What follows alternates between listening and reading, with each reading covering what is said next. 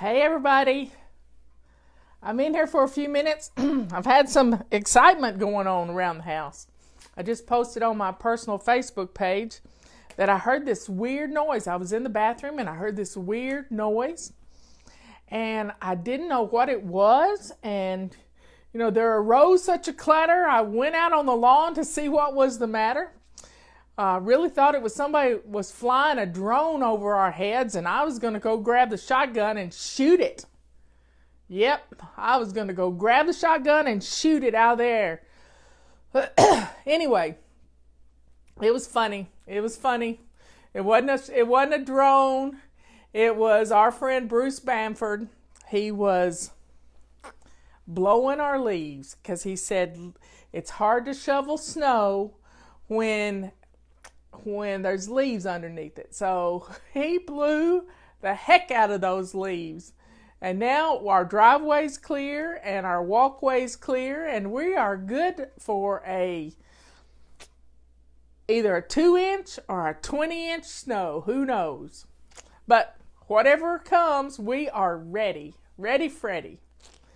Anyway, I wanted to talk a little bit today about, today is our 19th anniversary. Can you believe it?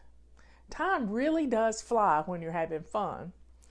And that's the one thing, if we will, hold on a second, I gotta pick something up. Because I'd probably step on it and break my neck. And we wouldn't want that. Anyway, when you're doing something you love, when you do it every day, it doesn't feel like work at all. It's not work. It's my life's calling. And I would like to thank you, our FlyBaby, for that. Because when FlyLady started in 1999, December the 7th of 1999, I didn't have any idea where it was going or what it was going to do or how it was going to be. I didn't know what I was going to talk about. And everything has just evolved. It's kind of like our houses do. I had spent the whole year of 1999 getting myself organized. I had become a county commissioner. I was terrified that the men on the board of commissioners were going to find out my dirty little secret that I couldn't keep house. So I set out on January 1st of 1999 to figure out why I couldn't keep house. And the conclusion I came to that day was the foundation for everything we do at FlyLady. Everything.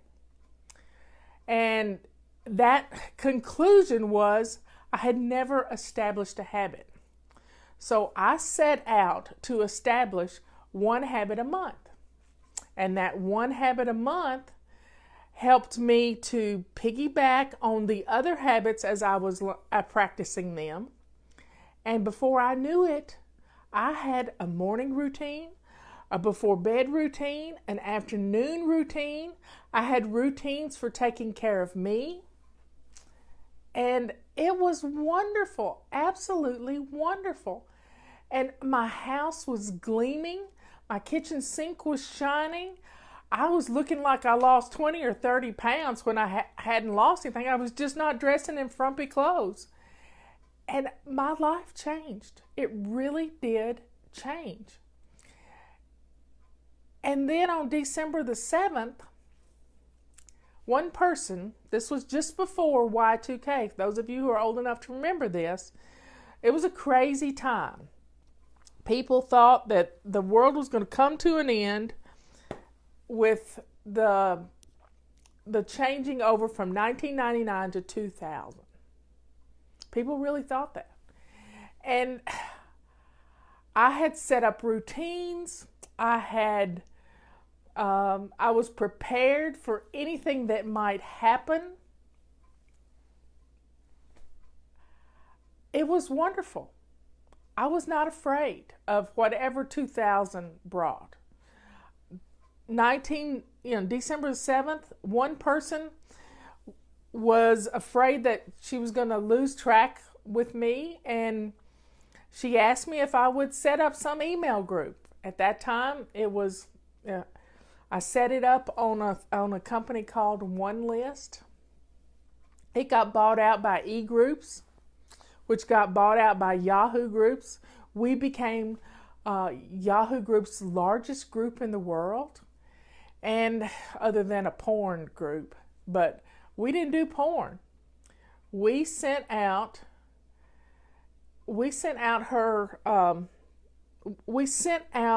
messages to help you remember to do things. And you think you got a lot of messages today? Hey, that ain't nothing. We used to send out 25 flat out reminders every day. Just every hour there was something else to do. From getting dressed to shoes first thing in the morning.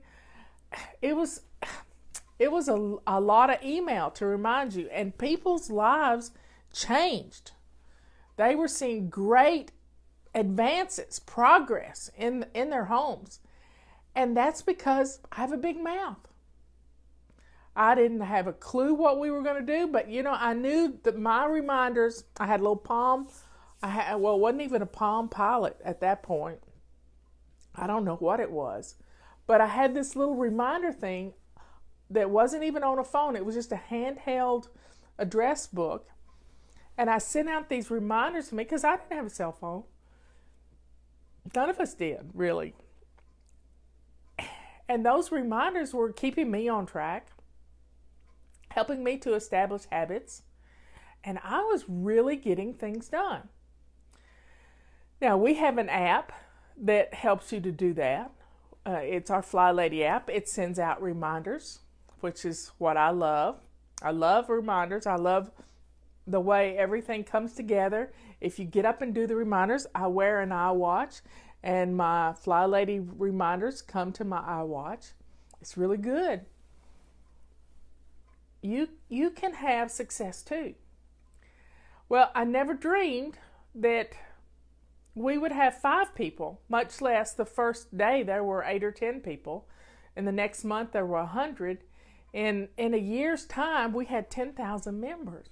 By the time we left Yahoo, there were almost 500,000 people following us and getting our messages. Now on Facebook, we have 600 and something thousand. I lose count.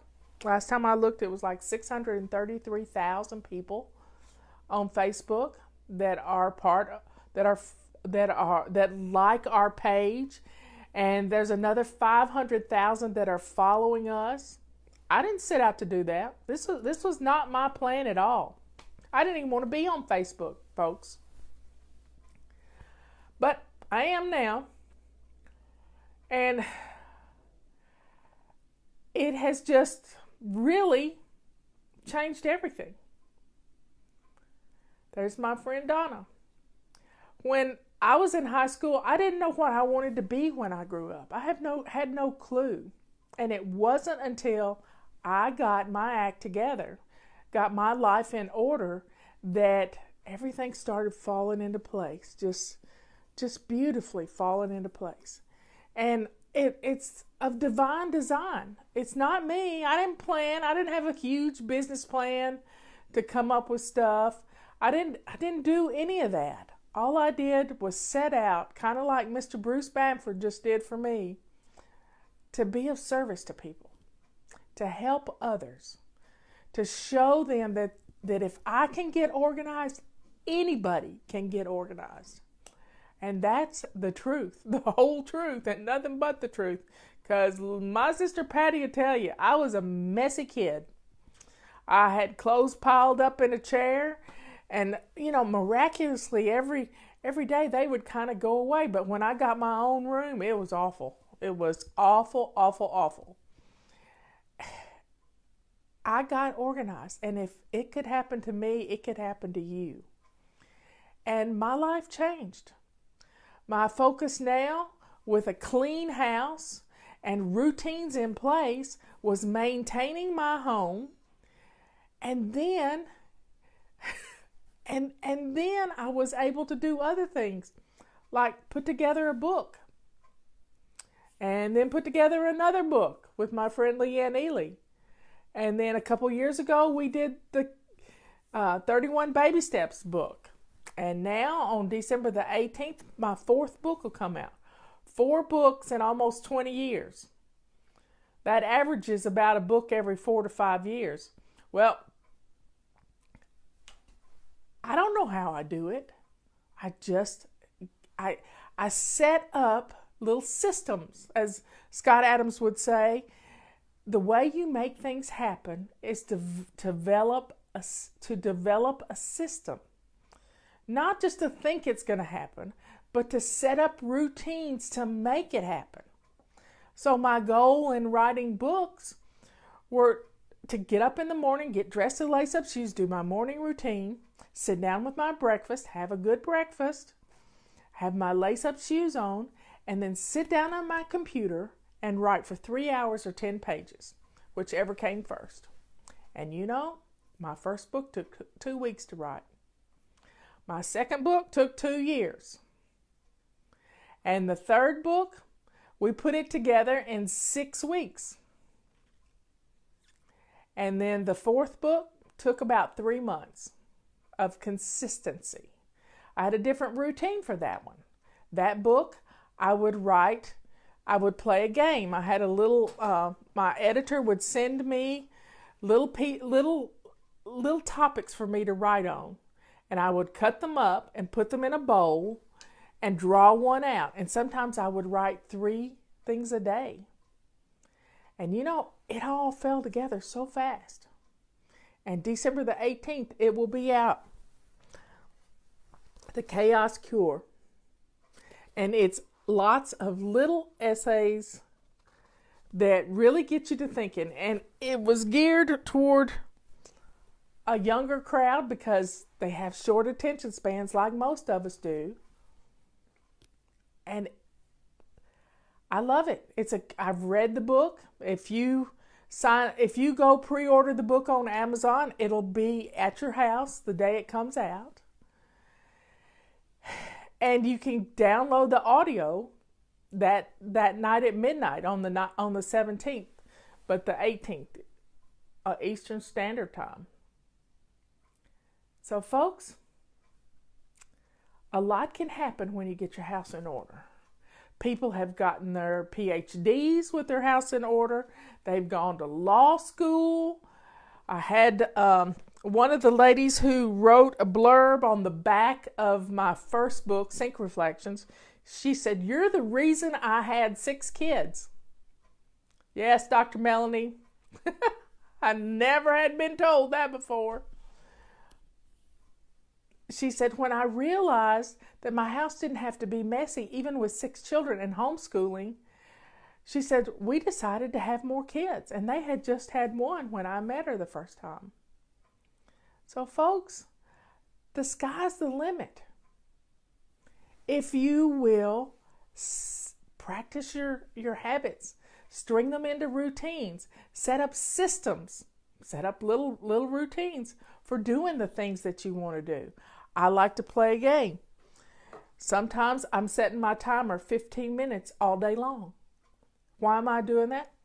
I get up and putter around the house for 15 minutes, and then I write or do something else for 15 minutes sitting at my computer.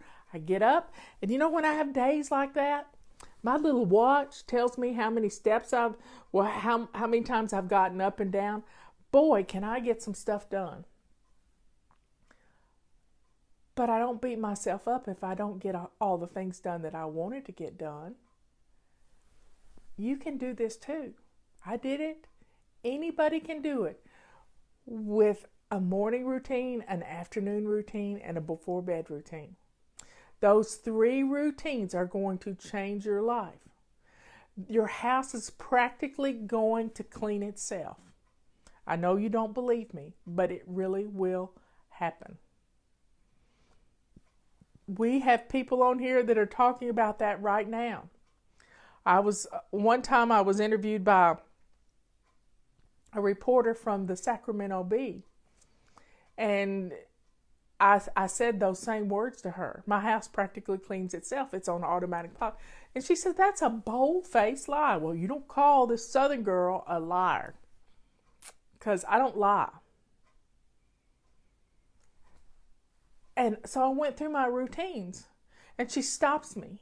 And after I said my feet hit the floor, I make the bed, I go to the bathroom, I get dressed to lace up shoes, I go to the kitchen, empty the dishwasher, bam, bam, bam. And she said, I've been making my bed for 40 years. Or 35, whatever she said. And she said, sometimes I don't even know I've made my bed. And I said, exactly. Your house gets cleaned and you don't even know you done it. So while the coffee's brewing, you can run your dust mop. While the coffee's brewing, one day you can do your feather duster.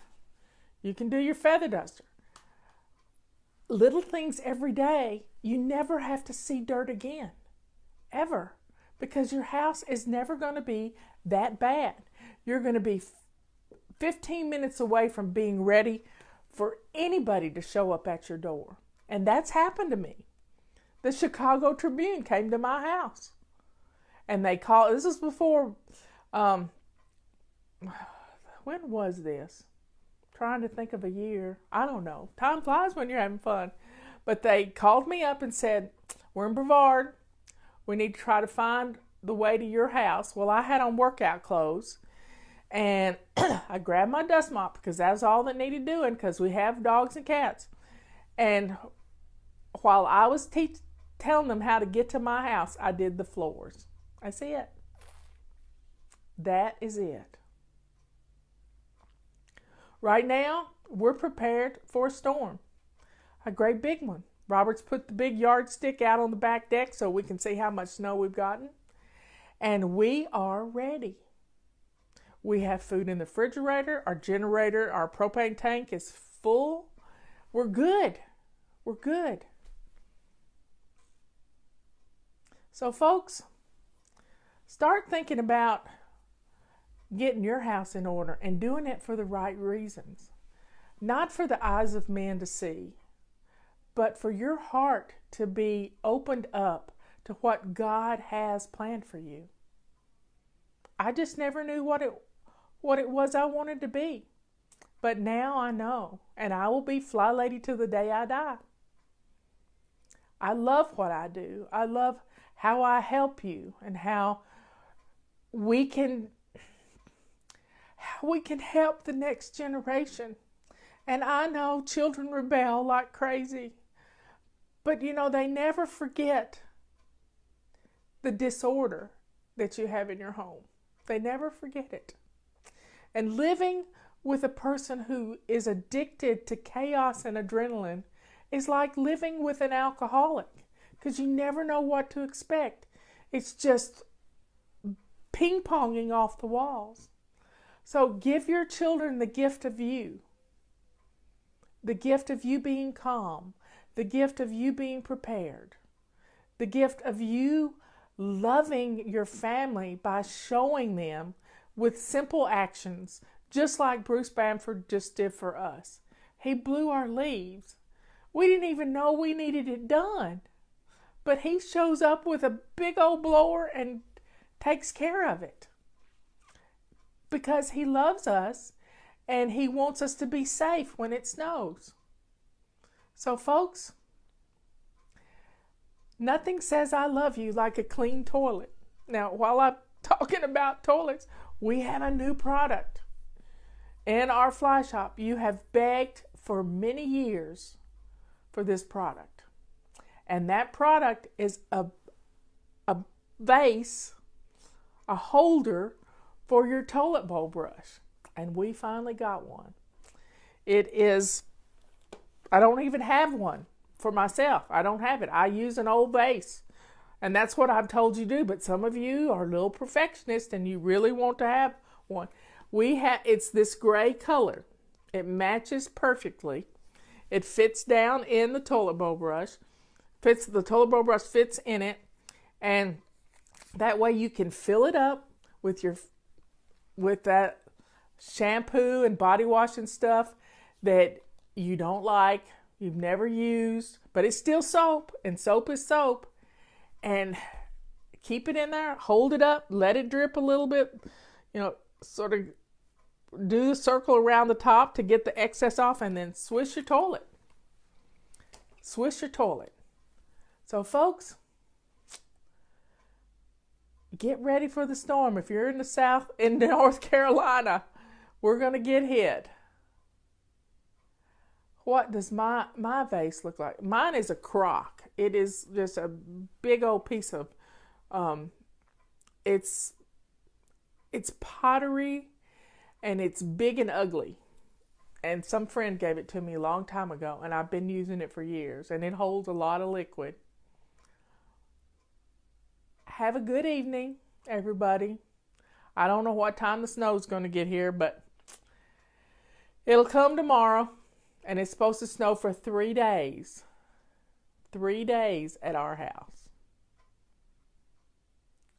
December is going to be fun. Yeehaw. So everybody, thanks for all the anniversary wishes. How long do those brushes last? I would say about 5 or 6 years. They don't rust. They don't, in the time that we've had the toilet bowl brushes, we call them the rubber swishers, I've had to replace mine one time. That's all. Just one time. Y'all have a good evening. If I could do it, you could do it. I love you all, and I will talk to you later. Tomorrow, maybe. If it snows, I'll show you pictures. Bye.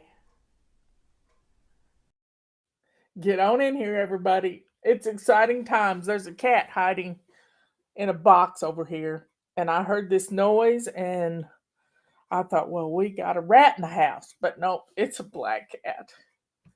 It's a kitty cat.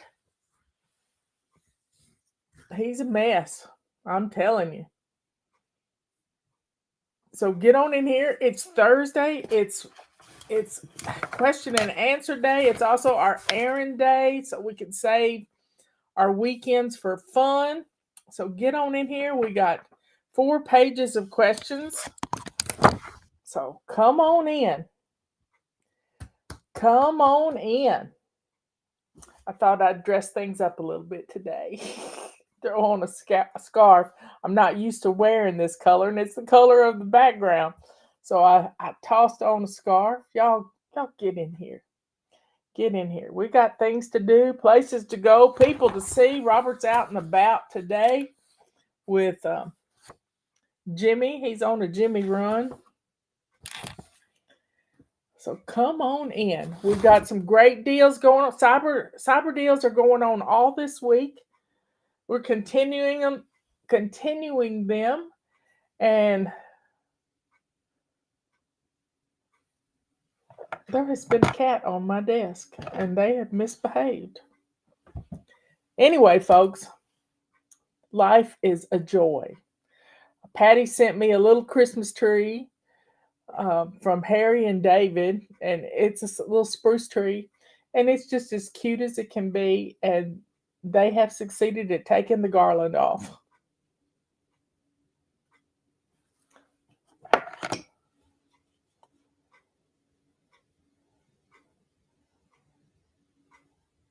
Let me see what's going on with the Roomba.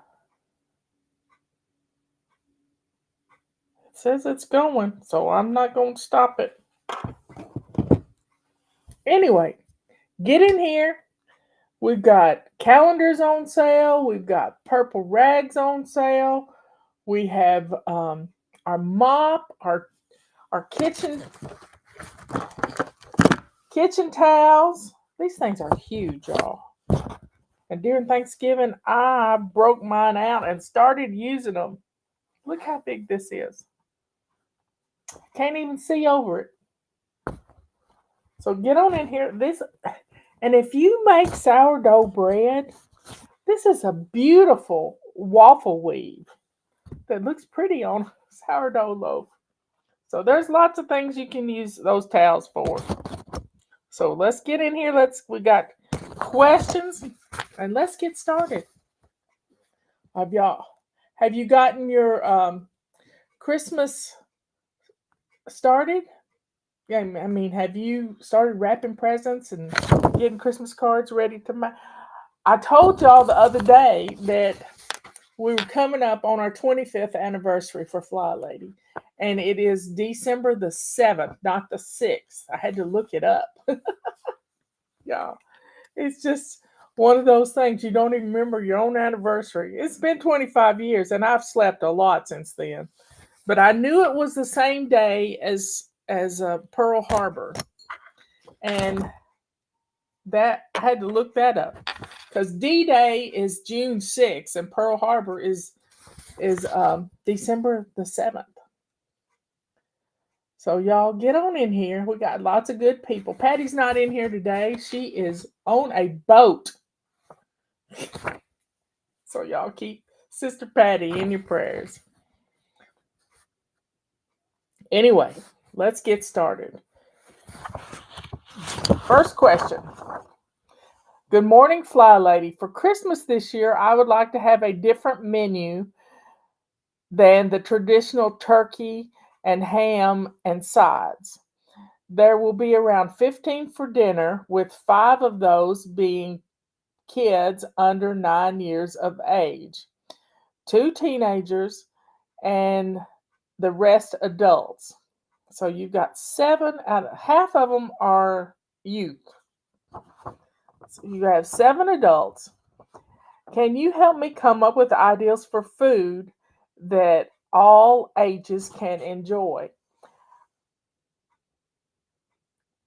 One thing that is fun for me is a low country boil. That means you have shrimps and sausages and little potatoes and uh, corn on the cob, and you put it all in a big vat. And if you've got a turkey fryer, I put water in it and lots of seasonings and lemons and make some key lime pie and come up with a low country boil. That would be my favorite thing. Justin and Emily do a seafood type thing for Christmas as well, because everybody in the family loves it. And sometimes they do what are those things called? The little lobsters. What are they called? You could do lobster too, but the crawdaddies, because Melvin, Emily's dad, grew up in Louisiana. So y'all, that's a fun thing. Now my sister-in-law, every once in a while, she'll do a pork roast, and she will put it in the oven and roast it, and roast vegetables with it. So everything is pretty much in the oven, and we'll have pecan pie for dessert. Um, she has done a, a beef roast, a standing beef roast, which is really good. And but I had a roommate one time, and her family did raviolis. They made homemade raviolis and cooked raviolis for Christmas. So beef tenderloin, raviolis, just a wonderful meal. And it's all about getting the family together and everybody working together. And if you can just, put something in a pot to boil, it doesn't take long to cook a low country boil. So y'all think about changing things up every once in a while. The traditional stuff is great. I've tried changing things around at Thanksgiving and it just doesn't work for me. I want my Thanksgiving stuff. I miss the leftovers. Last night I made turkey tetrazzini, and it was pretty good. I just took the gravy and a can of cream of mushroom soup and added some mozzarella cheese in it and some cream cheese and made the sauce and poured it over spaghetti and baked it in the oven. And it was wonderful. Using up those leftovers because I cleaned out the refrigerator yesterday. How about y'all?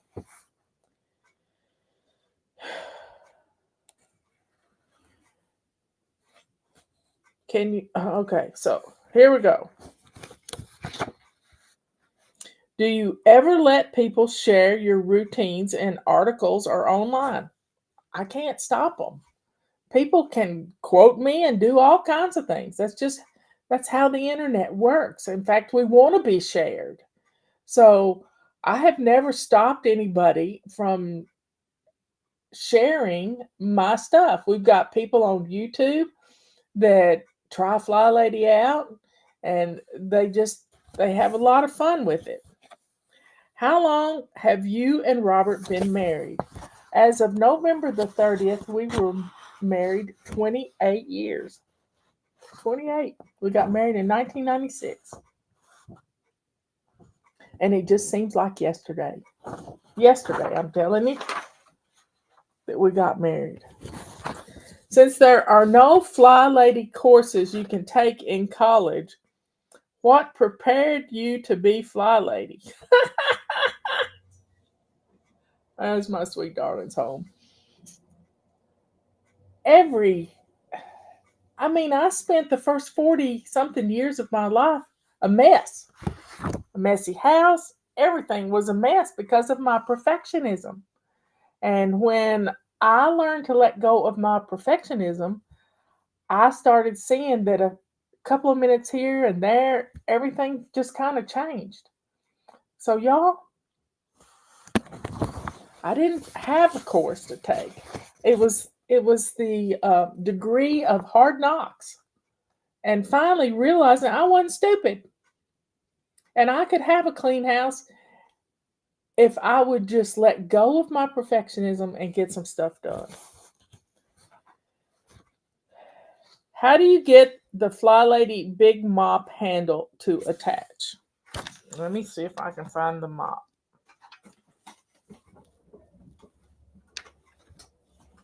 I got it right here. And Justin has a video. But the mop handle drops down into this collar.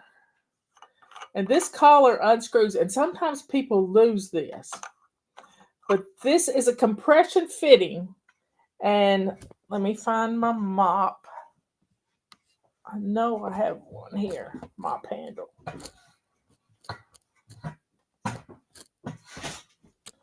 Hold on a second, y'all. I gotta get up.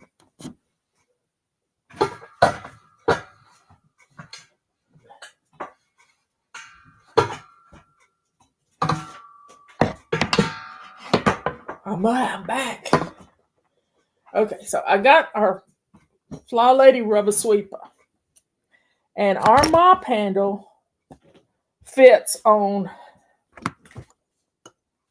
the rubber sweeper because it has this purple threaded thing. See that purple threaded thing? That's made for the rubber sweeper. It's also made for the multi one. But to fit the mop, you put it right down. You might have to and Justin's done a video on this. You might have to loosen up the collar as much as you possibly can, and then you have to practically, hold on, I can't never could do anything, my grandmother always said. So take it almost all the way off, and then put your handle all the way down in it until you feel it click, and then screw the collar back down. And there it is. It's not going anywhere.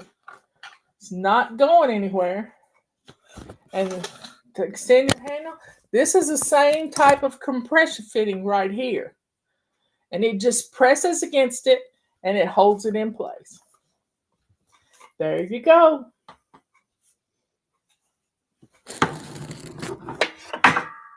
I got to be careful not to trip myself. Is there a kitty over there? Where's my kitty? The kitty is in the basket. Look at that. Kitty in a basket. So our mop handle is versatile, to say the least. I just smudged my glasses. Anyway, here we go.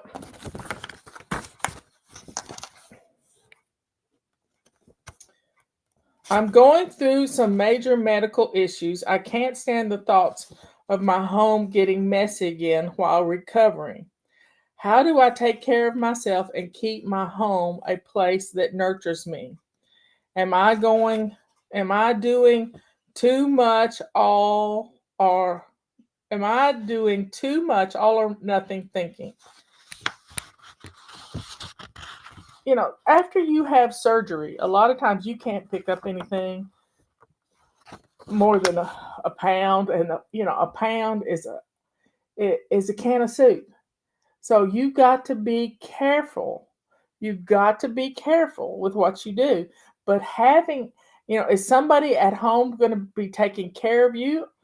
Have a control journal. If you haven't downloaded the control journal that that shows exactly a morning routine, a before bed routine, and an evening routine, my main thing would be, if you're able to get out of bed, you need to be dressed to shoes, and you need to have lace up shoes on your feet. Now, if you can't bend over, get you some shoes that you can put on your feet. That shoes help you to have a firm footing, number one, but they also help you to protect your feet. So get dressed every morning if you can.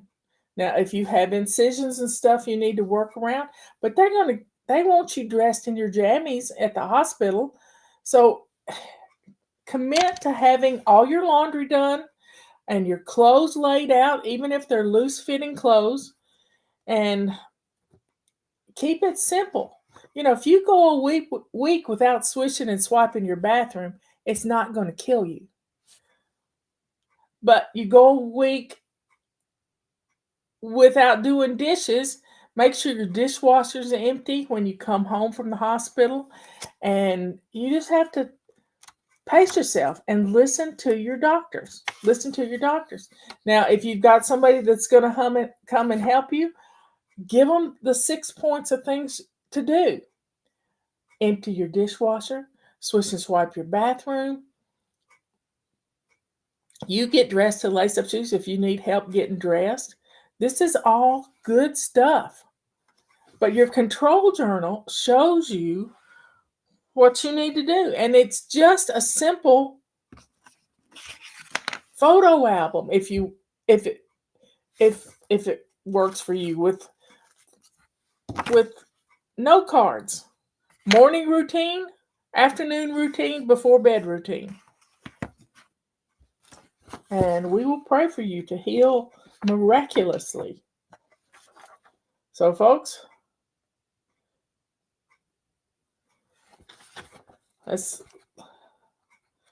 I don't know who sent this, but you can't heal if you're worried about your home. You know what I mean? You can't heal if you're fretting over it being messy. So make sure you have clean sheets on your bed and an extra set underneath the mattress at the foot of your bed in case somebody needs to help you change your sheets. And a lot of times it never hurts, if you've had surgery, to put a pad down on your bed in case you can't get out of bed fast enough to get to the bathroom. There's a method to my madness. Or maybe put some towels down with a little plastic sheet underneath them. But you don't give me enough details here. What do you do in your afternoon? Well, afternoons, I have a 3:00 standing appointment with all of y'all for tea time. But at 2:00, that's when I start my little getting ready for tomorrow. I start my flight plan for tomorrow. I make sure all my things are picked out, that I'm going to be the essay and the Ask FlyLady question. I make sure they're right on the website. I start that at 2 o'clock. At 1:30, I try to get the video out from the morning. So, and I don't get hungry at noon. Now, Robert brings me a half an apple, and I'll sort of eat a half an apple, and it works. Now, Lori's saying infection prevention. That is the main thing. Now, you might not be able to take a bath, but you can keep your wound clean if you have surgery. And always check the wound every time for red marks. I follow this young man who's been in prison over half his life, and he had a bad motorcycle accident a couple of weeks ago. And he was traveling to Orlando with a friend, and she looked rebandaged. He almost tore his arm off, y'all.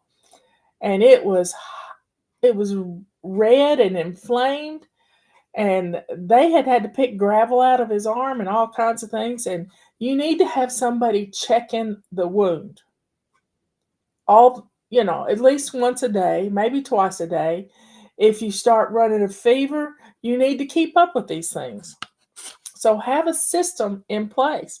Have your thermometer. When you're in the hospital, you got a pitcher of water by your bed. You've got a cup that you drink out of with a straw. You have your phone handy. Have your charger handy. Everything set up so that you can do the things you need to do. But they have a thermometer, and you can have a thermometer by your bed, even if it's an old-timey one. Yep, I got some of those. Would you explain how to do swish and swipe and how to get 3 bathrooms done every day? So I'll go back to my afternoon routine. After 3 o'clock, I start getting the flight plan ready to go for 5:30. Sometimes I close my eyes just a little bit on my hand, and they saw President Biden doing that yesterday. He's jet lagged, y'all, and he's old. Leave him alone. Anyway, how do you get 3 bathrooms clean every day? Swish and swiped every day. Well, you got a morning, an afternoon, and an evening.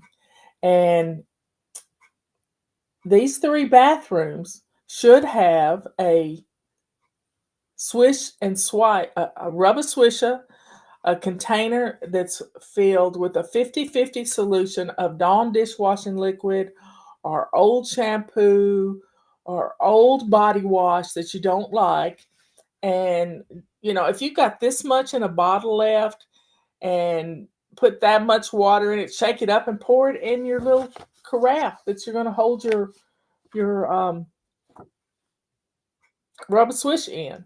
And swish and swipe is just a matter of swishing the toilet, whether you have soap on it or not, or maybe you got a squeeze bottle that you just want to squirt a little bit if you got little kids, and then wipe your bathroom mirror with the purple rag and get the things done.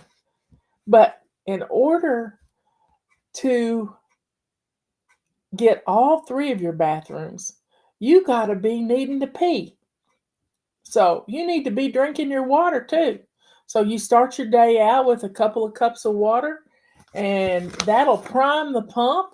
So the first time you go potty about 10 o'clock in the morning, you swish and swipe that bathroom. If you didn't do it while you were getting dressed in the morning, if you did it while you were getting dressed in the morning, you got a free play.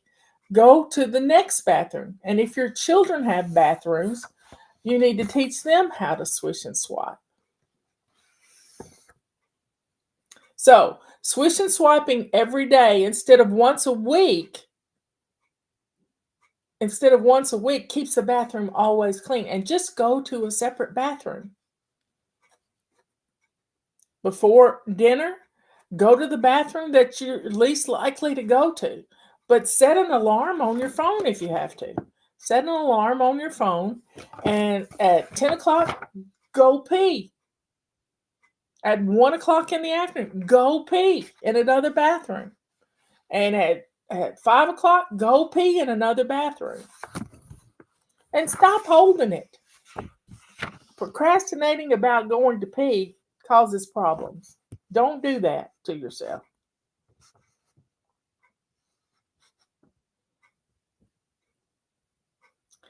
Have you started taking suggestions for a 2025 yearly motto yet? I have not. I haven't even thought about it, y'all. I've just been trying to get through the election and get through the holiday missions, which I was not real good successful with at teaching y'all things because we weren't getting many clicks. And I get discouraged when y'all don't click on the emails. And it makes me sad. It makes me really sad that you really don't care. It breaks my heart because I've devoted the last 25 years of my life to helping you. And when you really don't care, the devil starts talking and wanting me to quit. Well, I'm not going to quit. Not going to quit.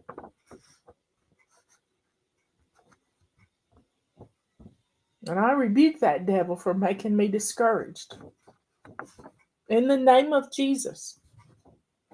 So I haven't started taking suggestions for we got plenty of time. I usually pick it at the end between Christmas and New Year's. That's when I usually pick it.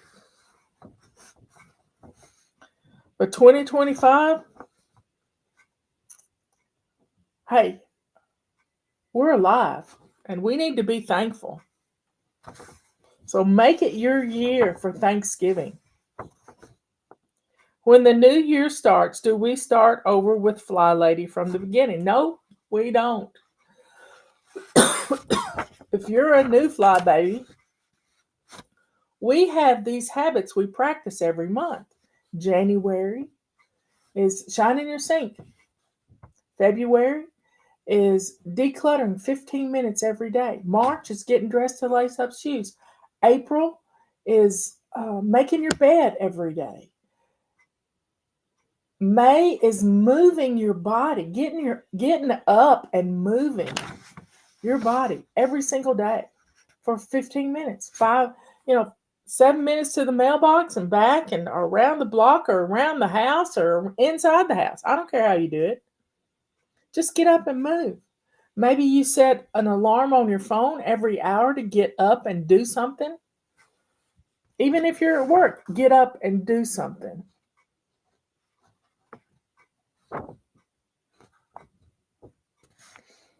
Okay.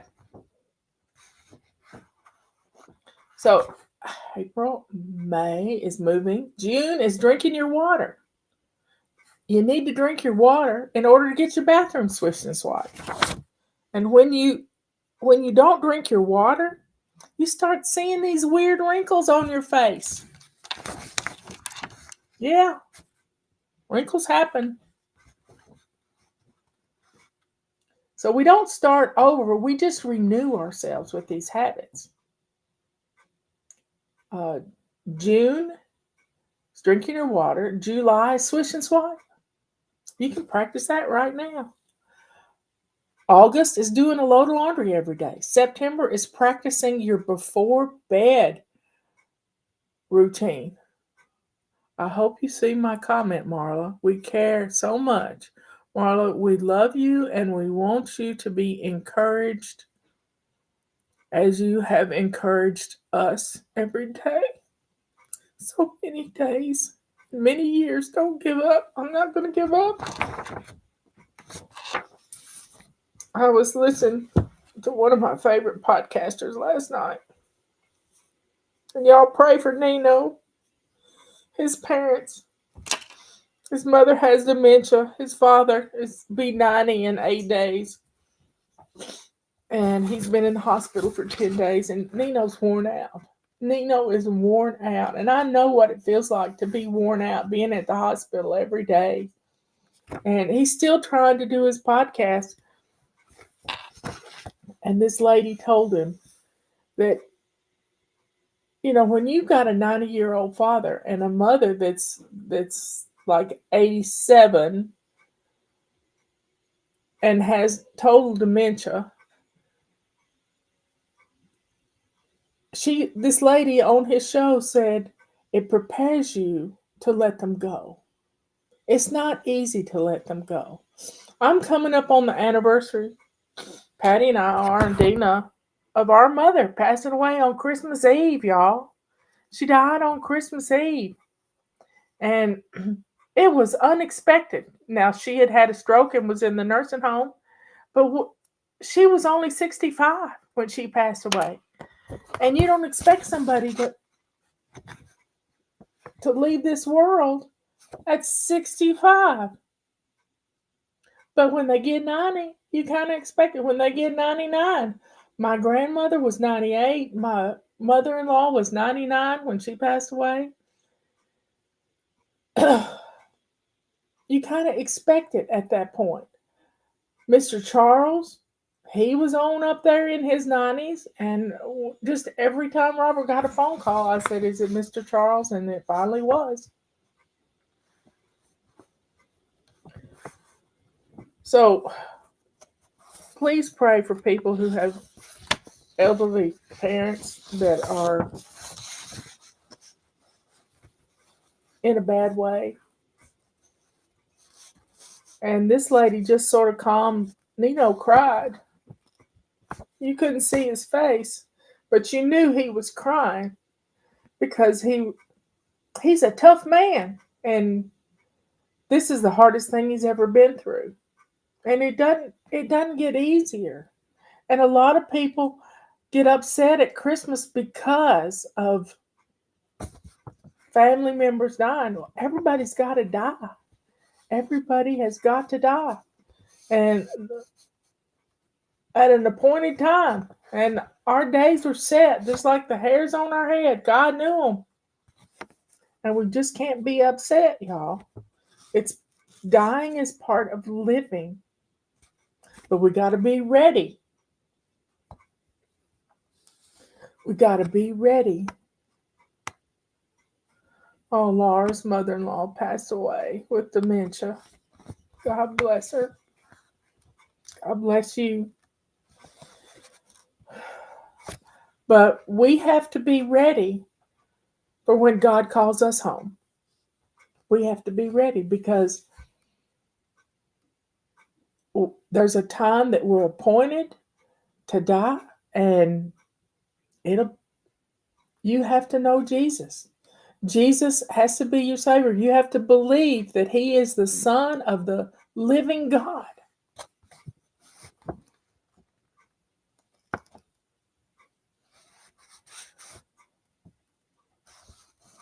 So give your life to Jesus, and through Him, you can spend eternity in heaven. And if you want to know what heaven's all about, you listen to some of the podcasts from A Stronger Faith.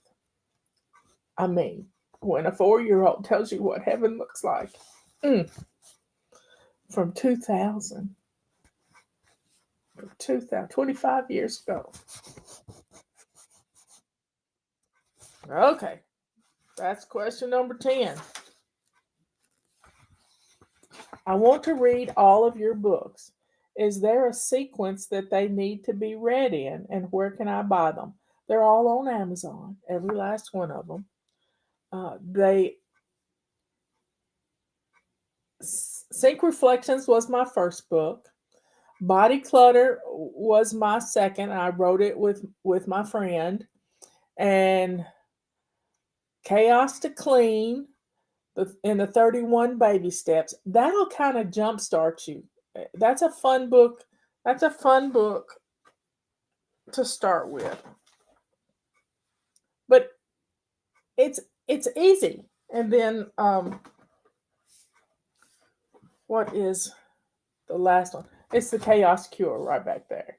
It was kind of written for millennials, but they're all fun books.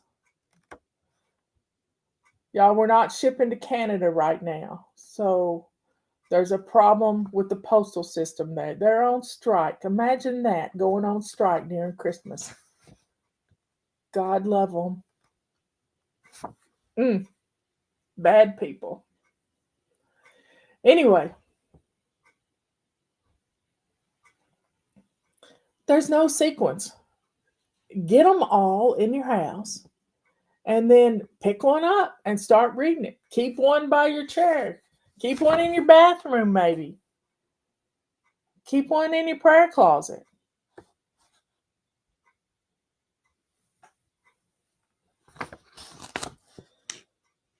But just don't let them sit there. Sink Reflections, the original color was hot pink because I knew it would get lost in your hot spots.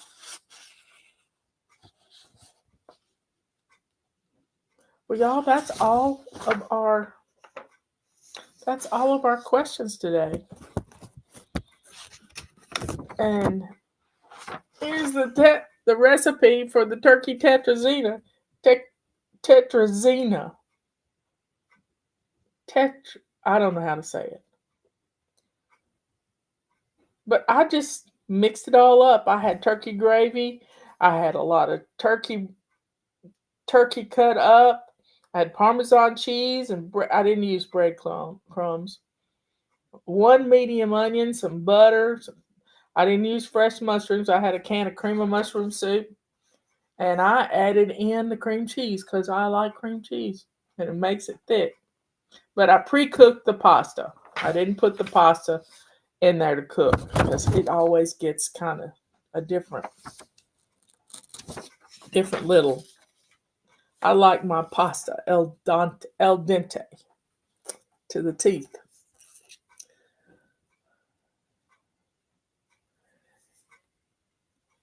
So, folks, be thankful. One time, I'm thanking Robert. Last night I got in bed and he had turned on our humidifier, and I said thank you for turning on the humidifier because my nose was getting itchy in the middle of the night because it was drying out, and I mentioned that I wasn't manipulating. I just said my nose is getting itchy. I think it's time to start our humidifier. And he did it. He did it. And I thanked him for doing it. God bless him. It keeps us healthy when we have humidity where we're sleeping. And if your children don't have humidifiers, cool mist is what you need with children, then you could be running into sinus infections and all kinds of stuff. My husband used to ask for a clean house as his only gift. He stopped asking because I started the FlyLady, and the cleanliness of our home is a daily gift now. That's what it is. That's what it's all about. That's what it's all about, is making your home into this sanctuary that blesses you every day. One time, and you can't take FlyLady and cram it down their throats. You can't do that. But Rebecca and I were in Nashville at the fairgrounds, and it was at a homeschooling convention where I was speaking, and this man came up to our booth, and you see that little hot pink, "Are you living in chaos?" in the upper corner of our video. He saw that banner. That's a picture of our banner that we put over our booth. And he said, "FlyLady, you're a 4-letter word in our house." And I said, "I apologize for that. That's not what I wanted to happen." He said, "It was FlyLady this and FlyLady that, and I told my wife she wasn't to mention your name ever again." And you know what?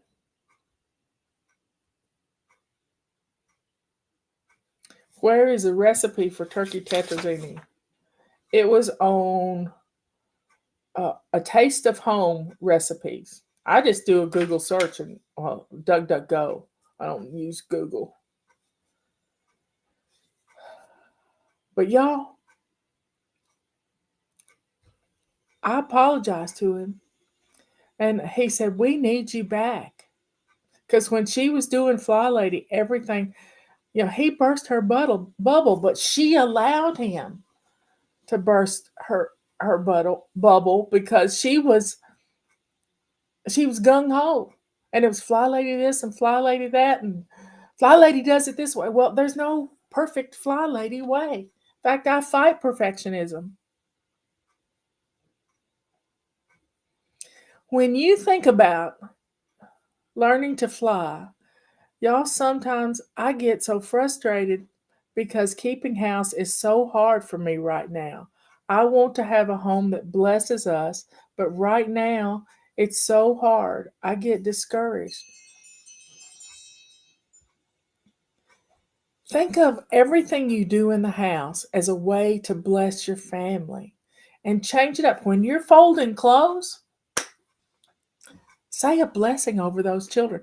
When you're washing those dishes or emptying the dishwasher, say a blessing over everyone that ate off of that plate or the hands that prepared the meal. Y'all, we have to change our attitude. We can't change everybody else, but we can change the way we think about things.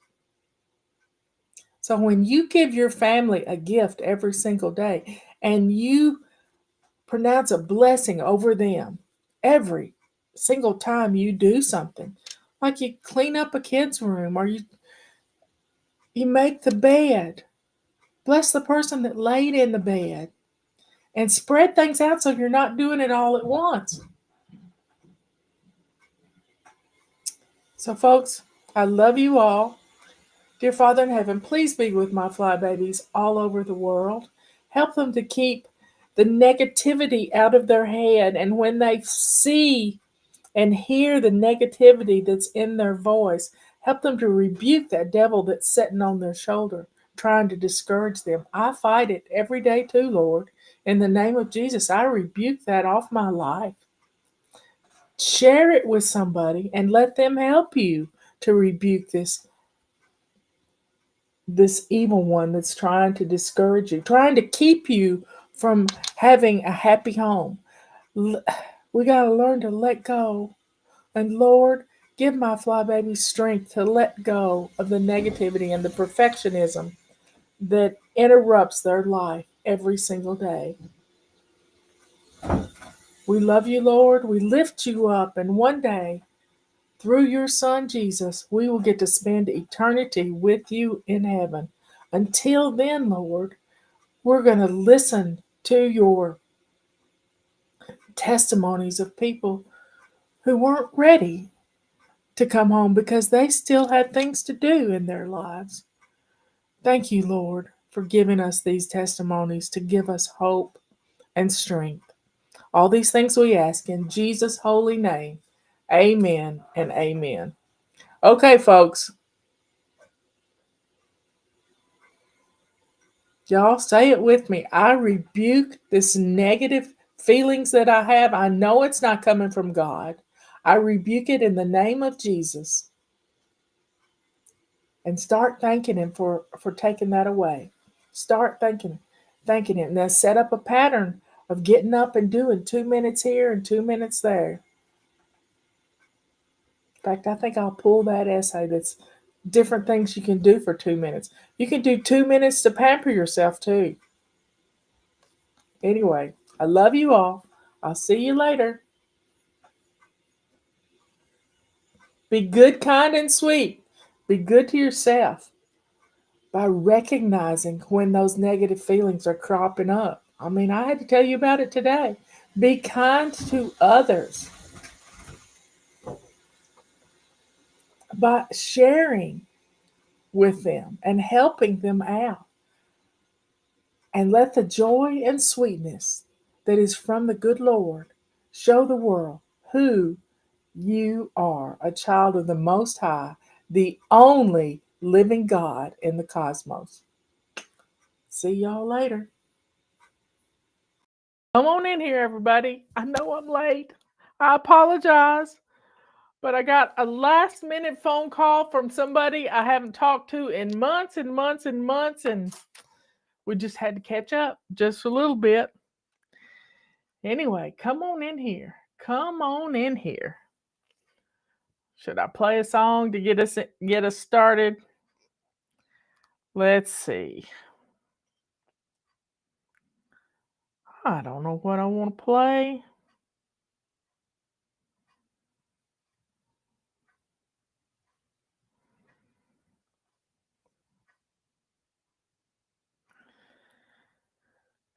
Let's do I'm Flying. Come on in. Let me get the chat up. So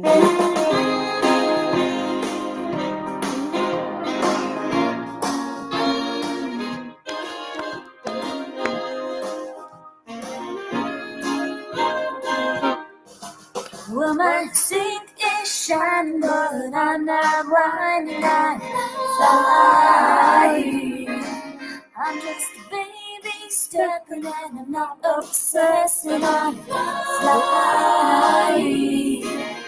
I got my list of things to do, and I'm ready for action in my lace-up shoes.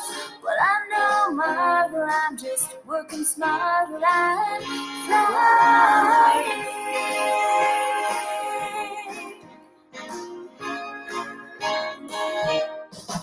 Well, these piles of clutter could be blessing others, so I'm flying.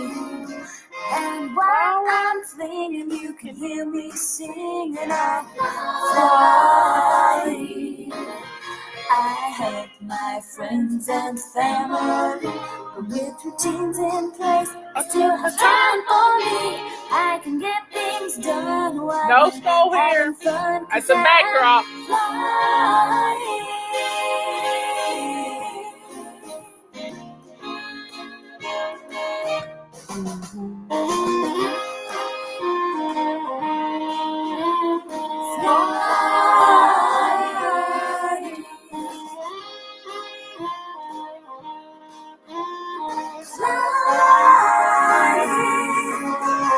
I have no wings to sing the blues. Do you know the system? Have you heard the news? You can start today. I found a better way. I'm flying. Yes, I'm flying.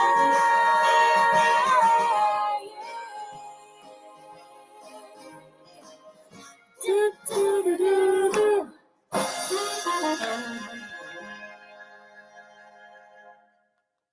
Well, welcome everybody. We promised we'd talk about cookies this afternoon. I know when Justin was a baby, he loved a cookie monster, the blue cookie monster. Cookies! He just loves it. Now that's been 49 years ago, just so you know. But put nothing better than a warm cookie in your hot little hand and excited about it. But I made cookies all the time when he was growing up. In fact, he grew up with breakfast being homemade cookies straight out of the oven. Straight out of the oven. So it's hilarious. Yes, and they ate cake too. Now I wasn't big on I like the days we had homemade biscuits and eggs. We made bacon, egg, and cheese biscuits too. So C is for cookies. Yes, ma'am, it is. So, folks, we've got some tips for cookies. Patty's going to put a link in, and it's been in your flight plan, your flight plan, and something else. Oh, the FlyLady Express. It's been in there. I've left it in there. There's cookie tips, and then there's my triple recipe for cookies. And if you have my book, The Chaos Cure, right there, The Chaos Cure. I don't know why that's not showing up. There's a whole section on cookies. And you can make cookies from brownie mixes and all kinds of stuff. You just have to adapt them just a little bit. Anyway, get on in here. So Those of you who have favorite cookie recipes and you've got them where you can copy and paste and put them in there, share them with everybody. Y'all just start sharing your favorite cookie recipes. My favorite cookie recipe is on the bag of Nestle's chocolate chips. And it's just a simple recipe. It's got half sugar and half brown sugar, and that's the cookie I've always made. And I, instead of using plain flour, I use self-rising flour, so I don't have to do any of those other things, baking soda or baking powders or whatever. And then my favorite tip for cooking anytime you go into the kitchen is start with a sink full of hot soapy water. Make sure your countertops are cleared off, but this sink full of hot soapy water is going to pre-wash everything before it goes in the dishwasher. And it just makes everything so smooth for cleanup, because a lot of times we don't want to get in our kitchen and mess up our kitchen because it's clean.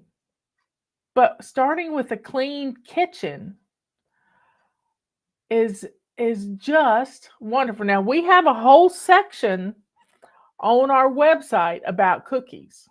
I mean, we've got hundreds of cookie recipes that people have sent in, but I have a surprise for you. I have a surprise for you. Let me find it.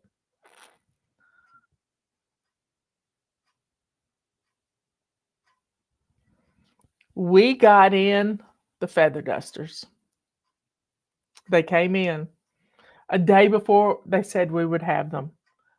They shipped them out from Atlanta this morning, and we got them early afternoon.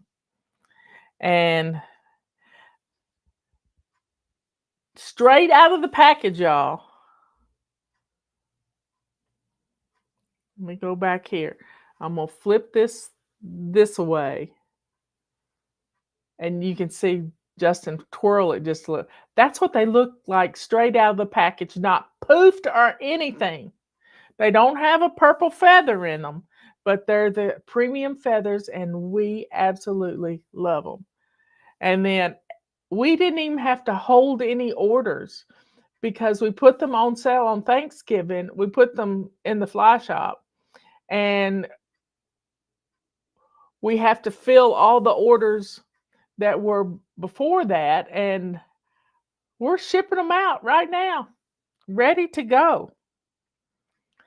So we'll be totally caught up. We're already totally caught up. This is great.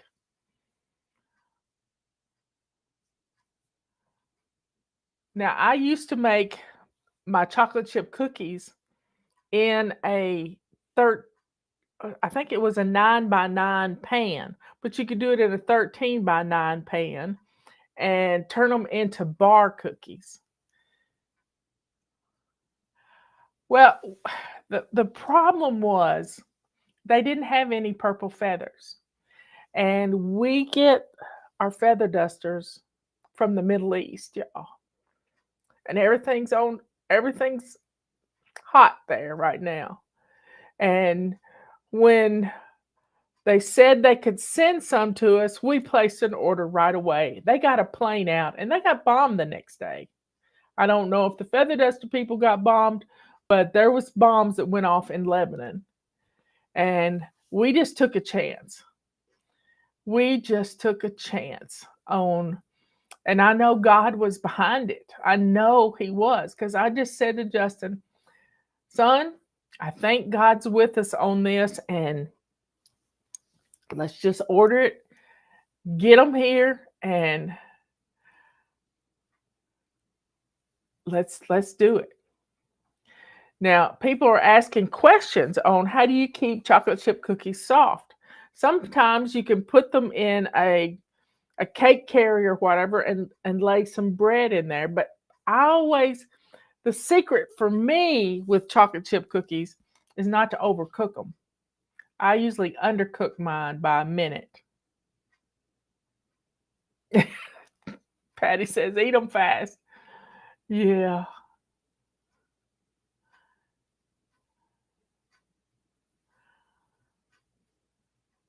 Celebrate 38 years. Well, we're celebrating 27. And I'm thankful. I am thankful. We want to go eat German food, but we don't know. We just never know.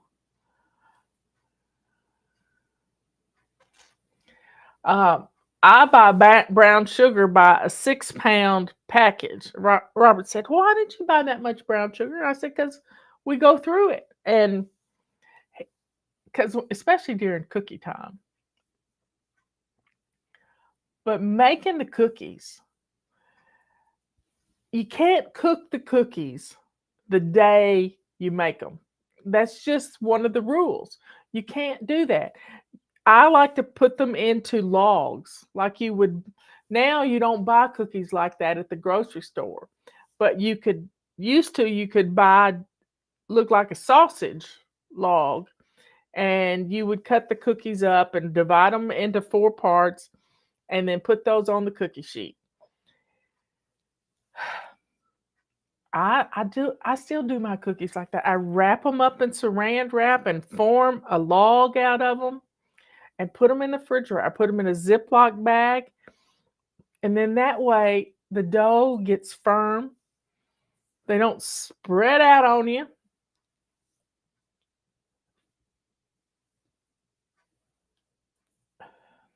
And you can bake up.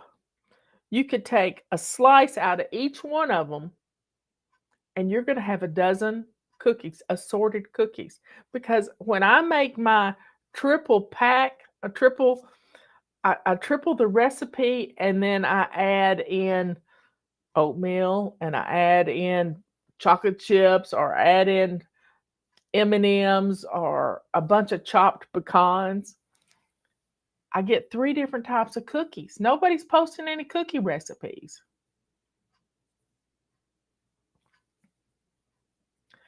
But cookies are not just, getting in the kitchen. Sometimes somebody does chocolate covered pretzels. How fun is that? And you can crunch up some candy canes and roll them in some candy canes. So, y'all, we can have some fun in the kitchen if our kitchens are clean. So I want you today, it's anti-procrastination day. I want you to get your kitchen looking good. Well, you might not have to bake cookies. Now, there are some cookies that are no bake cookies. And I know Rebecca's husband, Tanner, he loves these things that have oatmeal in them and chocolate, and you stir them up. And I don't even know what the name of them, the name is. So, and I've made some rum balls. Maybe you don't want to make cookies. You make sausage balls and freeze them. Sausage balls and Bisquick or some other kind of biscuit package. Somebody I saw made sausage balls with like a Hooters biscuit mix or something. I don't have a clue what it is. But what is Robert's favorite cookie? I think he likes his little old lady cookies best. It's an oatmeal based cookie. He's been playing with some chocolate cookies, and he didn't get enough chocolate in it, and he made another batch. And guess who eats them? He doesn't eat them because he doesn't think they're worth the calories. But I'll grab one here, there, and yonder. He says that's what they're for. They're called no-bake cookies. I wish I had the recipe for them. No-bake cookies. There are cookies for people that don't know how to bake. Or you can take the chocolate and little bits of pretzels and nuts and different things. And I think there's something called straw. I don't know. But shortbread cookies are just butter and flour, a teaspoon of ground you can make any cookie look good. Gingerbread cookies, that dough, I like to do it in and make one big batch of it and put it into the logs, and then you can take one slice about an inch thick and let each child roll out that one little piece. And then they can use the cookie cutters, and you have green sprinkles and browns, all kinds of different color, red sprinkles, gold sprinkles, or you have the stuff to make them into gingerbread men. Christmas cut butter cookies. Wow. Susan, that looks wonderful.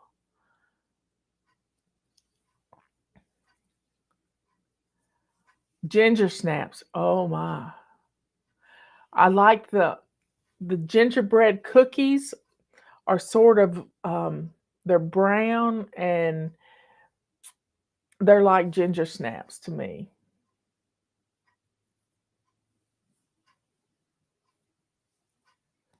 I'm looking at your recipes that you're posting. But having an assortment of cookies ready to go in the freezer, you just have to heat the oven up, slice, and bake. Red Lobster biscuit mix is a good for sausage. That's it, Gail. Thank you, thank you, thank you. It wasn't Hooters. It was Hooters stuff to go on chicken wings. But this was Red Lobster biscuit mix. I guess it's got Old Bay in it. I don't know. But Old Bay makes everything better.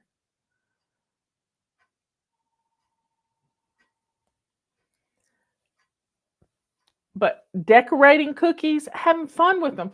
Maybe you can get a squeeze tube of just that icing that would outline things. And just have an afternoon with grandkids making cookies. You already got the dough made. There's no mess. It's just having fun and making memories. Maybe y'all could plan on that for Saturday. But bar cookies and oatmeal cookies. Oh, oatmeal raisin cookies are some of my favorite because they can pretend to be healthy. I had a friend that lost 100 pounds with oatmeal cookies. That was her treat. Small barn, a small barn. Our church cookie exchanges soon. Uh, too. I can't wait. I look forward to it every year.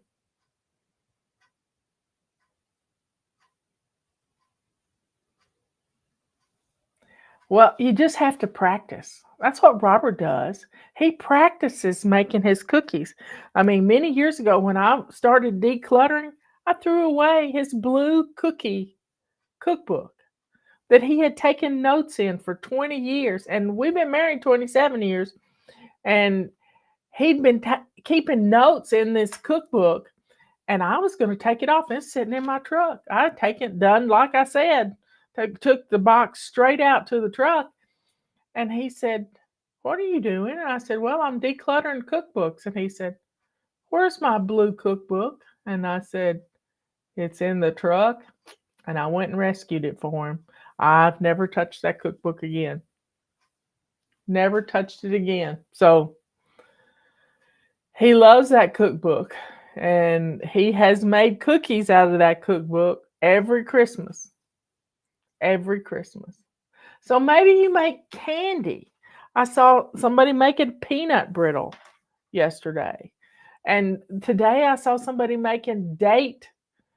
They bought some dates and they took the seed out and they put a piece of cheese in it, or they melted something in it. I don't know what they melted it, and they sprinkled almonds on top. If we'd made the cookie dough in October, it would have needed to have gone in the freezer.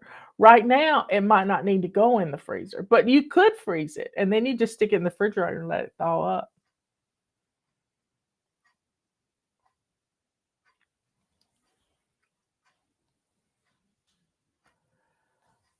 I'm not big on peanut butter cookies. But I do like there's a peanut butter ball that's made with peanut butter and powdered sugar, and you roll it up into balls, and then you dip it in chocolate. I love those.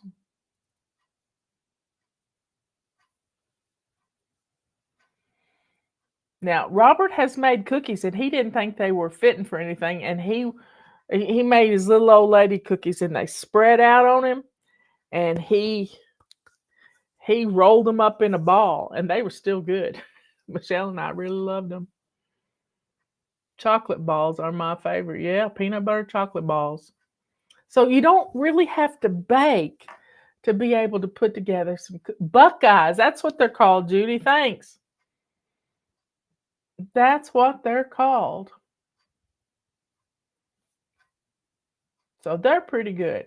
And I was talking about the cookies that have the powdered sugar on them. Somebody called them wedding cookies yesterday.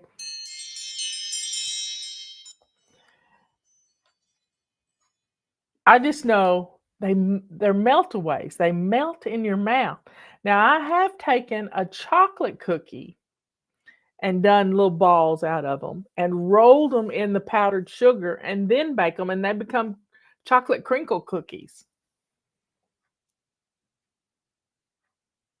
My sister-in-law makes biscotti every year, and it's made for dipping in your tea. You really can't eat it because it's twice baked and dried out the way it's supposed to be.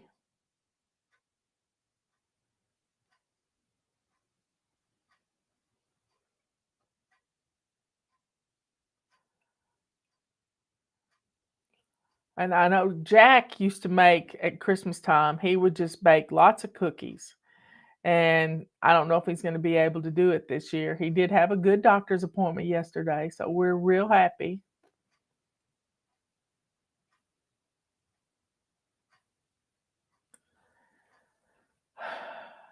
So, we have a whole section on our website of cookie recipes, whole section. And then we have in the Chaos Cure book, there's a section on taking just box mixes, cake mixes, and different things and turning it into cookies.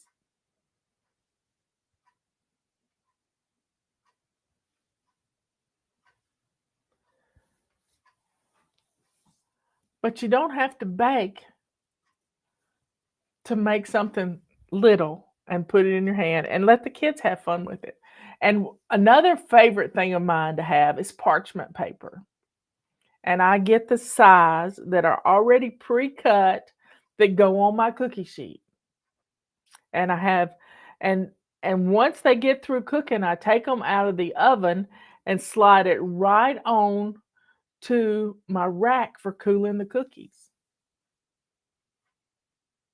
Here's a no-bake cookie recipe.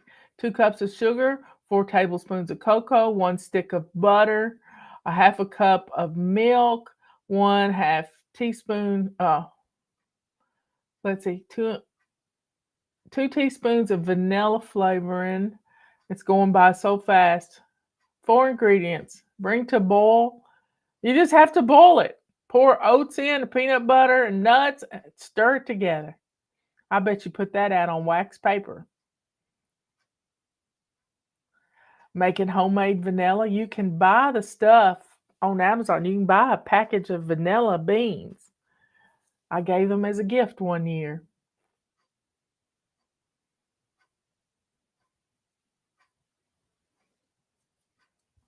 So, folks, don't say I don't bake cookies because you can bake something. You can cook up something. Uh, Justin's granny Elizabeth used to make something called date loaf, and she would cut it into little pieces.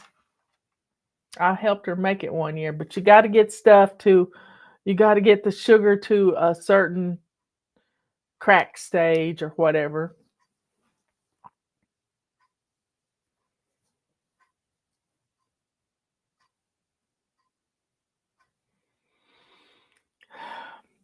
Y'all just got to have some fun, but make sure your kitchen's clean. Make sure your dishwasher is empty. Make sure you have a sink full of hot soapy water.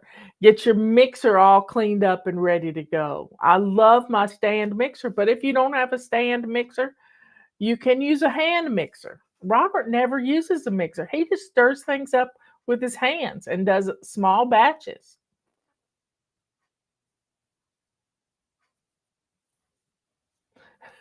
Preacher cookies, that's cute. You made them fast when you heard the preacher was coming. That's a good idea. Ta-ta fudge. We made magic fudge, and it was a can of Eagle brand milk and chocolate chips in the microwave. But our neighbors made us last year for Valentine's Day. They made us Nestle's. No, it's what are they called? Rice Krispie treats in the shape of hearts. They made us Valentines in the shape of a heart. These kids are so sweet. They're homeschooled kids. I've heard of that fudge too, Catherine says. Yep. Or anyway, Julie says. But it's good fudge. It's good, but it's rich. When you make something with Eagle brand milk, it's rich. And I used to make these bars that had 5 ingredients. And I would take a 13 by 9 pan and you take a cake mix. I would use a yellow cake mix, or you could use a white cake mix, and you put a stick of butter and 1 egg in the cake mix, and you stir it up, and you've got putty. It's just a thick dough, and you grease the bottom of the pan and pat this in. Pat the dough in from the cake mix, and then you take a package of confectioner's sugar, that's powdered sugar, and 5 eggs, and a softened package of cream cheese. And you pour that over the top, and you bake it at 350. And you've got the most beautiful custard bars you have ever seen. And they're just they taste wonderful. I haven't made them in a long time, but I might have to make some of those.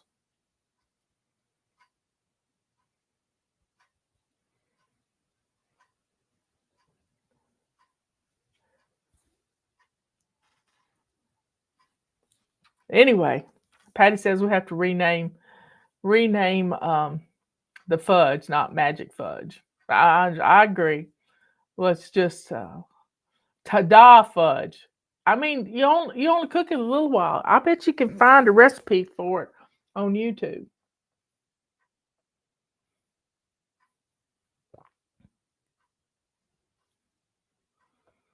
But these are custard bars, and they're just wonderful.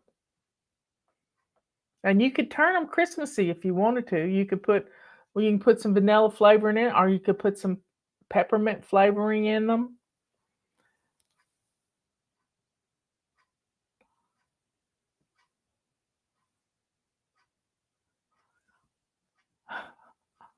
What's it called then, Julie? What's it called? Anyway, you can name anything you want to. If I can change the name of eggs to angeled eggs, you can change the name. I like the name Ta-da Fudge. I've tried making fudge the old way, and I never could do that. But I can make that kind of fudge. I listened to Julie. I watched Julie's post during the marathons every week, and she keeps things moving. It's okay. Fast fudge. Fast and furious fudge.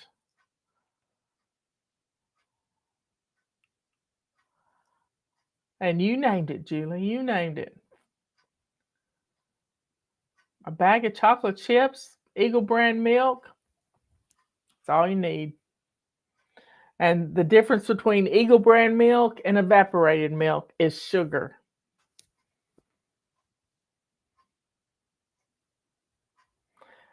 Divinity cookies. Wow. I helped Justin's granny Elizabeth make divinity one time, and it was too humid out and it didn't work. I never tried it on my own. But a big old pecan in the middle, those she would make some of the most amazing candy.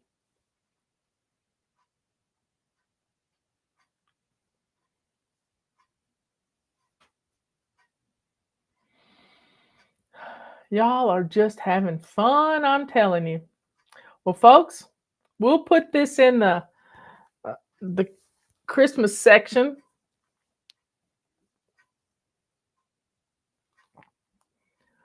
But always start with that sink full of hot soapy water, empty dishwasher, and put things in the dishwasher, put things in the sink as you use it up, and no knives in the sink. I don't want you to get cut. We have sharp knives around here. Really sharp knives. You can have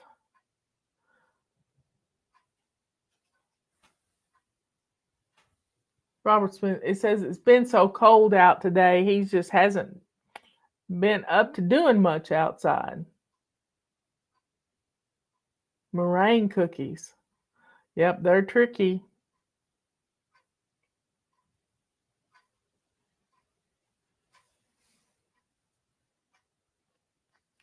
Anyway, folks, y'all have a good rest of the day.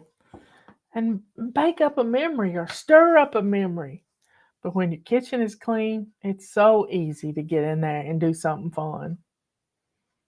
One of the things we like to make for New Year's is that trash where you take live cereal or Chex Mix and put some pretzels and some nuts and for football games and things. Just put up, make some trash with some soy sauce and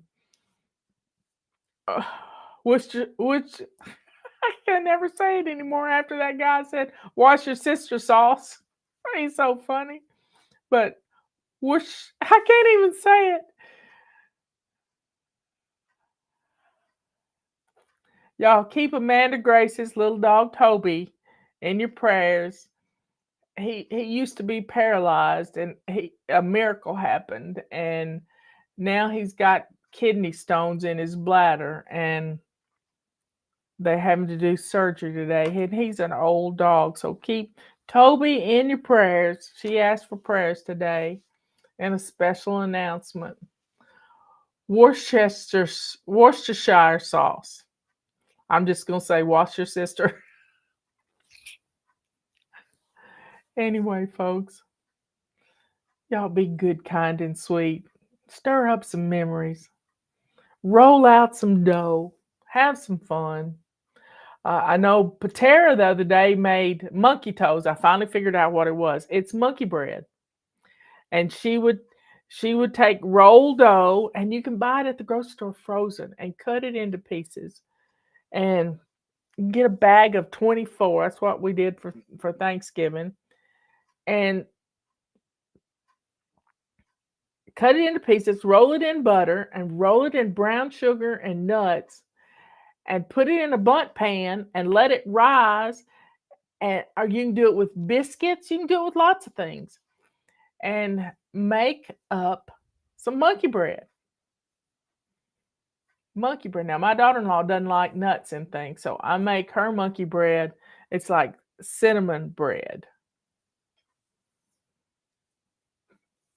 This guy says that. I think he coined the phrase because he couldn't say Worcestershire.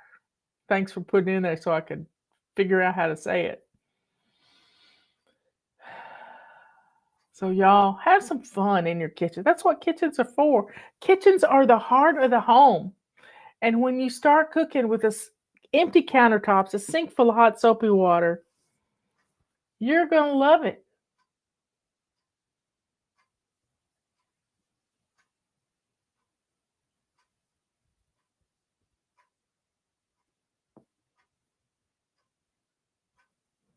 Anyway, folks, I love you all. Those frozen bread rolls are awesome. Breakfast pizza, yep. But it's real easy to whip up some dough. I've got a recipe on how to make roll dough.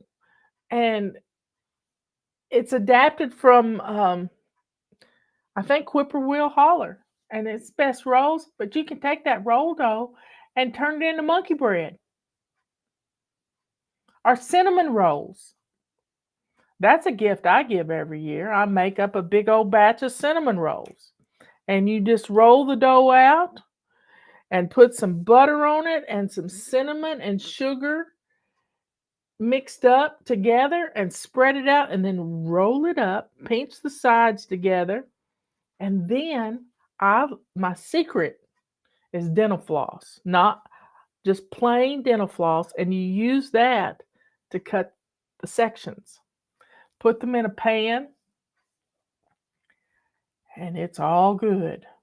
Now, I've made monkey bread, turned it into pizza bread. You take the dough and you stick a little mozzarella cheese piece in the middle of it, roll it up, roll it in butter and Parmesan, and put it in the bundt pan. And then you take that and dip it in marinara sauce, and you got pizza bites. Now, you could season it up really good with some garlics and some different things. You could put pepperonis inside the pizza dough with the cheese. You could have fun. The dough's already made, and you just start playing with it.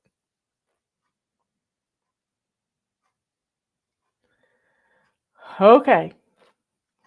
I'll see you later. This is taking a long time. I was late, though. Anyway, I love you all. I'll see you after a while. Tomorrow's question and answer day. We've missed 2 weeks. This is our second week. I'll see you later. Love you all. Bye. Here are some of my favorite cookie tips. These will help you get through the holiday season without a big mess. Always start with a sink full of hot soapy water. Make sure your dishwasher is emptied. That way you can put your dirty dishes in there. Pick out your favorite mixer, your stand mixer if you're going to do a lot, or your hand mixer if you're just going to do a few batches of cookies. And my favorite cookie sheet is an air cookie sheet. It has a layer of air in the middle, and you never put that in the hot soapy water. This is a cooling rack that I use. The grater is for my butter if it's not room temperature. The spatula is also for getting cookies off.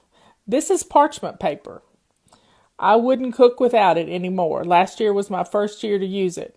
Parchment paper fits right on the cookie sheet, and it'll slide right onto the cooling rack without having to take them off. This is my favorite cookie recipe. It's the recipe on the back of the chocolate chips. I adapt it. I use self-rising flour instead of plain flour. Omit the salt and the baking soda. Get out all of your ingredients and always use real butter. Real butter makes cookies much better. Put your dishes as you mess them up in the sink full of water. And then in the end, put everything in the dishwasher and start it off. This is going to make your cookies wonderful, and you're going to love baking this holiday season. Today, we're going to make 3 batches of cookies with 1 mixing. Here we go. I'm going to use a recipe on the back of the Toll House chocolate chip cookie bag. It's my favorite recipe, and I've just adapted it by not using plain flour. I use self-rising flour. That's the only change in the recipe. If your butter's not softened, you can grate it and make it soft quicker. Measure out all your ingredients so that you don't forget anything in your recipe. Add your butter to your bowl, your sugar. Oh, don't forget to crack your eggs in a little cup so that you can get the shells out and you don't get them lost in the butter and the sugar. Put everything in your big mixing bowl and put your whisk beater on there. Start slow and then eventually you can get faster. And I blended this for about 5 minutes. I love my stand mixer because I don't have to hold it. Add your flour 1 cup at a time. Start really slow, and you can incorporate all the flour into this recipe. It's 6 3/4 cups. And just keep going. Dump the flour in the hole where the beater comes out. And then that way you don't make a big mess. I don't even scrape the stuff off of the beater. I just pick it up, dump the flour in, put it back down. You need to be sure and lock your mixer head on the side.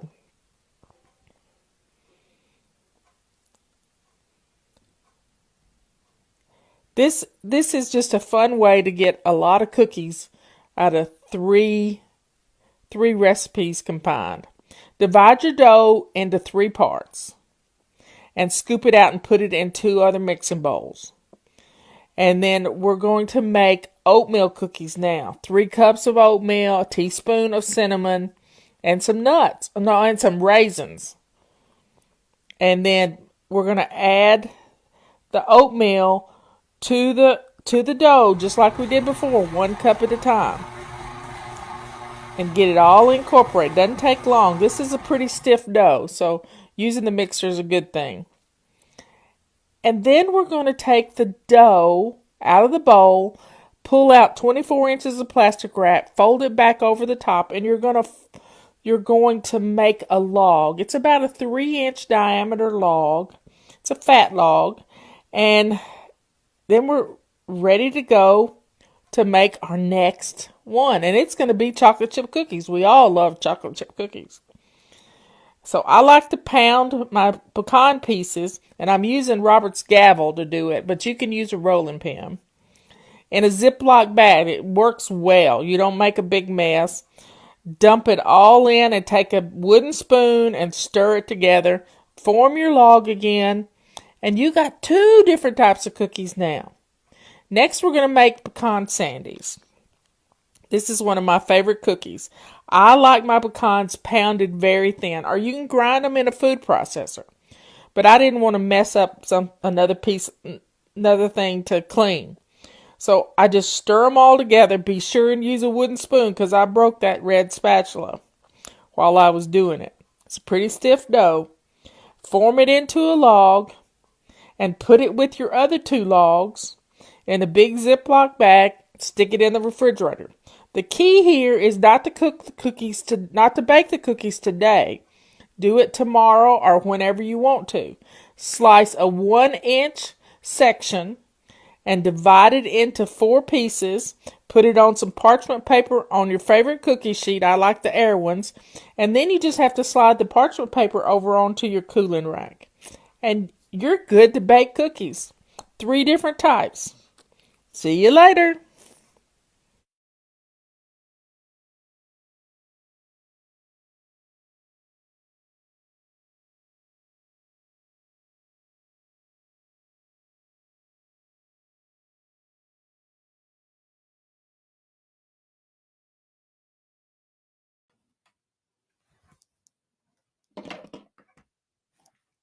Come on in, everybody. Let me get sort of in the middle. There. I'm a perfectionist. What can I tell you? Come on in, folks. Come on in. I lost my hairbrush. I just got through curling my hair a little bit. Just a little bit. So y'all, get on in here. get on in here. I wanted something hot. It's kind of nasty outside. And I went into my drawer and I got my bottle of cafe mocha. Let me get the chat up. And this is my little canister. It's an old-timey, but it's new. I think you can get it. This one's made by Fido. Anyway, you can get them at the dollar store. And they make great little jars of something you put together.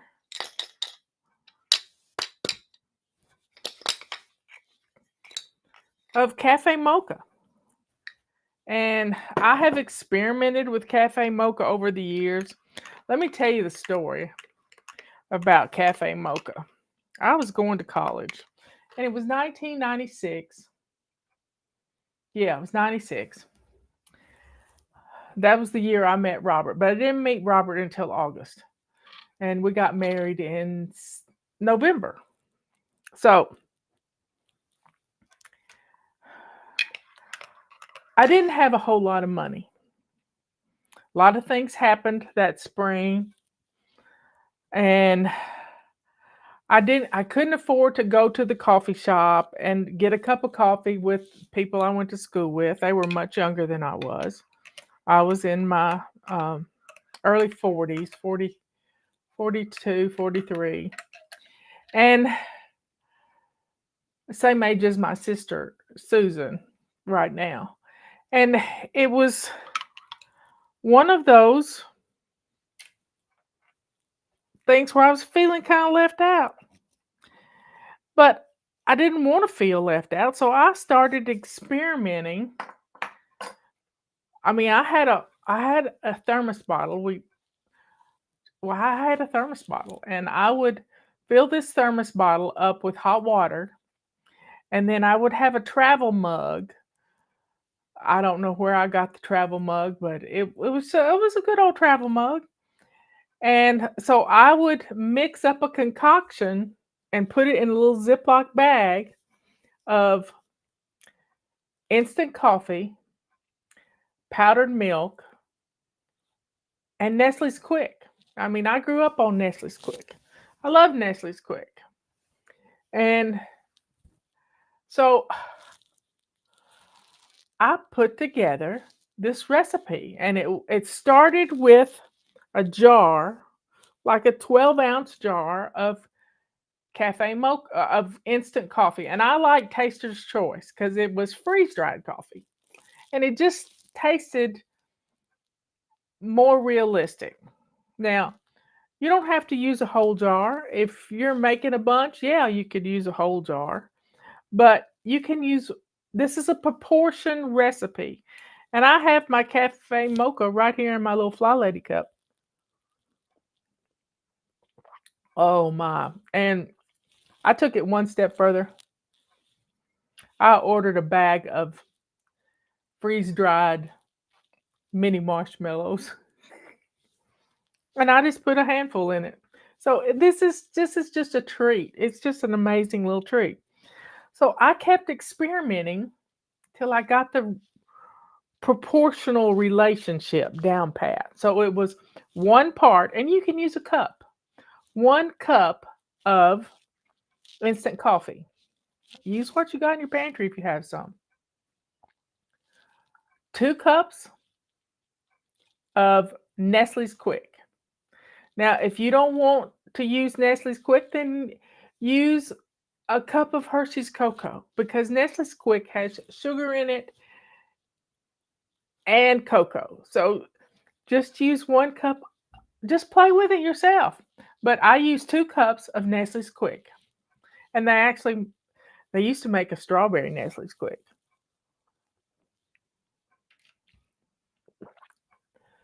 Then I put 3 cups, and I've always had powdered milk on hand.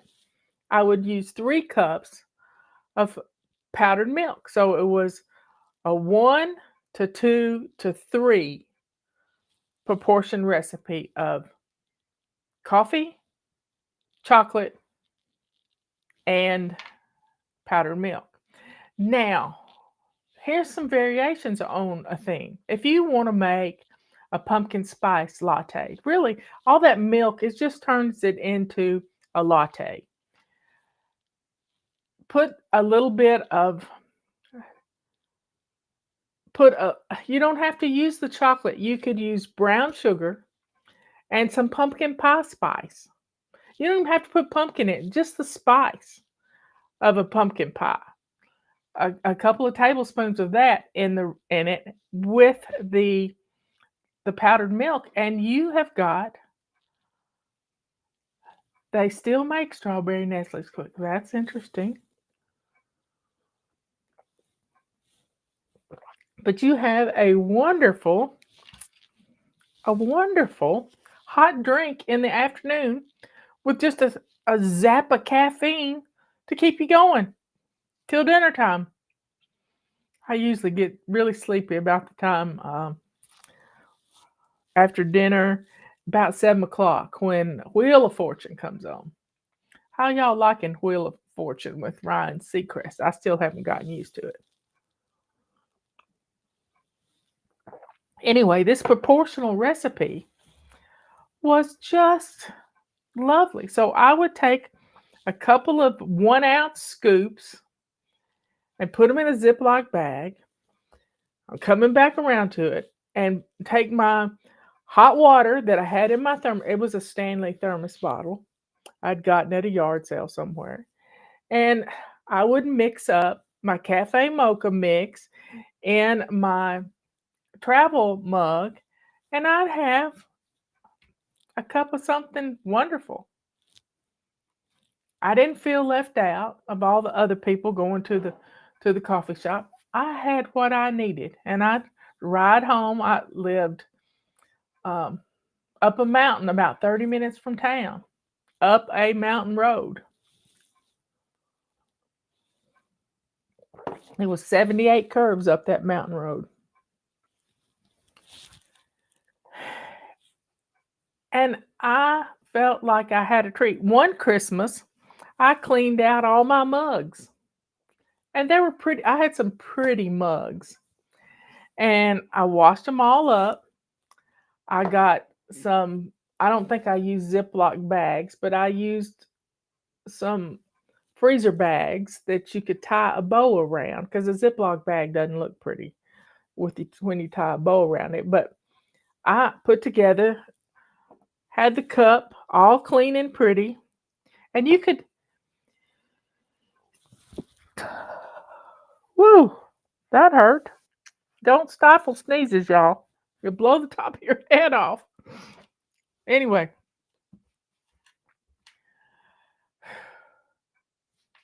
I'm going to open this paper towel up so that if I need to sneeze again, I can grab it. But I took some Christmas mugs that I had and turned them into a cup with a bag of cafe mocha in it.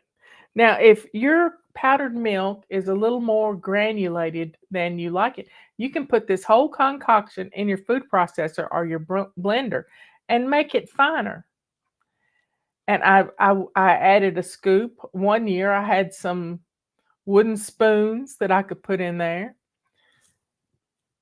Sometimes you can put a candy cane with it. You can do lots of things with it and make it look pretty. But I gave it as a gift. Just little friend's gift. Just a wonderful little gift.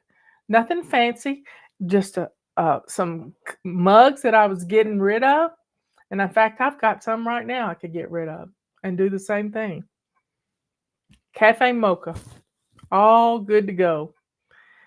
And it's a thoughtful gift. Maybe you make it for your teachers.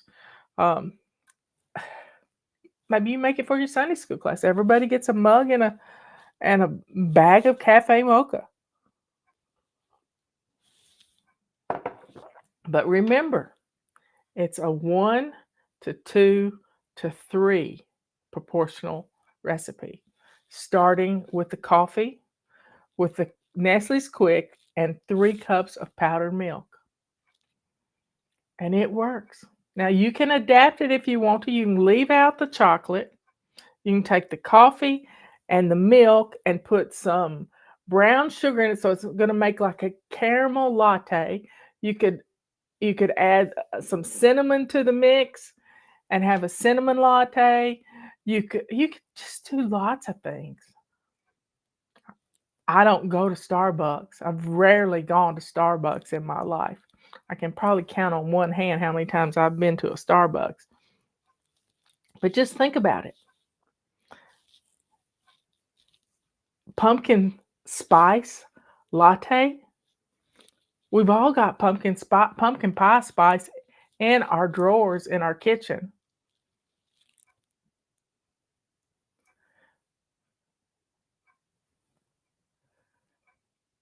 Powdered creamer has more oil in it, I think.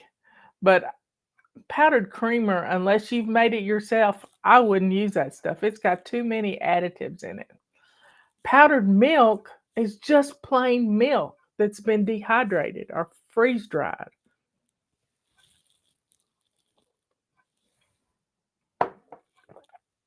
So that's how the cafe mocha recipe came up. And I've tried to get a local company here to make some so we could sell it, but it always didn't taste right. It didn't taste like mine. And I use Taster's Choice, Nestle's Quick, and Carnation instant milk. Oh, thank y'all. Thank you very much. One of our fly babies, Hello World, needs our prayers, y'all. And she has been diagnosed with something that's terminal. And we need to rebuke whatever is attacking her in the name of Jesus Christ. We rebuke that infirmity that is attacking her body in the name of Jesus.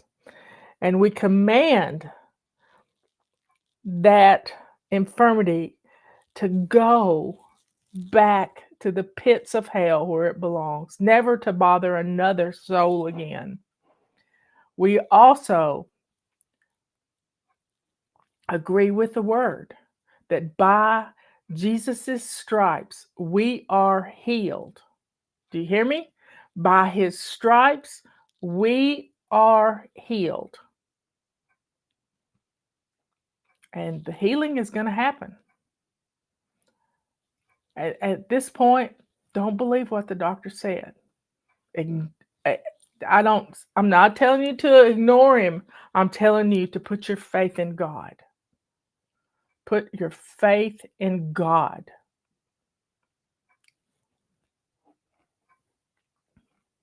By his stripes we are healed. We agree with that in the name of Jesus. And go to Oasis Healing Summit. They've done 2 of them. One in September and one in October. These are 2 of the most amazing healing services I have ever watched. And there's also a movie about the Azusa Street revival that is all about healing. I love you. Hello, world. Feel it. Know it. As Pastor Hagen said, he could always tell when he was going through a healing service if somebody was going to be healed or not. They'd say, I hope so. You got to know so, sister. You got to know so. You got to feel it in your heart. You got to know that the healing is there. So put your faith in the Lord and go watch the Oasis Healing Summit. Dutch Sheets was the main speaker. They had a chair on stage from an A.A. Allen meeting, tent meeting. Oh, I've never experienced anything like that. And I don't really think about me needing healing, but you know what I noticed the other day? And this is profound. It's been years since I could get my wedding rings off. I mean, my fingers swell, my toes swell. I have no inflammation whatsoever. None. And I give it all the glory goes to God. I didn't ask for healing, but all of a sudden, night before last, I could take my rings off. Not that I take my rings off, but look at this. Look at it.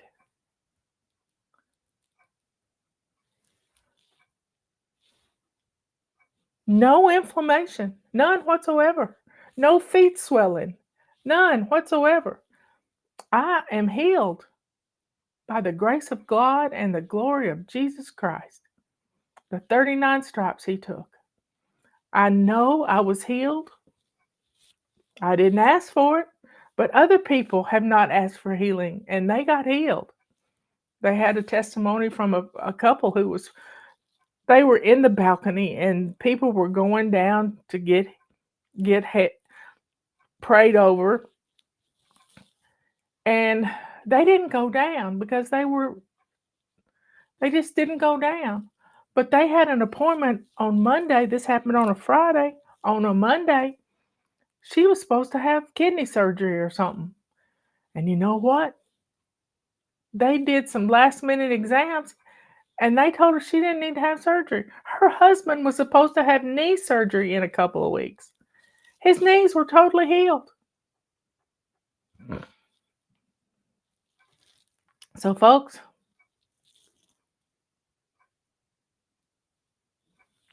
you can make this thing decaf if you want to. Get some decaf instant coffee.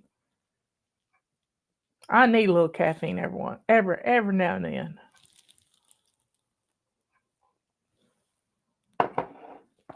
And start laughing. Start laughing. One of my favorite things to laugh at are funniest home videos, the animal editions of them.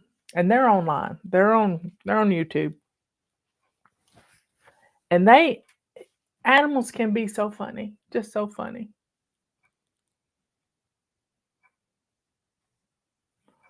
I don't know what's going on with Tracy. I'm getting in, asking for prayers for our family. Our mama passed away a week ago today, and we had her funeral yesterday. She was 86. Praise the Lord. She's 86. How beautiful. How beautiful. I pray for the family, Tracy. I pray for you and your family. Funerals are hard. I told Robert I couldn't go to Charles's funeral. It probably means I won't have anybody at mine, but that's okay. It don't matter. I'll see him later. Anyway, praise the Lord. Put all your faith in him. All your faith in him. You can't sit on a fence when it comes to faith. And the Bible tells us the faith of a mustard seed can move a mountain from here to there. It doesn't take much. And sometimes it takes a step forward in transmitting that faith. One of the things I remember from the Azusa Street book that I read. Now, Azusa Street was in LA. It was an old stable. It had been a furniture warehouse. It had been lots of things. And they started having church services there. And one of the things when people would get prayed over, I mean, the glory of God came down. The fire department was contacted because they saw fire coming out of the roof. It was a fire. It was a glory of God because people would come into this presence of this fog in the room. The children played hide and seek in the fog, and the children were healed. One little girl couldn't hear, and she couldn't go to school because she couldn't hear. I've seen an interview with that woman on the internet. All you gotta do is look it up. Girl healed of hearing. But they would take a step out in faith, like somebody needed to walk. They haven't walked in years, and they were in a wheelchair, and they were brought into the stable in a wheelchair. And so the people that were ministering to them, the first thing they do is that they, before they ever started praying over them, was lift up the little flaps on the wheelchair that hold the feet. Lift them up, because a lot of people stood up and tripped over those little flaps. They were so excited that they could walk. So folks, take that step. Know that you're being healed. Know it. Whatever it is for you. Whatever it is for you. But watch the Oasis Church. Dutch Sheets' brother, Tim, who is the pastor at this church, they started praying over him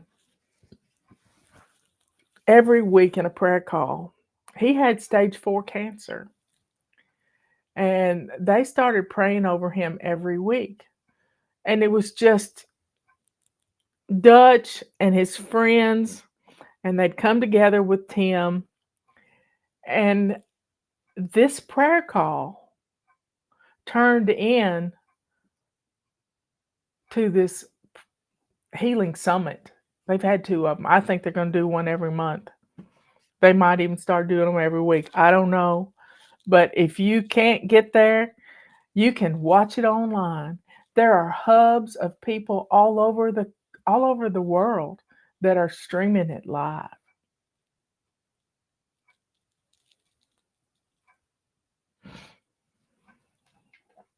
Anyway, be thankful. Start praising God for the healing, and listen to Pastor Kenneth Hagin. Pastor Kenneth Hagin, a whole room would fall out. And I didn't know about him. He died in 2003. He and Derek Prince died within 5 days of each other. You know they had to be celebrating in heaven when those two got there. But Pastor Hagin, he was healed as a 15 or 16-year-old. He had a heart problem. He couldn't play as little kids. You have to listen to Pastor Hagin's testimony. They've even done a drama about it. He died 3 times in one day.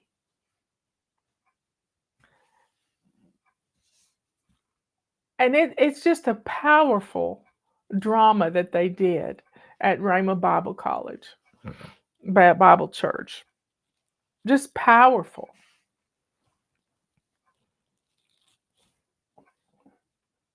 But he's so funny.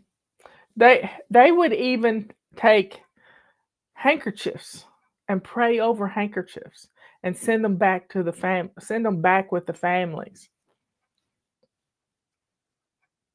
That's just beautiful. And that's biblical too. A cloth that they would take home. Jesus healed Peter's mother-in-law. Peter's mother-in-law of a high fever. Of a high fever. And the next thing you know, she's waiting on them. So please, everybody, whatever you need, put your faith in it. Your faith. That's why I wear this mustard seed right here. To remember that faith. That it doesn't take much. It doesn't take much. So my faith when the storm hit here, when the storm hit here, my faith was to be calm, to get a book that I was reading, a book on tape, and to lay down on the couch. I was not afraid. I wasn't pacing the floor. I wasn't doing. I curled up on the couch with a book in my ear and a prayer in my heart.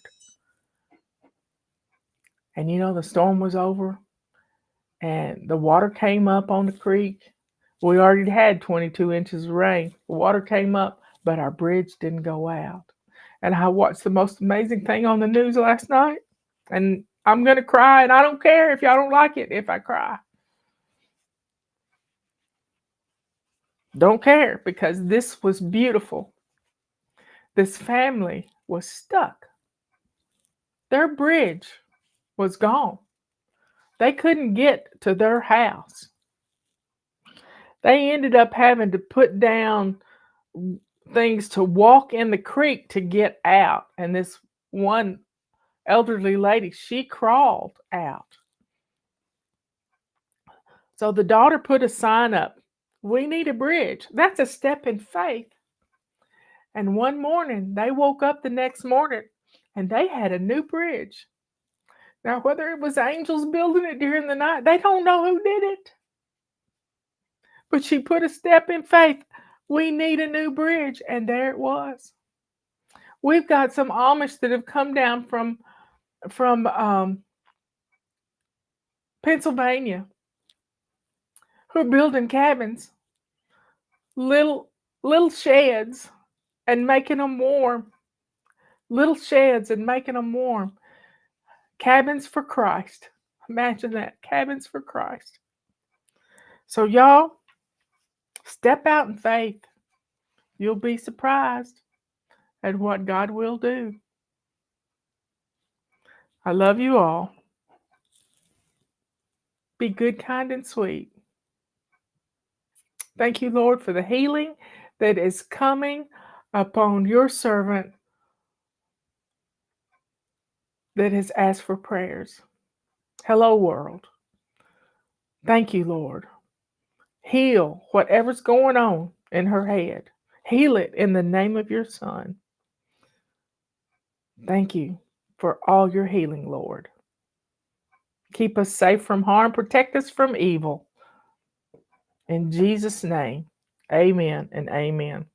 Be good, kind, and sweet.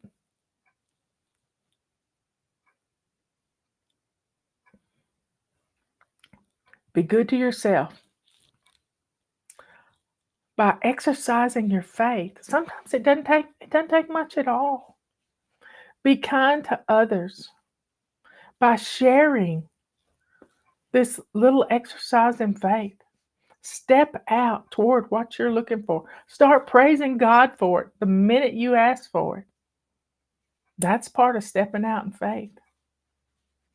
And let that joy that's in here show the world who you are, a child of the Most High, the only living God in the cosmos. Here's to seeing Him one day, worshiping at His feet. I love you all.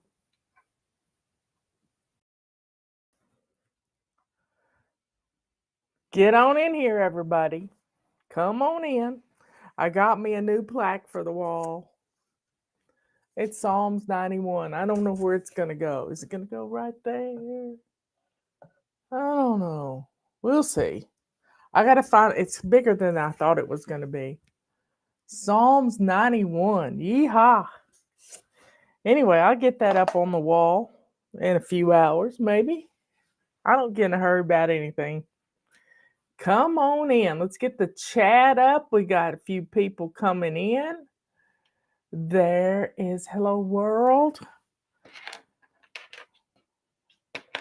Let me put on some cutesy glasses.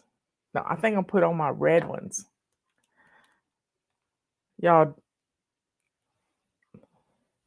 there we go. To go with my flag. Anyway, come on in. schools are getting ready to start in our area. Won't be long. We get exemptions because of we sometimes have a lot of snow and a lot of flooding and some different things. So y'all get on in here. Get on in here. It's going to be a busy day in the neighborhood. We have our calendars. We got word from our printer today that the first batch of calendars, where's the first batch of calendars is hot pink. I mean, the whole 2025 calendars are going to be hot pink. And they're on pre-order right now, and they're $10. And we've never done a pre-order sale where they're half price. Never. And it's just a tough time, and we just wanted to do something right, something that would be good for everybody. But anyway, these calendars are huge. This is this year's calendar. Let me go. But I want you to see how big the insides are, because it's what's inside that matters. Isn't that what our grannies told us? It's what inside. Pretty is as pretty does, my granny used to say. And this calendar is huge. Here's July. That's my glasses. This is how big it is. I can't even get it. I mean, if I turn it this way, I can get it all on the screen. But it's huge. It's not just a picture here and the full calendar right here. We got lines everywhere. And this calendar was just, we love it because it's big enough to write milestones from your family, appointments for families with a lot of kids, and you're running here, there, and yonder, and you need a place to put everything so everybody can see it. So get your calendars ordered right now. I've got to get my glasses before I step on them, y'all.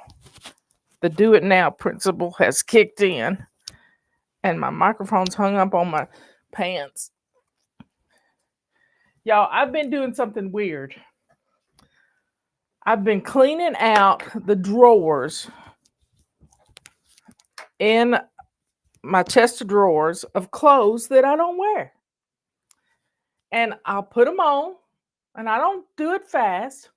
I put, a few things in my basket, and I put them on, and I surprise myself that I have something I really love.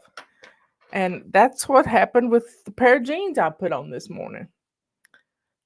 They are wonderful. And I probably had them for years and never worn them. I ordered them off eBay. That's where I get most of my clothes. I never buy anything new. But I'm going through things a step at a time. And as I find things I don't like, when I do the laundry, I will put those in a giveaway bag.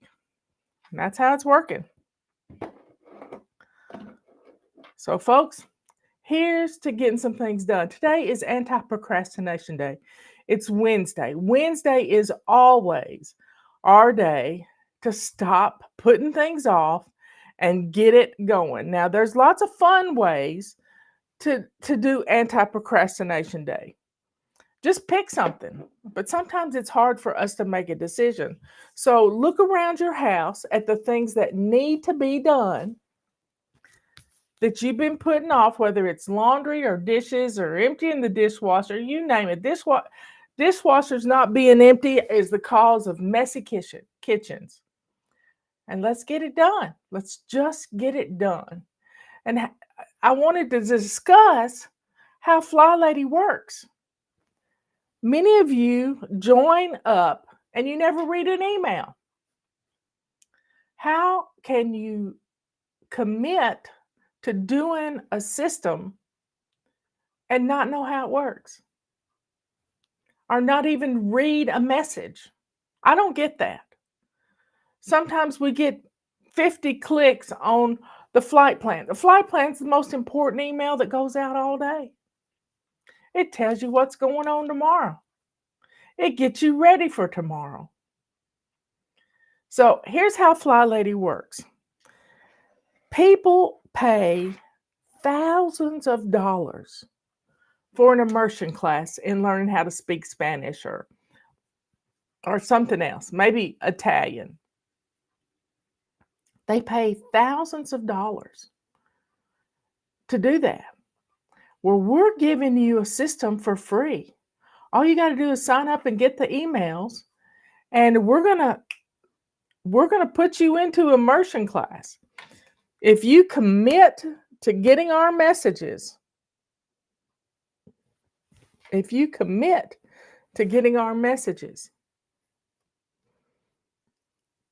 we're going to be in your face. There's somebody says they click on the website to see the flight plan. Well, that's fine, but we have brains that are all over the place. I mean, we ricochet. Our brains ricochet, and that's not a bad thing.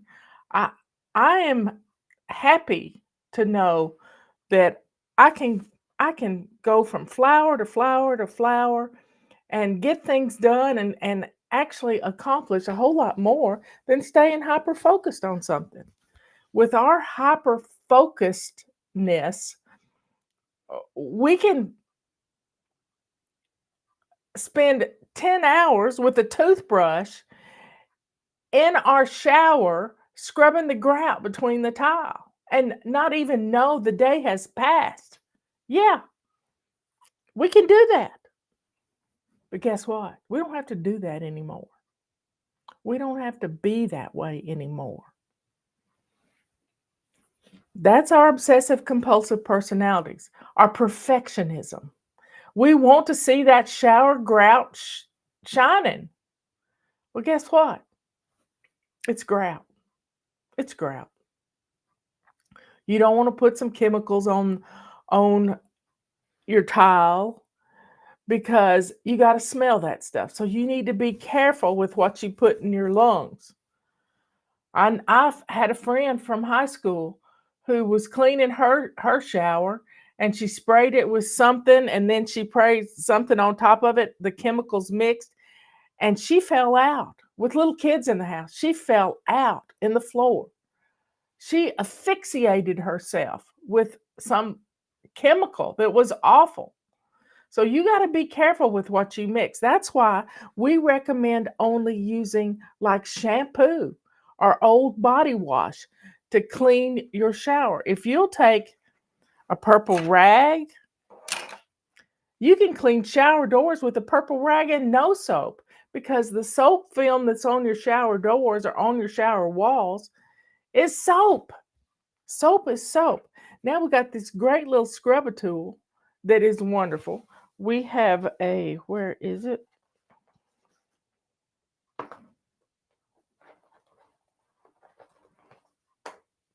I keep one of these in my shower all the time. It's got little grooves on it. Little bristles, stiff little bristles that are great for scrubbing grout. Guess what? You can scrub the grout while you've got conditioner on your hair. You can do that. We got the tools to do that. We also got the things to make, okay, Marla, slow down. We have personalities that we want to put things off until it gets so bad we can't function. We can't stand it any longer. And that's sometimes a good thing. But I want to talk to you about how FlyLady works. FlyLady works because of you. We have helped millions of people over the last 25 years almost. 25 years. We have helped people all over the world get their homes and lives in order. We have a sign that used to go up at our booths when we traveled to conventions, homeschooling conventions, and it said, "Are you living in chaos? Are you living in chaos?" And it used to be on the screen here. I don't know why it isn't anymore. Let's see if I hit this design. There we go. There it is. Are you living in chaos? I put it up there. Yay! I could do it and talk at the same time. Are you living in chaos? Chaos stands for can't have anyone over syndrome. Now, folks, chaos is a horrible, horrible thing. Seems like the whole world is in chaos. I know one time that can't have anyone over syndrome. I'll have to tell you about that sometime. I got a testimony from a general many years ago. A general in the military of our country.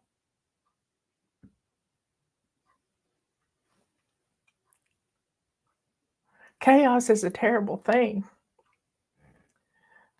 A terrible thing. And we can't just instantly snap our fingers and chaos go away. We have got to take baby steps. Let me tell you about my baby steps. I started on January the 1st of 1999. I was determined to get organized. How many of you have said that? I'm going to get organized. This year, I'm going to get organized.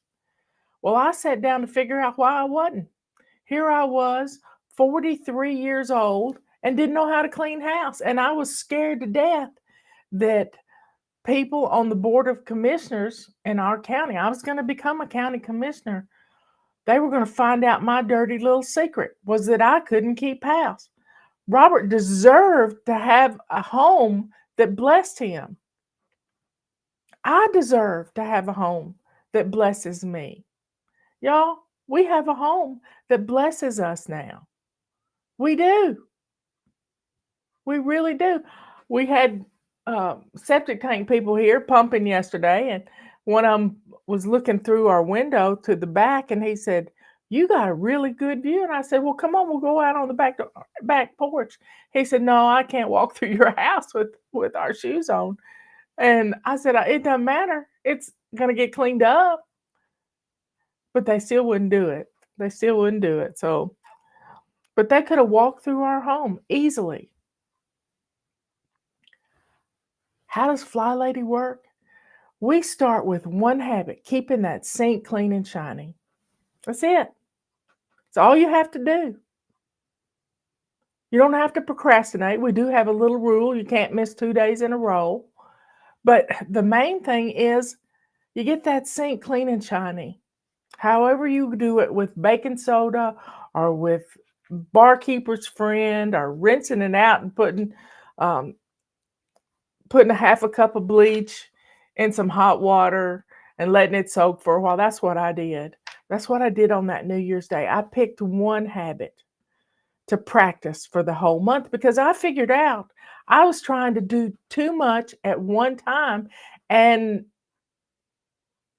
it wasn't working. So I picked one habit to practice for the whole month of January. And that habit was keeping my sink clean and shiny. And you know what grew out of that one habit? And I'm seeing it in my head right now. The countertops got cleared. The stove got clean. The refrigerator, we had a copper tone refrigerator and a copper tone stove. And the clean went from that sink around the room because the stove said in my ear, "Well, why don't you clean me like you clean that sink?" And I did. And we had yellow linoleum floor. And it was the type of linoleum floor that had grooves in it. And it was nasty. I got down sitting on that floor and scrubbed that floor and got it pretty looking.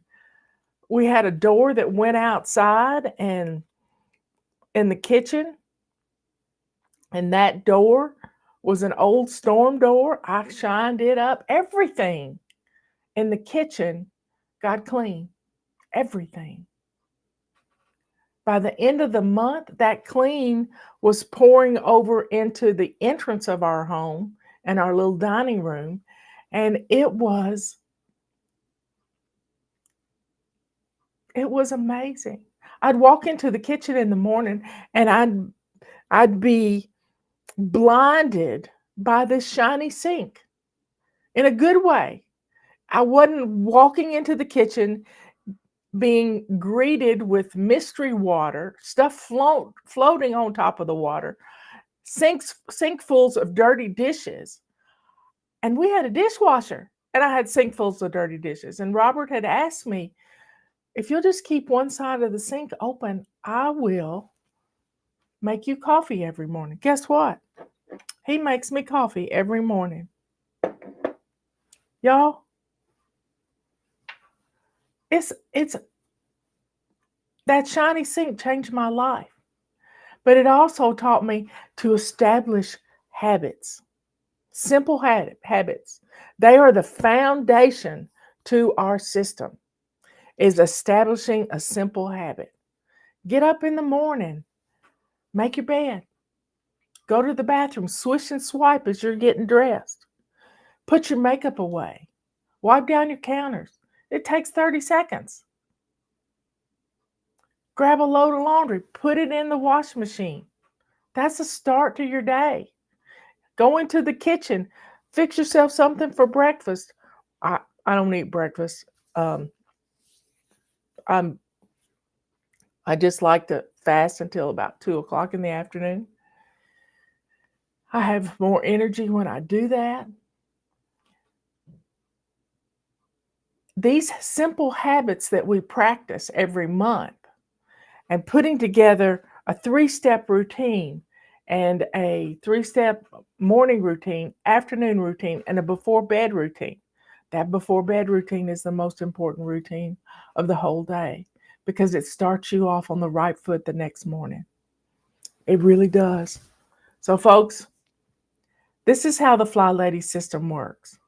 It works, it gets in your head. You commit to it.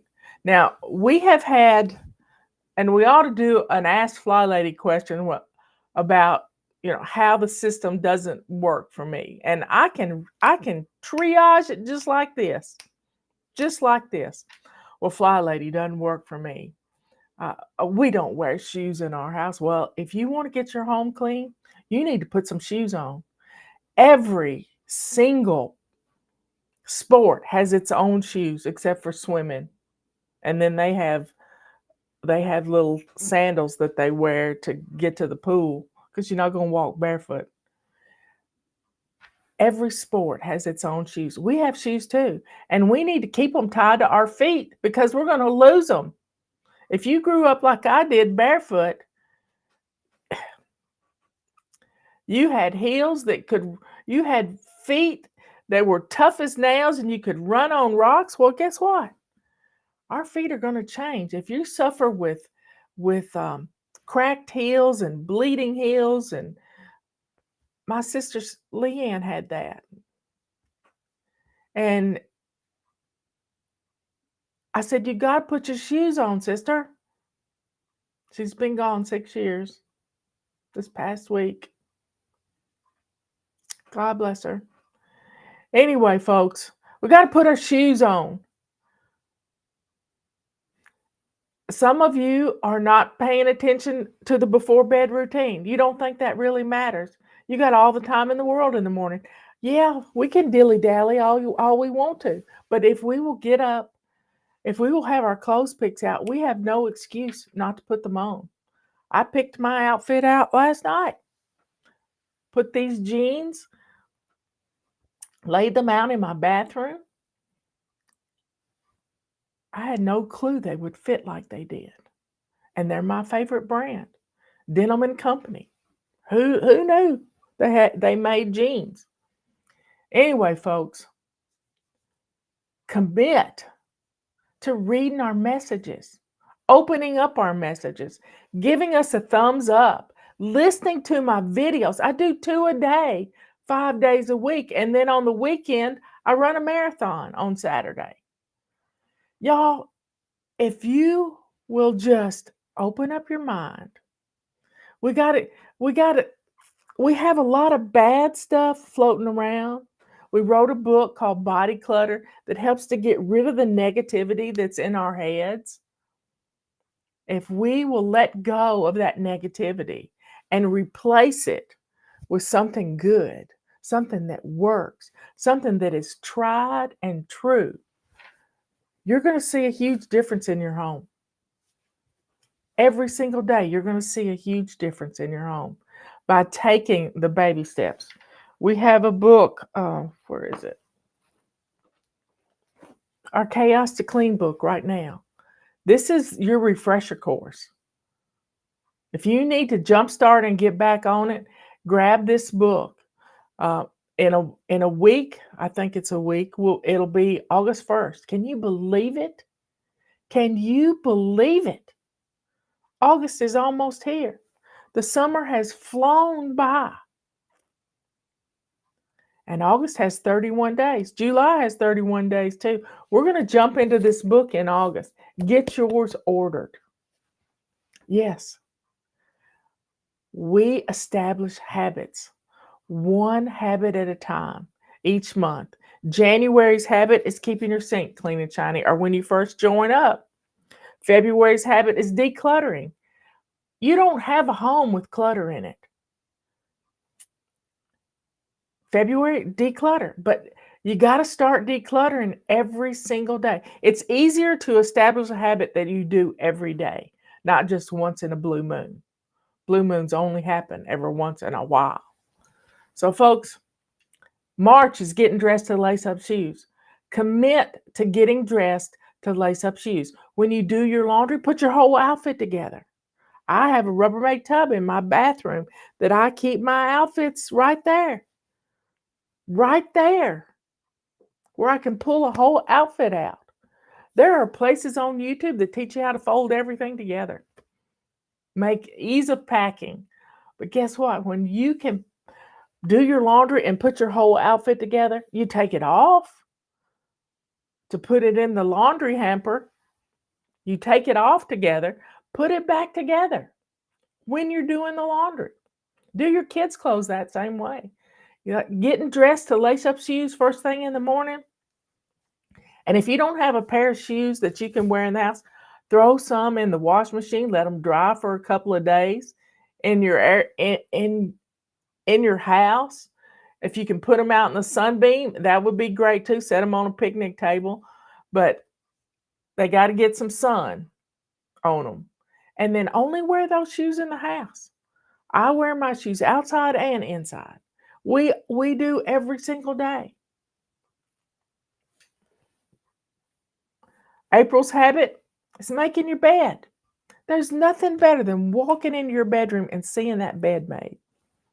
It changes your attitude. It puts a smile on your face, just like that shiny sink puts a smile on your face.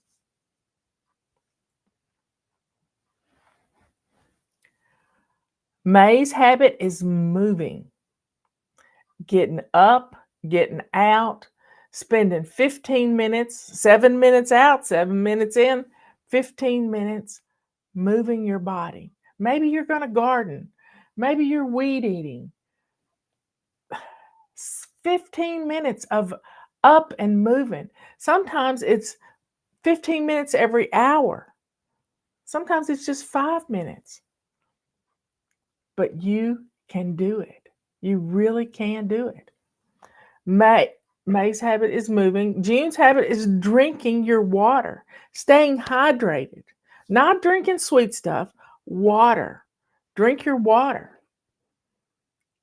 And you're going to feel better. You're going to be energized. Now, not drinking excessive amounts and just sipping on a cup of water. If you drink a cup of water every hour, look at what you're going to get in. A cup is 8 ounces. This probably holds about 10 ounces. That's 80 ounces of water that you've sipped during the day, during the hour. Refill your cup. July's habit is swish and swipe. That's what we're practicing right now. Swish and swipe in our bathroom. But every room has a little swish and swipe. And keeping your sink clean shiny in your kitchen, wiping down your countertops, that makes your kitchen look good. Making your bed in your bedroom, that's a swish and swipe. There's a swish and swipe in every single room. Cleaning off your flat surfaces in your living room makes your living room look neat. Yes. Let's see, that was July. August habit is doing a load of laundry every day. If you will do a load of laundry from start to finish every single day and put it away, you can start it at night when everybody's got their jammies on. You got a load of clothes. You got a load of clothes to put in the wash machine. And then first thing in the morning, when you get up and you're taking another load of laundry to the basement, put that load that's in the wash machine that you did last night in the dryer. And you're going to get probably 2 loads done today. Having that laundry done makes it easy for people to get ready to go to school in the morning when they pick their clothes out. And you can put your kids' clothes together in the full outfits. September is practicing our before bed routine. It changes your life. When you do that one routine, you are going to start out on the right foot every morning because you set up a launch pad so the kids wouldn't forget their clarinet or whatever they've got at school today, gym shoes, whatever it is. You've got it set on their launch pad. Now's the time to establish a launch pad. It can be anything from a crate and a hook on the wall for backpacks. That's all. That's it. Some place for somebody to sit and put their shoes on and grab their backpack. Have a place to put things so that they're ready to walk out the door to go to school. Yeah, it's on their way out the door. October is dealing with your paper clutter. We have paper clutter everywhere. When October rolls around, that's when we can, have a fire pit outside or start a fire in your fireplace. You can burn some stuff that you're scared that's going to get in the trash and people are going to steal your identity. But you can deal with it at home. If not, get a shredder. You can shred everything you need, and kids love to help. November, it's menu planning. We do menu planning every single week on Tuesday. We menu plan. If you don't do it on Tuesday, we got to end up procrastination day. Do it on Wednesday. It's going to change your life. It's going to change your finances because you're going to be planning for those leftovers. You just have to think about it. And we got a calendar that's big enough to put your menu plans on the calendar. Yeah, you can do this. And December's habit is pampering yourself every single day. Whether it's putting some cuticle oil on your fingernails. I put chapstick on mine every night when I put chapstick on my lips to go to bed. Put it on my cuticles. It changes. When you take care of you, there's nothing like a hangnail or a cuticle that's gotten dry and pulled away and it hurts. Take care of you. If you don't take care of you, who will? And that's what these pampering missions are all about. Sit down and get your Bible and read. We can read our Bible in a month. And I got it on our website. Take care of you. Take care of you physically, spiritually, mentally. Sometimes we just need to take a nap. It's not a bad thing. If you got little kids, when they take a nap, you may need to sit down and rest. Don't say this only time I've got to clean. Well, you got a little army right there with you.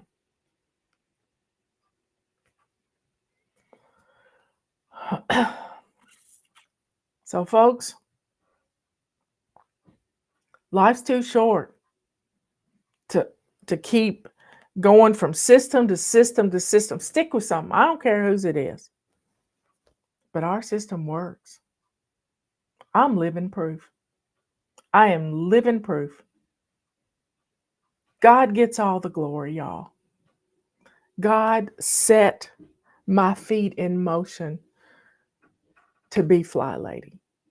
Somebody asked me yesterday, the septic tank guy, he said, well, what's your website? I said, flylady.net, because he won't tell his wife about it. And he said, well, what does that mean? And I said, well, I used to teach fly fishing. He said, I've always wanted to learn how to do that. You know what? I came in here to my studio on my shelf over here. I had 2 books. There's 2 guys.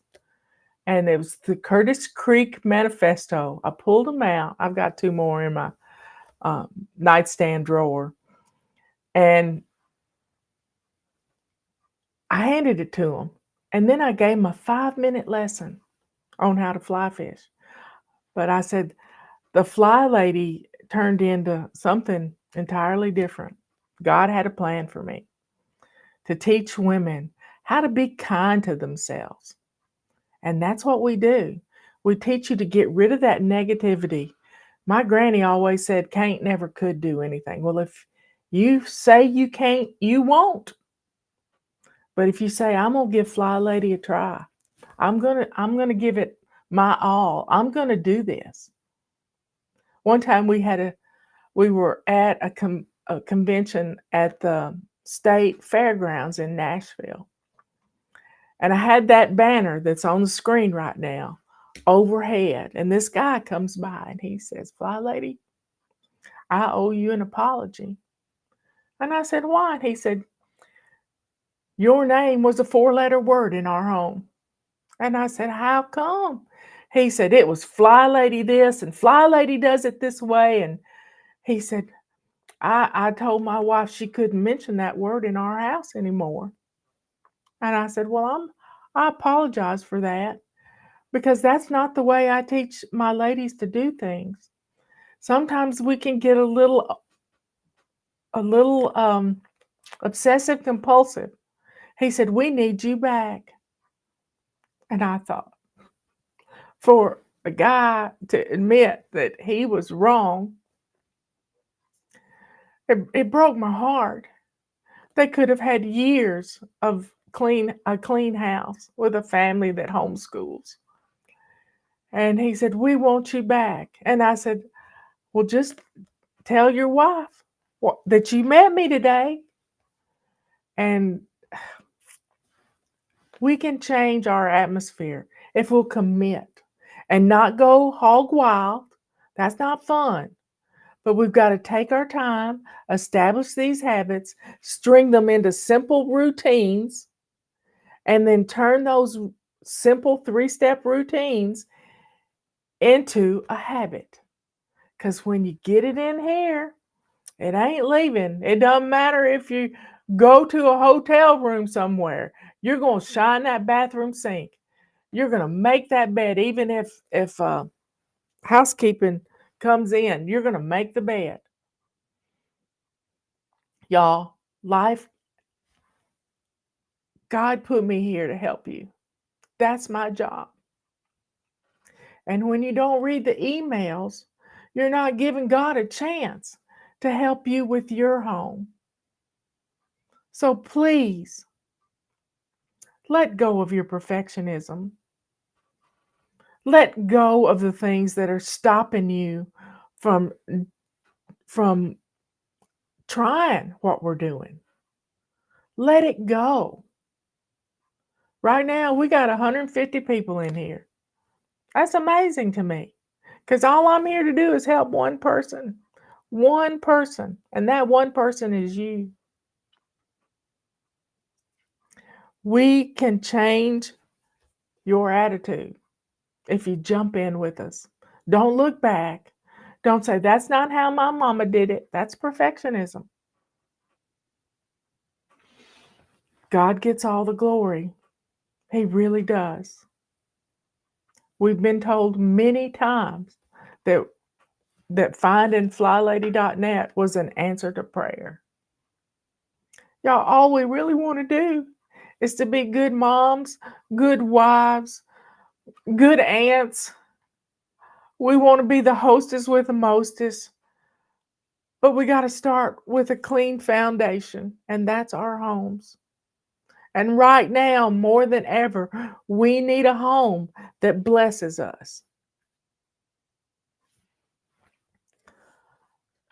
Let's go to the Lord in prayer. Dear Father in heaven, thank you so much for all my fly babies that are here watching this morning. Thank you for the love that you give them.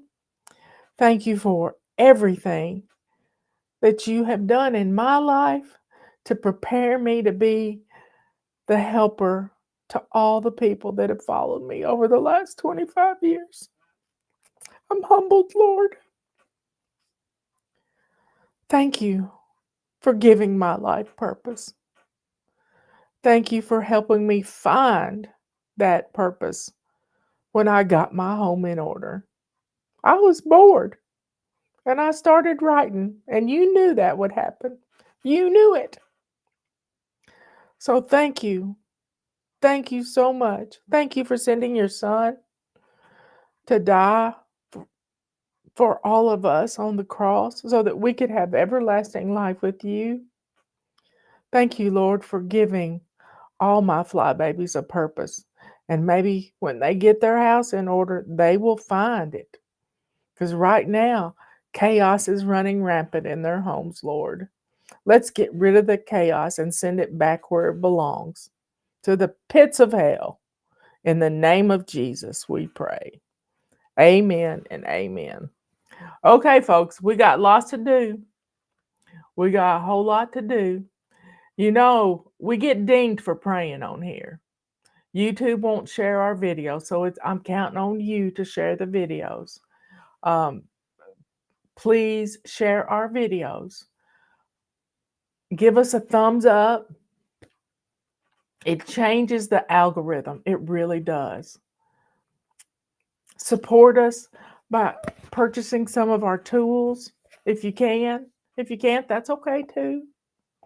Get your calendars ordered. If you're going to need a calendar in January, you need to go ahead and get it ordered, because it's never going to be $10. It's never going to be $10 again. It's never going to be. So get it now. I love you all. Be good, kind, and sweet. Be good to yourself by going and shining your sink.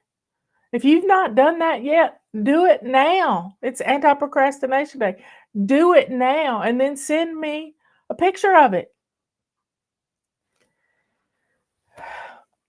Be kind to others. Because when you can open your door and let somebody into your life, you can help them in some way. Somehow.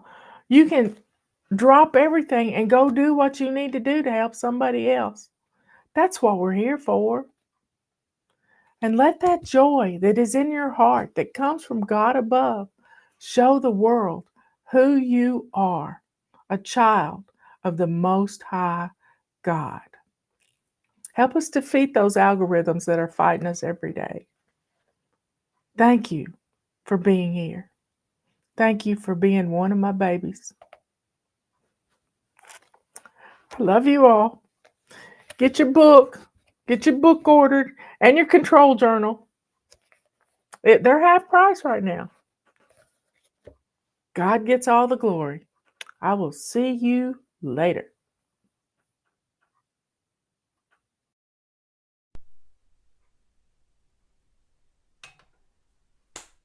Get in here.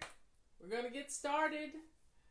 I have promised you all I'd be on here at 1:30. I'm about 2 minutes late, but something happened weird with my phone. But I've got my bottle of water. You need to get you a bottle of water. You need to be dressed to lace up shoes. And we're going to get started with crisis cleaning. So here's how it works. we're going to spend 15 minutes. I have my trusty timer right here.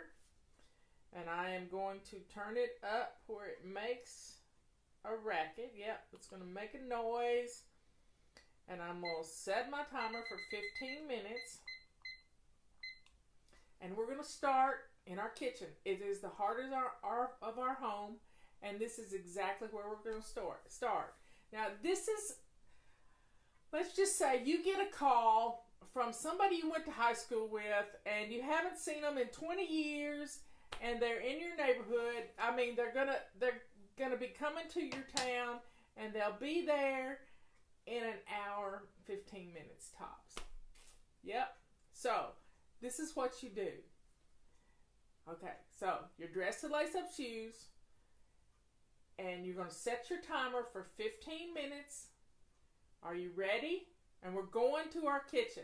Now, I'm going to talk you through this. I'm going to talk for 15 minutes on what we're going to be doing in our kitchen. So, go to your kitchen, and the first thing, sorry. I forgot to put my microphone on.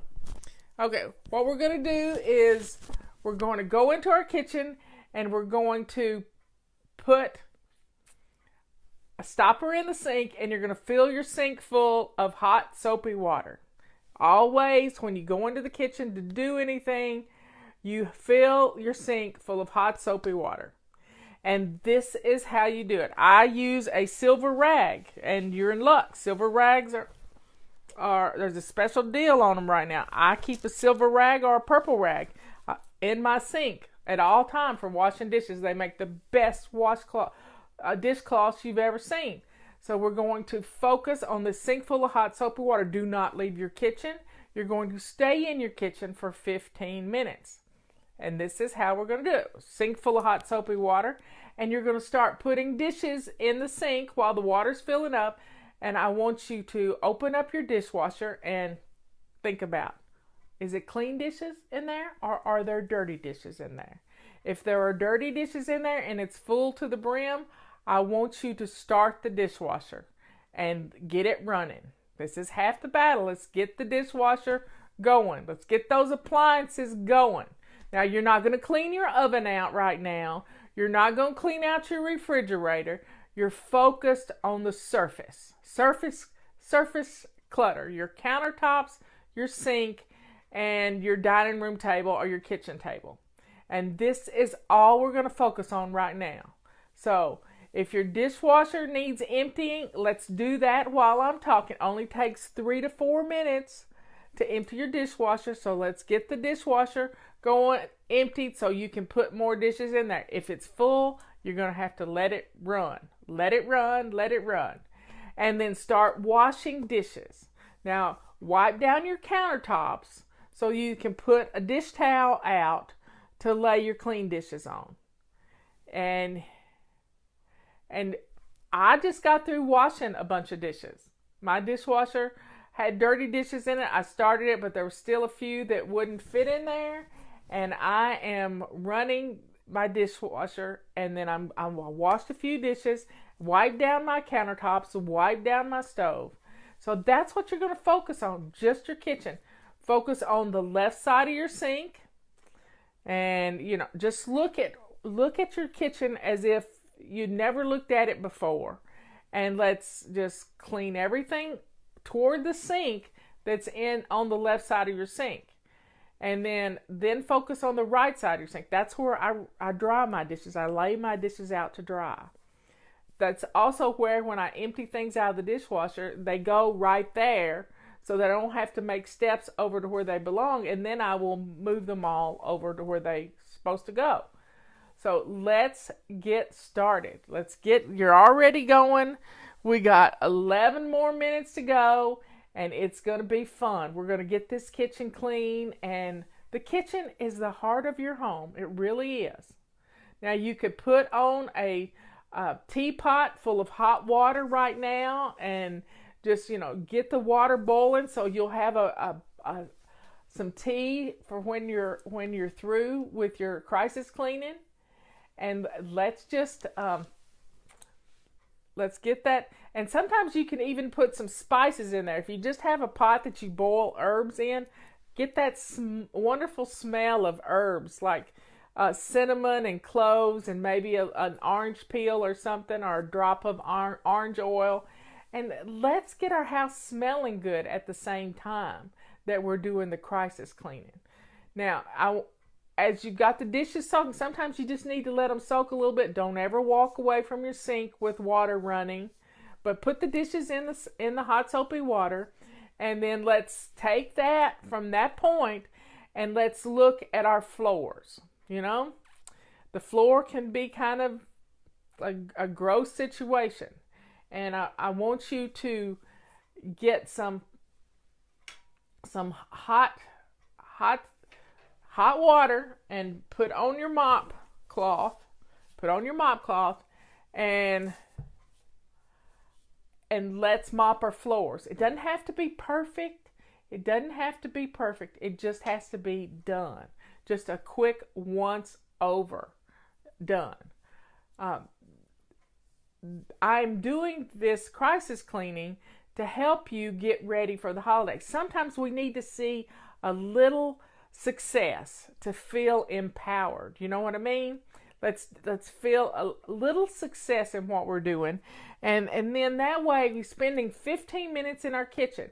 So let's mop real quick, just the floor, around the sink, around the stove, just a quick and dirty mop. Just a quick and dirty mop. It doesn't take long. It just has to be done. And then you can take that mop cloth and put it, you can lay it out under your sink to dry, or you can take it to the wash machine and throw it in the wash machine and turn it on.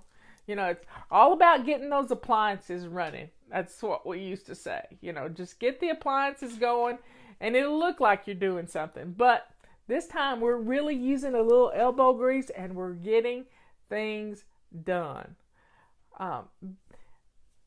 Getting your kitchen clean, that is the heart of the home. So when your friend gets there in an hour, the tea water will be simmering and you can pour you a cup of tea. You can already have your own cup of tea because that's what we do at the last thing. So we've spent 7 minutes already, half our time's done in our kitchen, and we're staying focused. This is focus on your kitchen. We're not leaving the kitchen for anything. We're focusing on our kitchen. And then when you get through emptying the dishwasher, and you can add more dishes to your dishwasher and run it again, or you can just keep washing dishes. Just don't expect them to just magically get done by themselves. Wash the dishes, rinse them, lay them on your dish towel, and before you know it, your kitchen is going to be looking good. Now, it doesn't take long to do the floor. So you've done the floor. I want you to rinse out your purple rag or silver rag. There goes my magic wand. Purple rag or silver rag. And I want you to take your cloth and we're going to wipe down our stove. Now rinse it out really well. Do not get distracted. Kitchen only. Yes, yes. We're going to take our purple rag and we're going to wipe down our stove. We're going to wipe down. I have a glass top stove. It gets to looking pretty rough. And I have a single edge razor blade. So don't go looking for a single edge razor blade if you don't have one handy in your kitchen drawer. But I use that to scrape off things around the circle on the eyes of my stove. But if you don't have one, don't worry about it. Don't go looking for it. We don't want to get sidetracked. You hear me? No getting sidetracked. Wipe down your stove surface. And if your grates look pretty rough, don't worry about those either. Just leave them on the stove because it's going to look like it's part of the stove. And then we're going to wipe down our oven front. So stay focused on the kitchen, just the kitchen. That's all we're doing right now. And once you wipe down the stove, go over to the refrigerator and wipe the fingerprints off your refrigerator.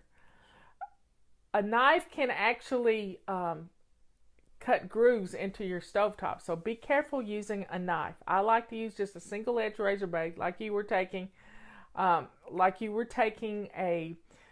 paint off of a window that you'd accidentally got on there. And it's just residue. It's just residue. So you can do this. Stay focused in your kitchen. Stay focused in your kitchen. Now, let's look at your dining table, the table that's in your kitchen, or the bar, or if you have an island in your kitchen. Let's look at that island and see what's on there that needs to be put away. You got it? So grab a box or basket or something and start taking things off of the island that don't belong there and putting them in this basket. Now, I don't want you running around. You got water going in the kitchen. I don't want you running around. You're staying in the kitchen. Stay in the kitchen. And even if you have to get a big pot to put things in, you're not leaving the kitchen to go get a basket. You hear me? We're staying in the kitchen. And we're going to clean off our island, because that's the first thing people see when they walk into your kitchen. It's the first thing they see. So let's clear off our kitchen counter that is our island. If you have a dining room table that the piles of paper clutter get on, then you've got to pull everything off of there too. This is crisis cleaning 101. We are staying focused in our kitchen. We've got 4 more minutes. 4 minutes and 40 seconds. So let's stay focused on our kitchen. Now, you're not doing this so fast that you're haphazard with your work. You're staying consistent. Leanne just talked about consistency. Stay focused on what you're doing. Work your way around your kitchen until you get all the flat surfaces cleared off. Now, your canisters, do they look rough? Do they look dirty? Rinse your rag again and wipe down your canisters real quick. It doesn't have to be, you don't have to get out the Windex or anything. You're just going to wipe down your canisters and make them look, if you want to spray your rag with a little Windex, that's fine too, but just stay focused on your kitchen. And then you're going to be so surprised that when the kitchen looks good, the rest of the house is going to look good. So we've got a little over 3 minutes to go in our kitchens, and you can do this. It's not hard, but we have to put our blinders on and we have to stay focused in the kitchen. Our biggest problem is trying to go all over the place, trying to do too much, and we get this reverse scavenger hunt going, and we can't get anything accomplished. We're staying in the kitchen.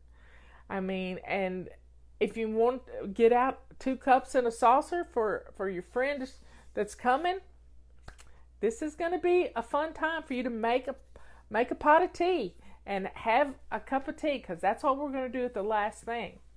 Now, the secret is we're going to stay 15 minutes in our kitchen, 15 minutes in our entrance and our main living area, the things that when somebody walks in your door, they see. And then we're going to spend 15 minutes in your main bathroom. And then the last 15 minutes is the most important 15 minutes of the whole hour. And that's 15 minutes to catch your breath, because this is sort of an aerobic atmosphere that you're in. You're getting things done. You're staying focused on what needs to be done to make your house look good. This is crisis cleaning. This is crisis cleaning. And this is when you get that call from your mother-in-law that she's almost, she's an hour away and you got to get the house clean. So we've all done it. And what makes our house look messy is every flat surface is cluttered.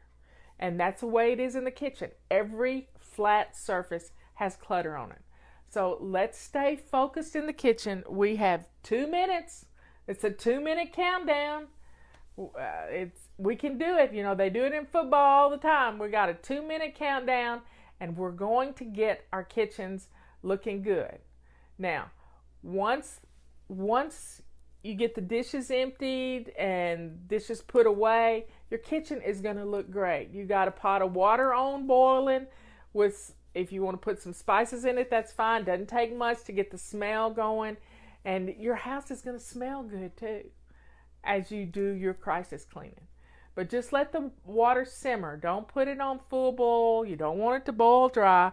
We're staying focused in the kitchen. 1 minute and 15 seconds to go in your kitchen, and then we're going to move on to the living room. So just look around your kitchen, see what else needs to be taken care of. You've cleared off your dining table and your island. Push your bar stools up to the counter, and it will make, get everything. Put the chairs up to the table, wipe the table off, and there you have it. You've practically cleaned your whole kitchen in 15 minutes time. You can be surprised at how much you can get done in just 15 minutes. And it's so fun to stay focused. So anytime you want a crisis clean, put on this little video. Don't watch the video. Just put the phone in your pocket, put your headset on, and let me talk you through it. Don't watch it. That's going to ruin it. So set the phone up in your kitchen and just let me talk to you. You don't have to watch it because that's going to keep you from doing what you need to do. So stay focused. Let the dishwasher keep running, and leave the hot soapy water in your sink for right now, because if you need to, you can come back and do the kitchen again. Work in the kitchen some more. Okay, that's our first 15 minutes. Setting the timer again for another 15 minutes, and we're going to peek out the front door and see if you've got a rotten pumpkin on your front porch, or whatever decoration needs to be taken off that's from the last holiday. It could be Halloween, it could be Christmas and it's March, or it could be Easter stuff that hadn't happened since last year. So let's look at our front porch and see what needs to be thrown away on the front porch right now. That's our first thing. Then look at your front door. Does it have fingerprints and puppy nose prints and paw prints on your front door? Grab a purple rag and we're going to wipe the windows down. It takes 30 seconds. That's all we're going to do. We're just going to get the fingerprints off the windows and wipe down the door if it's got some muddy paw prints on it. And let's get that looking clean, because that's the first thing your guest is going to see. You want that front door looking pretty. And you can do this. It's so easy. Now, once you've gotten that door cleaned, because we get muddy paw prints on our door all the time, you take your broom and head out to the front porch and just quickly sweep the front stoop. That's all you got to do. Just sweep a path. If you got leaves out there, just sweep them off to the side. You don't have to sweep the whole porch. You're just making a path. You're just making a path. Now, once that's done, we're going to go into the front door and shut the door behind you, and we're going to look at what you see in your living room. Don't look at the whole thing. What's the first thing that catches your eye? Is it the credenza? For me, it's the credenza right behind my couch. It is a catch-all. Sometimes it piles up with things. If packages come in, that's where Robert puts them, and they have to be emptied every day. So let's clear off the flat surfaces.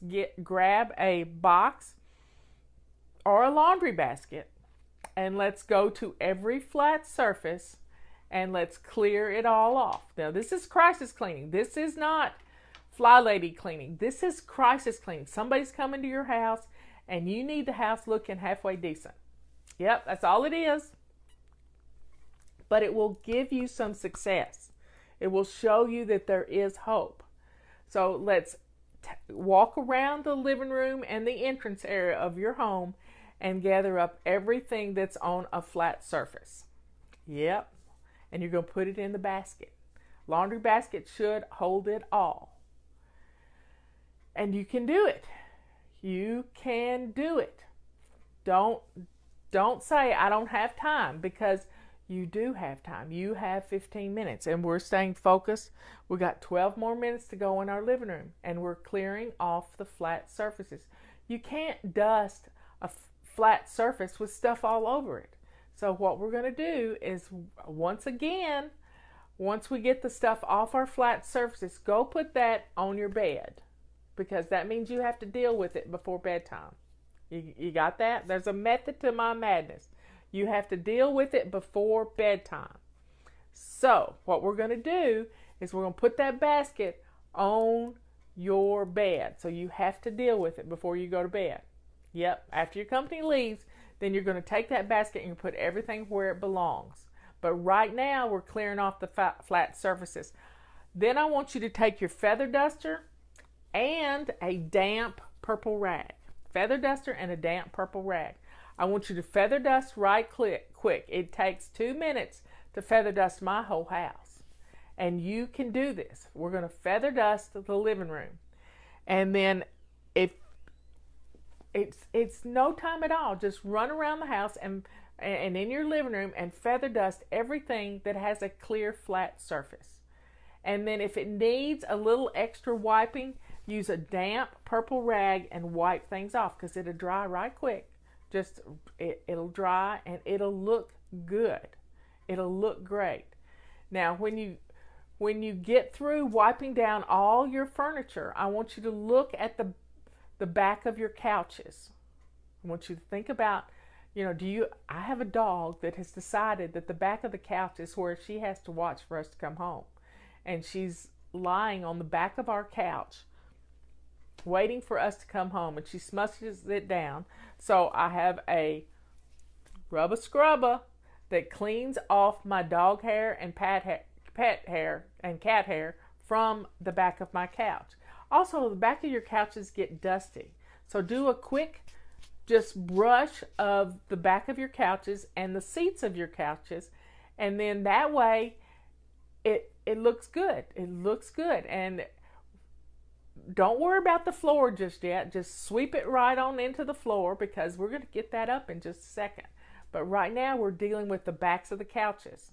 And we've done our flat surfaces, and it's going to look good. We have 9.5 minutes to go. Look what we've gotten done so far. So let's get the backs of our couches looking good and the seats of our couches, and let's plump the pillows. Pretty pillows make everything look good. If you've got a blanket, put that in the basket along with the stuff you've cleared off the beds, and let's, messy blankets on your couch make the room look messy too. So let's gather that up. And I have a fireplace that can get quite messy, and just a quick sweep of all the ash residue into the fireplace is good enough. It's just good enough. And it feels so good. Then I want you to take your purple rag and rinse it out real good, and let's go do your back door. If you have a door, I have a door out to my back deck, and it gets those puppy nose prints and those muddy paw prints on it all the time. And that'll make the room look good. It'll make it look great.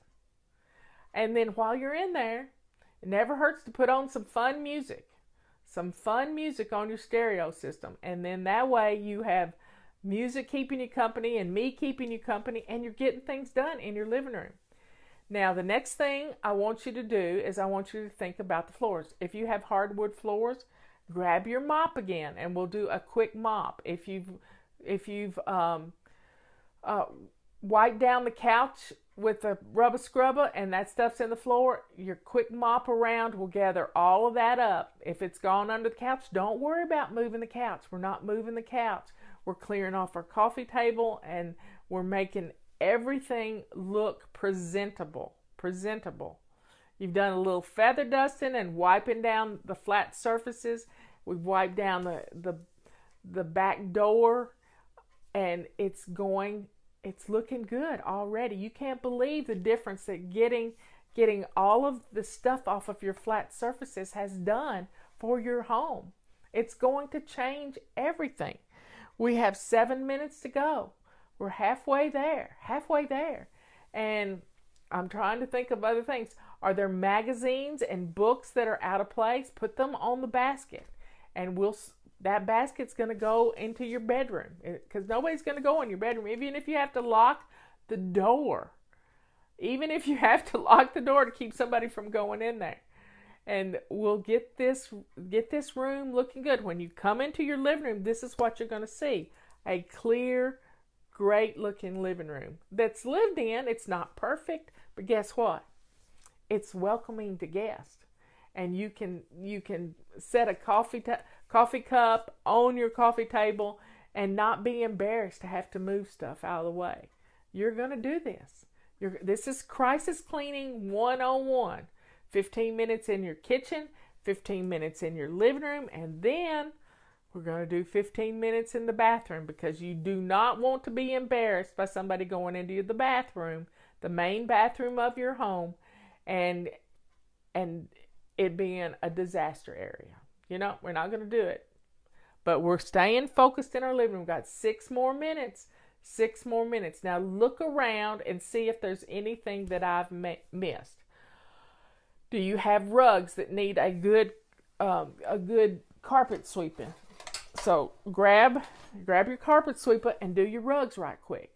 Takes 2 minutes, 2 minutes at all. And this is going to be, your rugs are going to look good. If you need to, you can sweep it with your sweeper or your broom, and then use your mop to gather it all up and get it out the door. You'll be so blown away that what 15 minutes can do to make your living room look absolutely amazing.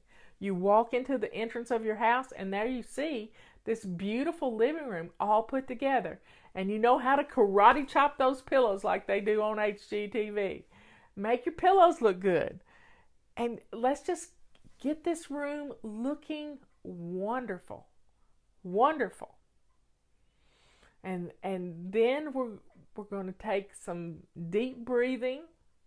We're going to take some deep breathing, and after our 15 minutes in the bathroom is up, and you're going to compose yourself, because you've worked out pretty good. You've worked out pretty good getting this done. This is crisis cleaning 101.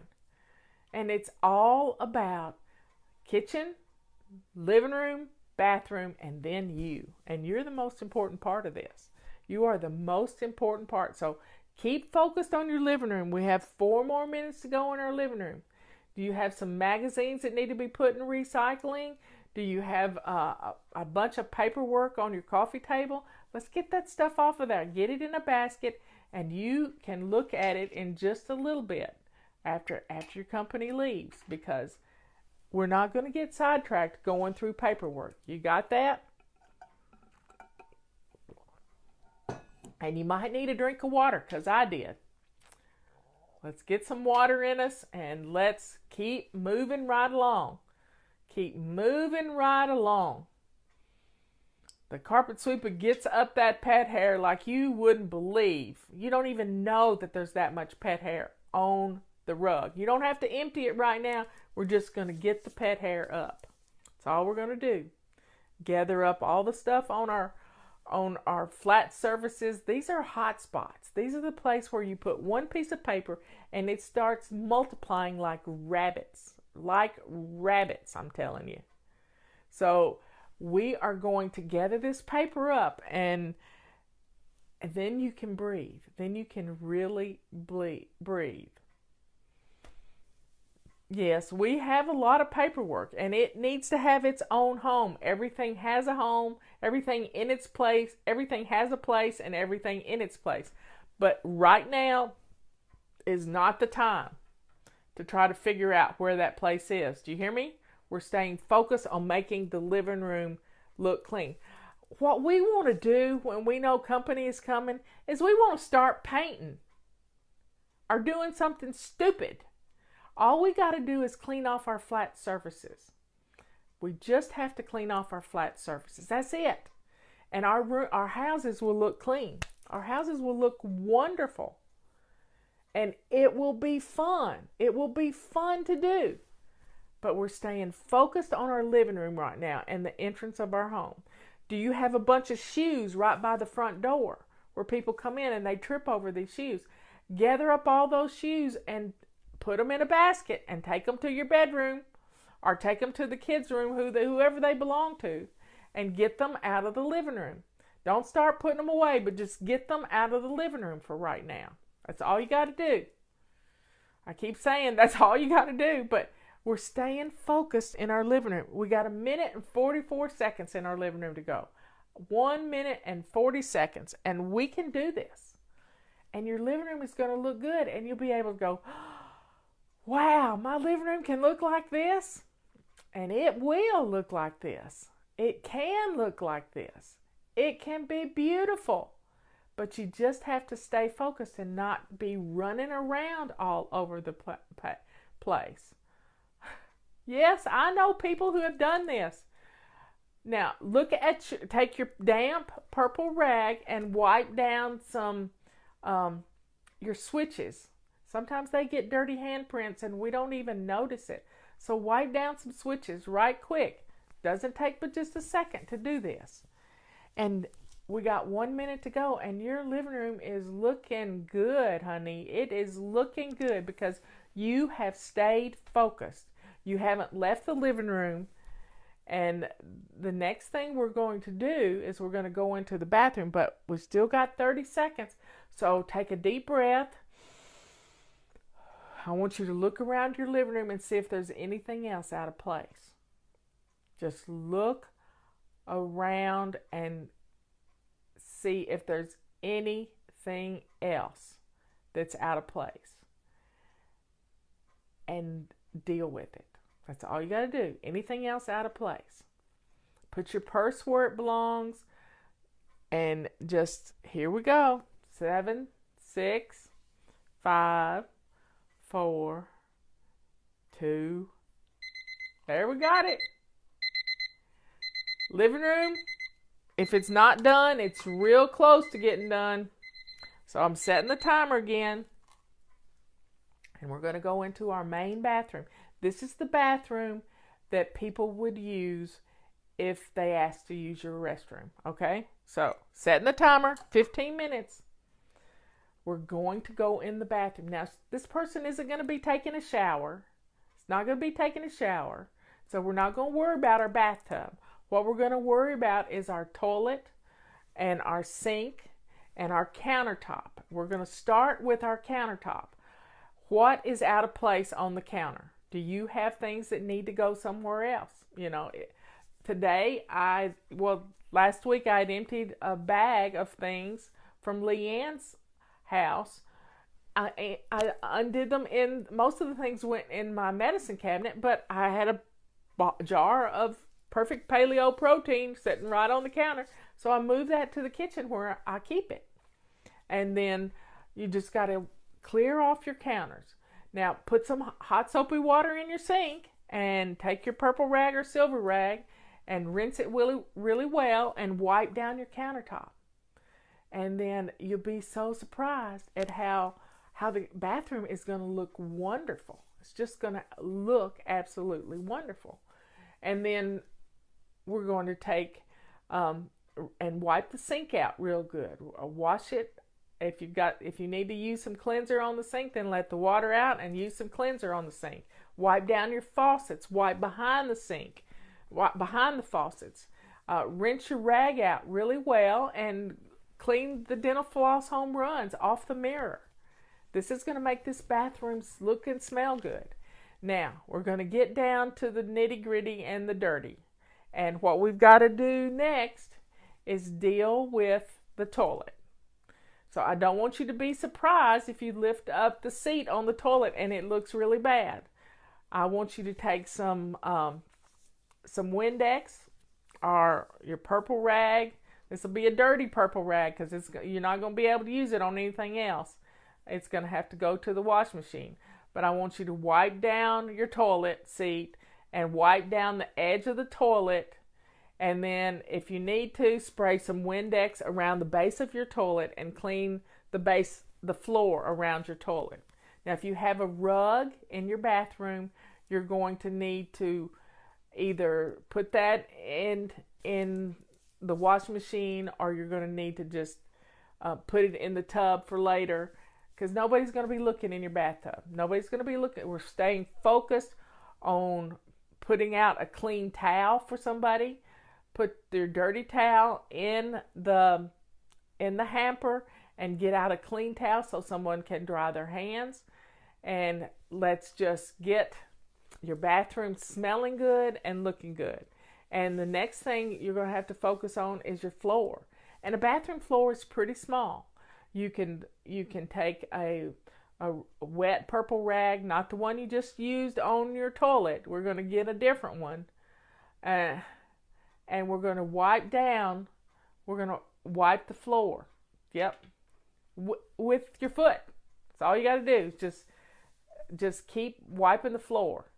And this room is going to smell better. It's going to look better. Now look at your doors on your vanity. Are they nasty looking? Wipe them down right quick with a clean purple rag or a washcloth. I don't care what you use. Just stay focused on your bathroom. Mirror, countertop, sink, faces of your vanity, the floor, around the base of the toilet, the back of the toilet. What do you have on the back of your toilet? Do you have too many books on there? Let's get rid of those books and clear off the back of the toilet and wipe it down with your clean rag. And it gets dusty. Do you have too many things on the shelves? Do a quick rearranging of shelves. Shelves are the towels just folded any which way. Take a minute and refold some towels and put them on the shelves. I'm trying to think of how my bathroom looks. Do your canisters need to be refilled? You have plenty of toilet paper in your bathroom. You don't want your guests saying, I'm sorry, I couldn't find any extra toilet paper, and look under your bathroom cabinet. Wow, that would be make sure you got plenty of toilet paper in your bathroom so that they don't have to holler, I'm having a drip dry in here. So please get plenty of toilet paper in your bathroom so that they will not have to look for toilet paper. I've had that happen to me at somebody's house, and it's embarrassing. It's embarrassing for them. It's embarrassing for you. So stay focused. Let's get our bathroom company ready. Company ready. And we're going to have to swish the toilet eventually. So I keep a toilet bowl brush in Dawn dishwashing liquid with half water, half Dawn dishwashing liquid right there. But I also have some lavender smelly stuff that I can squirt in the toilet that makes the toilet smell good too. So do a quick swish and swipe in your toilet after you've already wiped down the seat and the rim, and your bathroom is going to smell good. It's going to look good. If you have some lavender oil, you can take a little drop of it and put it on the inside of your toilet paper roll. And then when they roll it off, it's like air freshener. You can use orange oil too. It all is good just to make your bathroom smell wonderful. And it's just, we've done 7 minutes in here already, and look how good it's smelling. Now, put all the toothbrushes where they belong. Sometimes we need to just put the toothbrushes in the cabinet and leave them in the cabinet for right now. When it comes time for the kids to brush their teeth after getting ready for bed, you can pull them all out again, but right now let's put everything away. Let's get everything up off the counter and clear your counter so it looks wonderful. And make sure you got hand soap in your soap dispenser for someone to wash their hands. Is that empty? So let's get everything looking. We're not dealing with the bathtub right now. Pull the shower curtain or the door shut.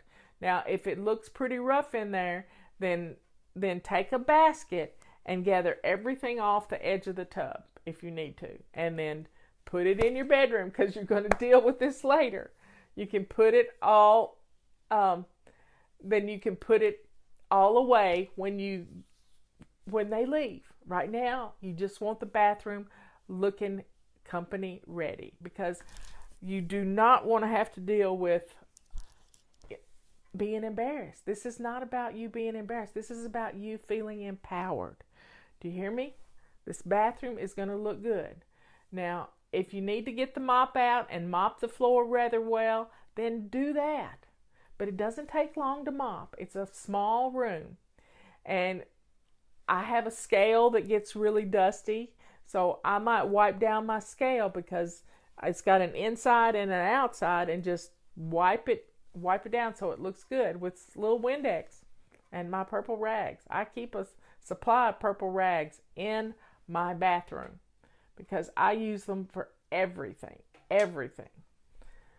So folks, don't get all bent out of shape that companies come in. Don't, because when we get in a panic, we lose all sight of what the priority is. The priority was the kitchen, then the living room, and now the bathroom. And you're getting it looking good. You're going to make your bathroom look and smell good. And you can even pour a little squirt of lavender oil down your sink, and it's gonna smell good in your bathroom. Another thing you can do is put a little bit of lavender oil on a little piece of toilet paper, clean toilet paper, and wipe down your sink, and it'll make your sink shine. And it's gonna smell wonderful. It's gonna smell great. And especially if you have little boys, anything you can make a bathroom smell better, it's gonna be good. It might not be totally disinfected, but it'll smell good. And put some in your trash. Yep. Oh, and empty the trash. Thanks, y'all. Let's empty the bathroom trash. Go stick it in your kitchen trash and put the lid on it. And just have a clean trash bag in there. I keep a roll of trash bags underneath the bottom, in the bottom of my lavender, right? Doing the lavender, lavender makes everything smell better. It really does. And I have Epsom salt in my bathroom. I have a huge 20-pound bag of Epsom salt. And I take about 3 cups of it and put it in a smaller bag with lavender oil. And I can open up that bag of lavender Epsom salt, and it just, the aroma is, it's just beautiful and relaxing. It really is beautiful and relaxing. And we can do this. We can, we're staying focused for 15 minutes. 15 minutes in the kitchen, 15 minutes in the living room and your entrance, and 15 minutes in your bathroom. And we're down to 4 minutes in the bathroom. Now look around. Do you have anything hanging on the back of your bathroom door? Are there any dirty clothes in the floor? Let's gather up all of your dirty clothes and everything that's on your bathroom door, and let's put that in a basket and put it on your bed, because you're going to have to deal with it after the company comes. And we're only going to spend 15 minutes dealing with it after the company leaves, and then it'll be ready to go. You can put things back where they belong, but don't junk it up. Clean things up as you're getting rid of it. You can do it. Clean things up. I got my heart rate up there just talking to you. Just talking to you. So keep going. We're down to 3 minutes and 30 seconds. Wow. Y'all are really getting stuff done. I'm so proud of you. And if you do swish and swipe every day, your bathroom always looks pretty good. It always does. So let's stay focused in this bathroom. Do you need to put out some other fresh towels? Fresh, clean towels actually smell good too, especially if they've just been washed. So put them on the towel rack, and it's going to help make the bathroom smell wonderful. So what else can you think of that your guests might need in the bathroom? Do you have too many magazines in the bathroom? Let's get rid of some of those. You can do this. We're going to stay focused in this bathroom. Now look around and see if there's anything else. Look at the light switches. Do they need to be wiped down? Do you have too many cords on your counter? Stick them in the drawer. And then that way you can be able to, I keep my, not my phone in my bathroom, but I keep my watch charging in my bathroom. And that's where I like to keep it, because when I get up in the middle of the night and walk in there, it comes on. It tells me what time it is. I don't have to search in the dark for the clock to look at it. So everybody just please, please, please stay focused. We got 2 minutes to go. And your bathroom's looking wonderful. It's smelling wonderful. And everything is, everything's just beautiful. And when it smells good, you feel good about it. You really do feel good about it. So folks, please stay focused on this bathroom and start slowing down just a little bit. We got 1:40. And just look around and see if there's anything that's out of place. And you can take care of this. Anything else that's out of place. And, take the dirty laundry, start winding things up. Are all the light bulbs working in your bathroom? Yep. Sometimes they burn out and we don't know it. I'm not going to climb, so don't you be climbing. If the bathroom is one light bulb's burn out, don't worry about it. You can change that later. But if you have no light bulbs in your bathroom, that's pretty bad. But hey, you can get it done. You can get it done. So we're down to 1 minute. 1 minute. You can do this. You've done you're going on 45 minutes of staying focused on what's the job at hand. Now, the next thing we're going to do, we got 30 seconds to go. 30 seconds.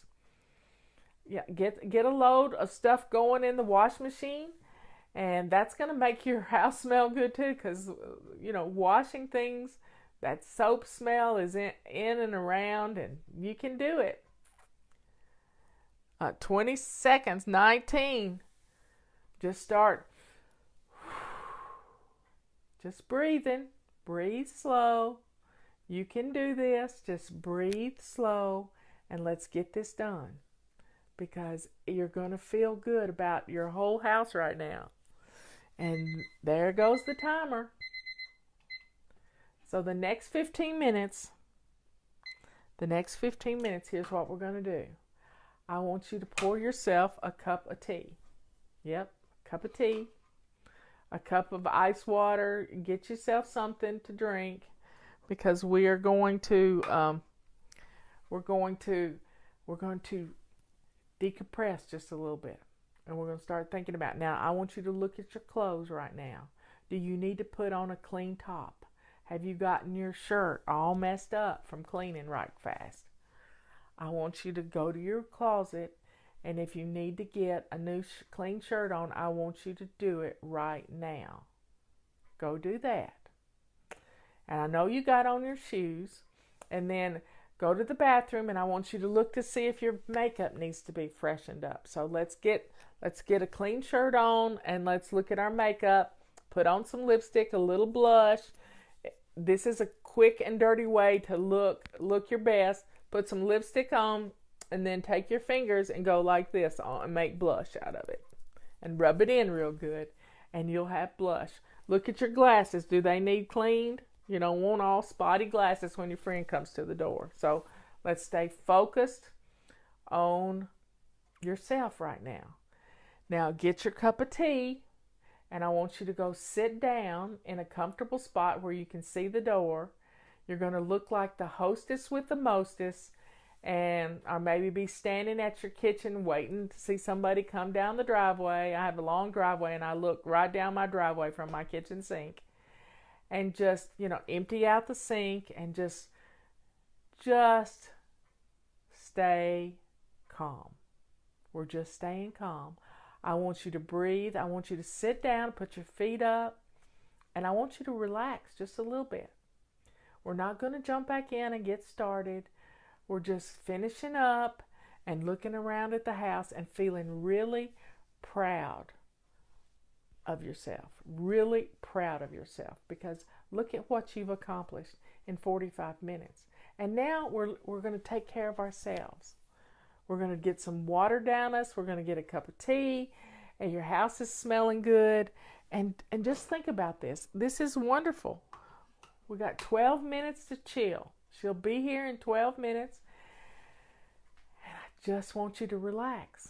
I don't want you out of breath when you answer the door. I want you to be calm and cool and collected. How cool is this going to be? Calm, cool, collected. Because your kitchen is the heart of your home. Your living room looks wonderful. Your bathroom is not going to embarrass you if somebody has to go in there. And you are going to feel great. Feel great when you get to have a visit with your friend that you haven't seen in 20 years. So let go of all your anxiety and let's just breathe. In fact, my watch just told me to breathe. So let's focus and breathe and say a prayer for old friends and just stay focused on loving yourself, being kind to yourself, and not trying to kill yourself by running all over the place.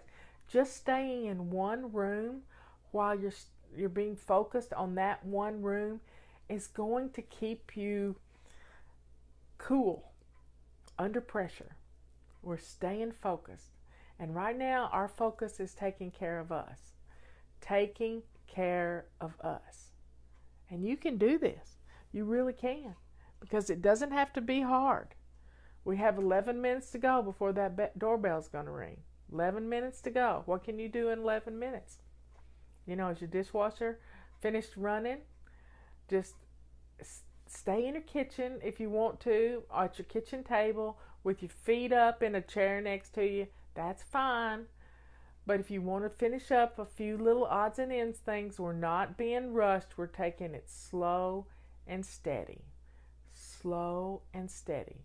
We're catching our breath, and we can do this. We really can do this. Look, you stayed focused with me for almost an hour. How wonderful that you've gotten all this done. And this is a great way to get your house ready for company, because once you get all of this stuff gathered up that was making your house look messy, when the company leaves, you can go in one basket at a time and start putting things away or putting it in the trash. A lot of times it's just trash. Just trash. So let's do what we need to do to be ready for this company to come.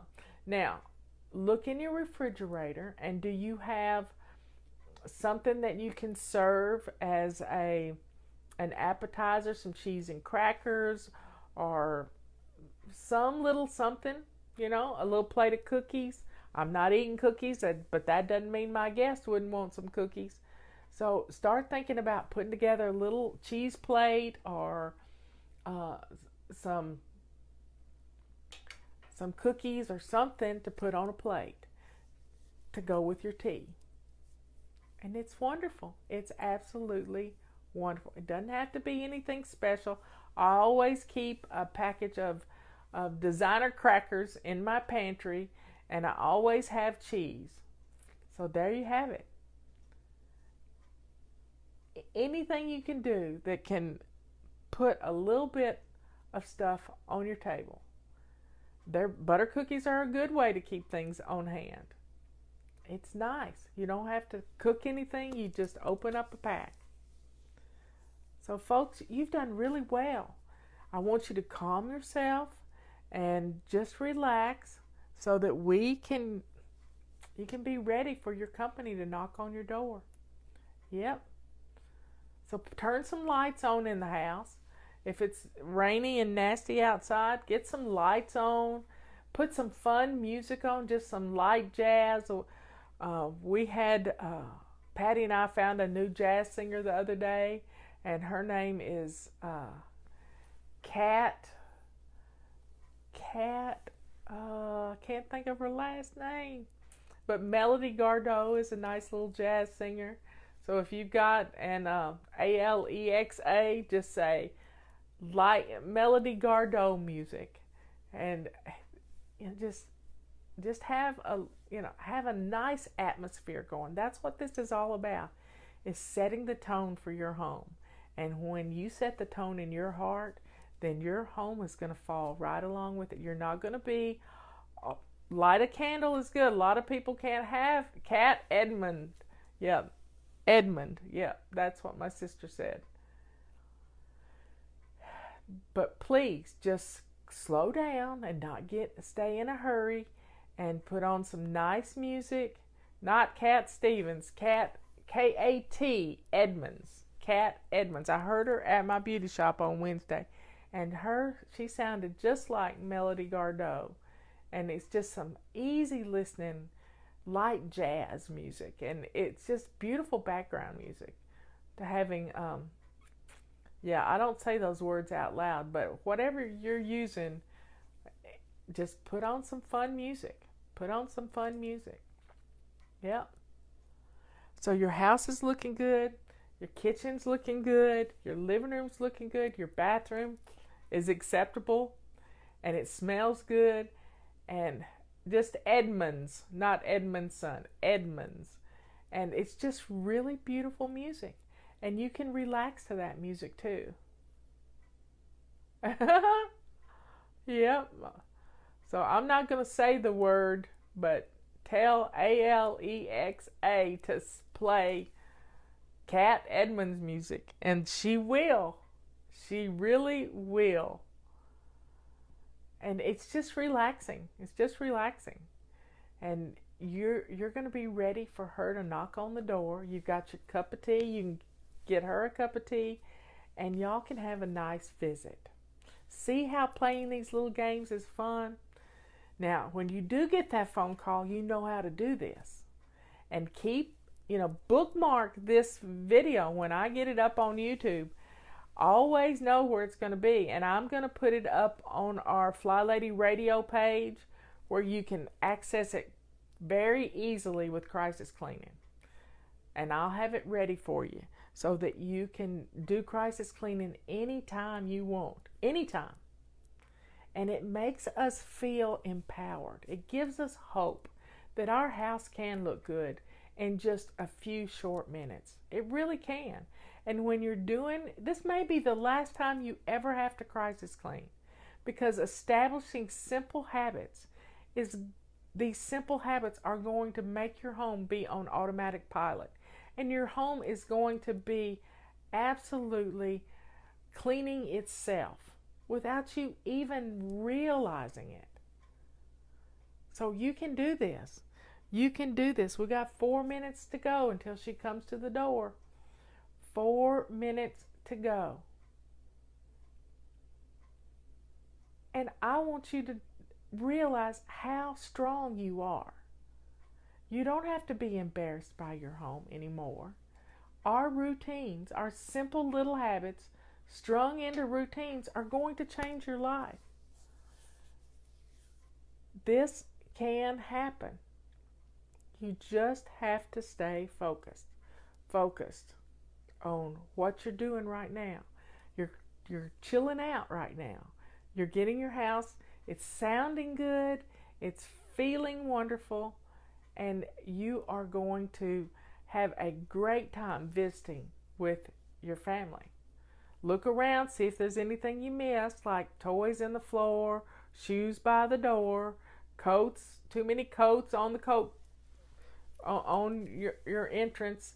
So look around and see if there's anything out of place, and you'll be ready. You'll be ready. Get some napkins out so your guests can have some napkins. I keep some pretty cloth napkins in a drawer, ready for company. So you can do this. You've done it already. You can do it. No more excuses. It just takes an hour. Anybody can do this in an hour. Anybody can do this. Can get their house looking good. No complaining. No whining. No going out to meet her at the coffee shop. She's coming to your house. She's coming to your house. And you're going to love showing off your house. You love your house.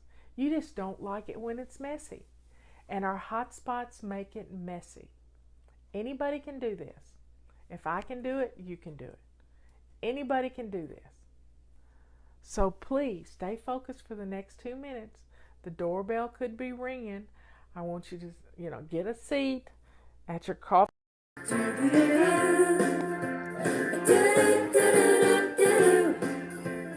heard the alarm this morning, but there's no time to snooze. Time to open my eyes, time to moisturize, and tie my lace-up shoes. Soon a friend dropped by to see me. She said, "You're some cleaning whiz. You look so happy and you dress so snazzy.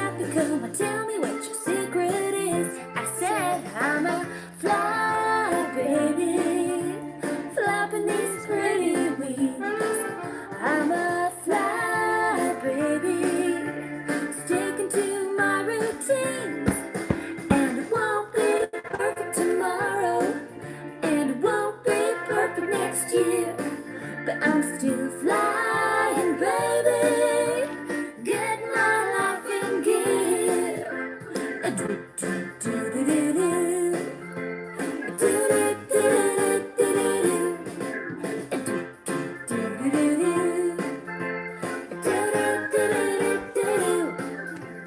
kick back after working, 'cause things are looking fine.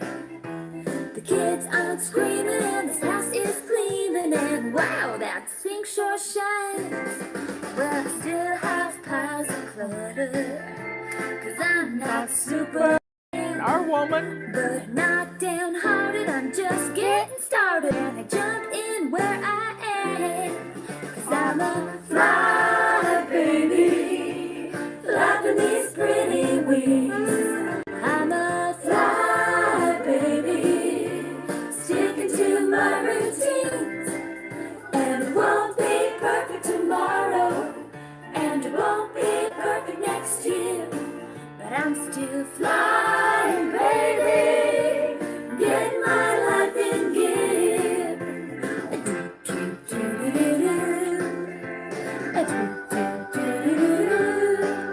I'm a fly, baby, flapping these pretty wings.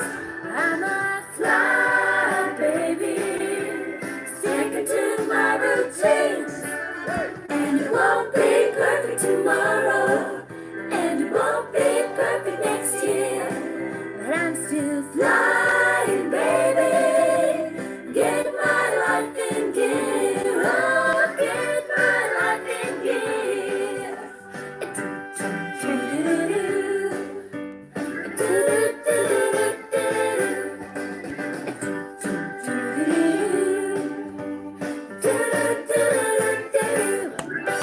You go, girl.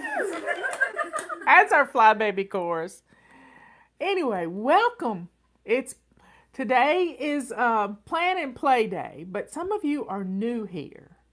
And I just want to reinforce the fact that we're going to have some fun, that we're going to get things done. Our motto this year is excuses be gone. Be gone. Excuses be gone. Let's have some fun to get things done in 2021. No more excuses. No more whining that you don't have time. But we're here to help you. I know we've all been through a bad year. You know? In relative speaking, we're still here. And that's all that matters. We're still here. Things may have changed a little bit, but we got to get back to basics. And with FlyLady, we're gonna hold your hand all along the way. We're gonna hold your hand. So if you're new here, people ask, where do I start? Well, the first thing you're to do is to get dressed to lace up shoes. Yeah. Get dressed to lace up shoes. And while you're listening to this getting started message, I want you to go get dressed to lace up shoes, unless it's way in the wee hours of the morning like it is in Australia. It's the wee hours of the morning. You need to be in the bed watching this and then get ready to close your eyes and go to sleep.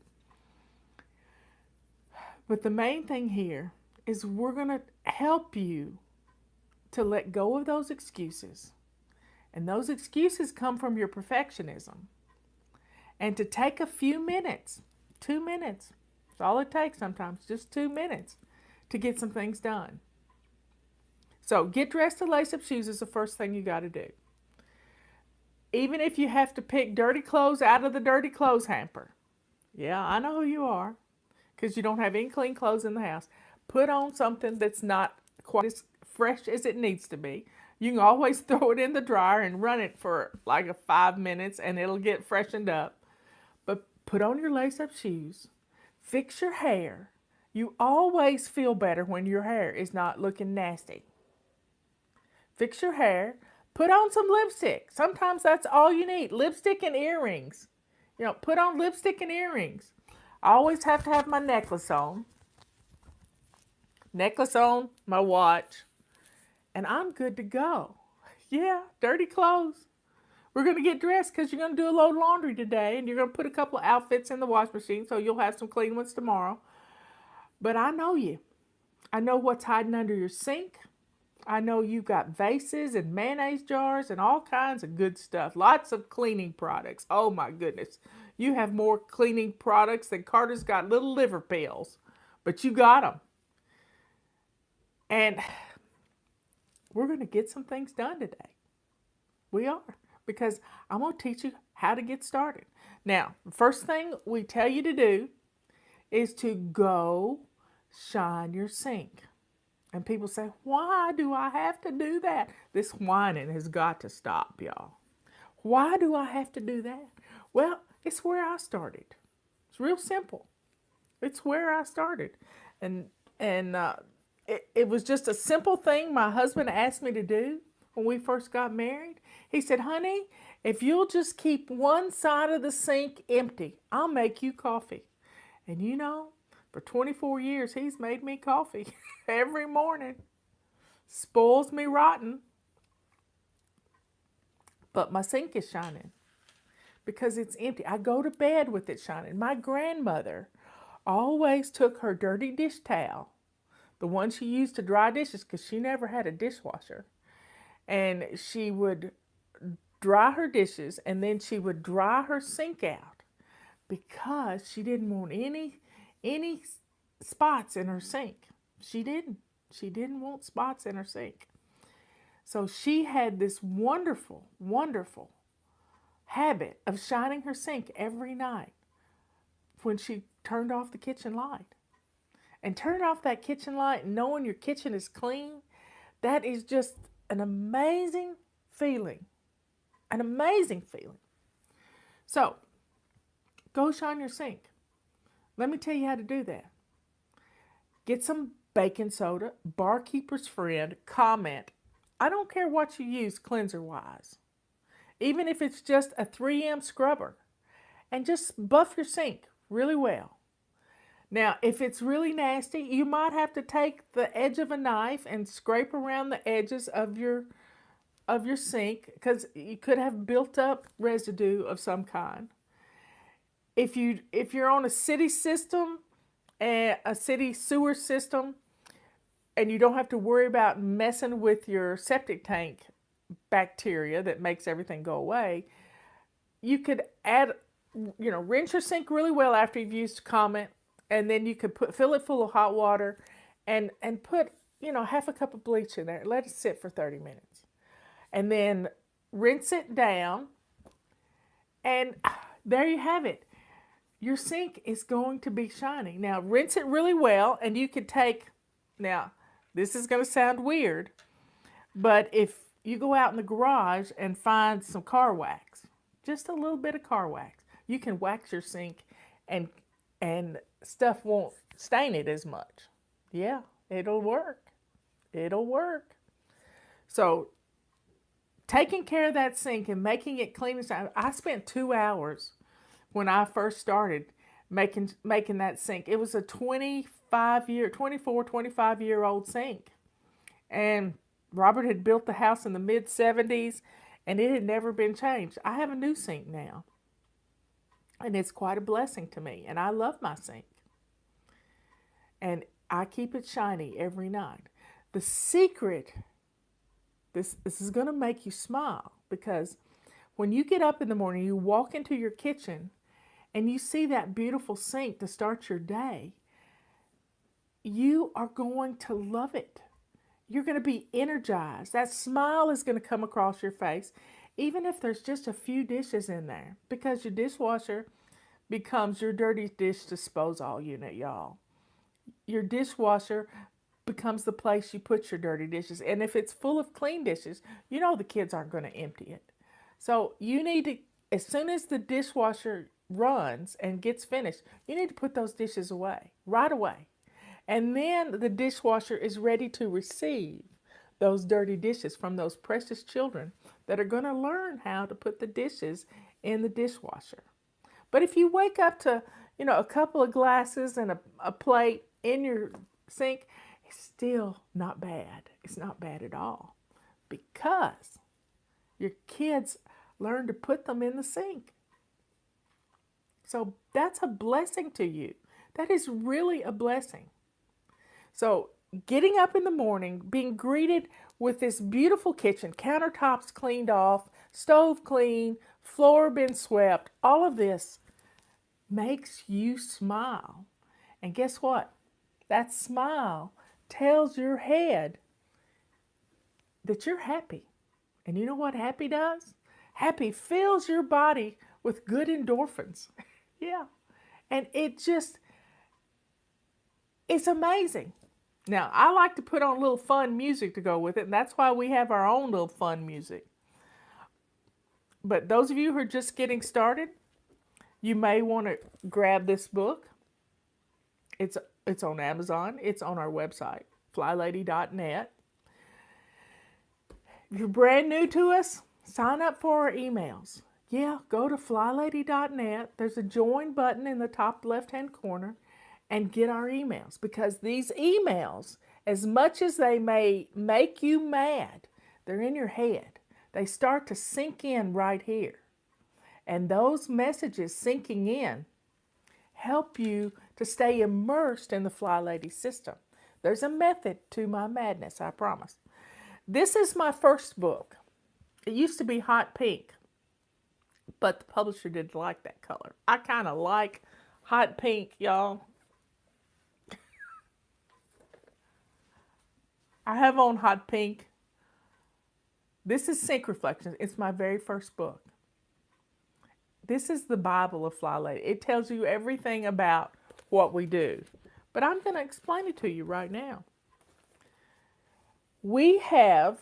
Our system is based upon a morning routine, an afternoon routine, and a before bed routine.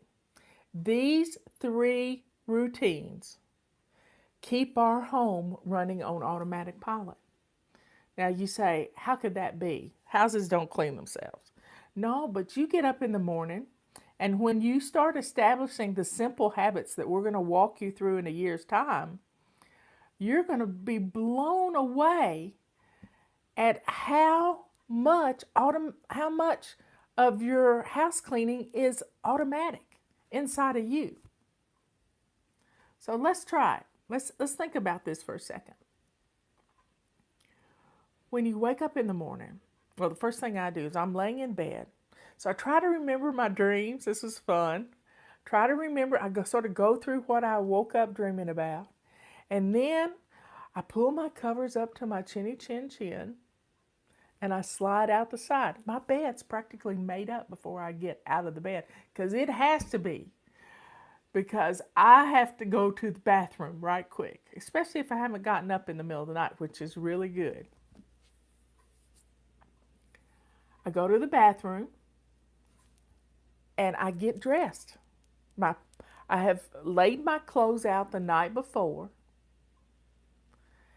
and my shoes are there, my necklace is there, my earrings are there, my glasses are all there. Everything is right there for me to get ready in the morning. And it takes me about 10 minutes, if that.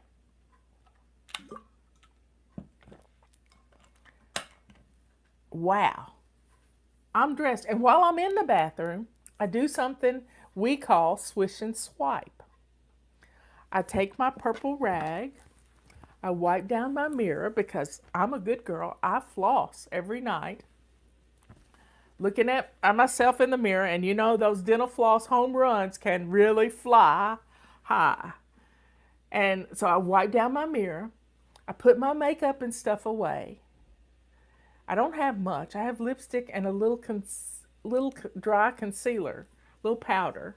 It's about all I use anymore. And I put everything away that I've gotten out. I take my morning meds, because they're sitting right there. I check my calendar, because it's right there. And I'm ready to start my day. I grab a load of laundry, head to the washing machine, because it's in the basement. And it's a small load. It doesn't have to be a big load. It's a small load of laundry. And I get the washing machine booted up, ready to go. Then I go to the kitchen, and if the dishwasher needs empty, I empty the dishwasher. If it doesn't, I don't eat in the morning. I fast all morning long, and I don't eat until about 1 or 2 in the afternoon because I just get more stuff done. I'm energized when my body is not having to digest food. And so fasting is, I've learned about fasting, and that's the one thing in mine and Leanne's book, Body Clutter, that we didn't include in this book. But intermittent fasting is good. So I've written 4 books. You've seen 3 of them so far. And this is my last book, and it was kind of written for my millennials. People that have like to read little bits of things. You can open this book anywhere and get something good out of it. And it was a fun book to write because I wrote it in baby steps. I really did. So that's kind of your morning routine. You don't want to make it so big that you can't get things done because you're just overwhelmed. But it's one step after another. It's the dance to your day. And while the coffee's brewing, I've grabbed my mop or my feather duster, and I'm running around the house for the 2 or 3 minutes that it takes for the coffee to brew. And you never have to see dirt again, y'all. You never have to see dirt again because you're going to stay on top of it.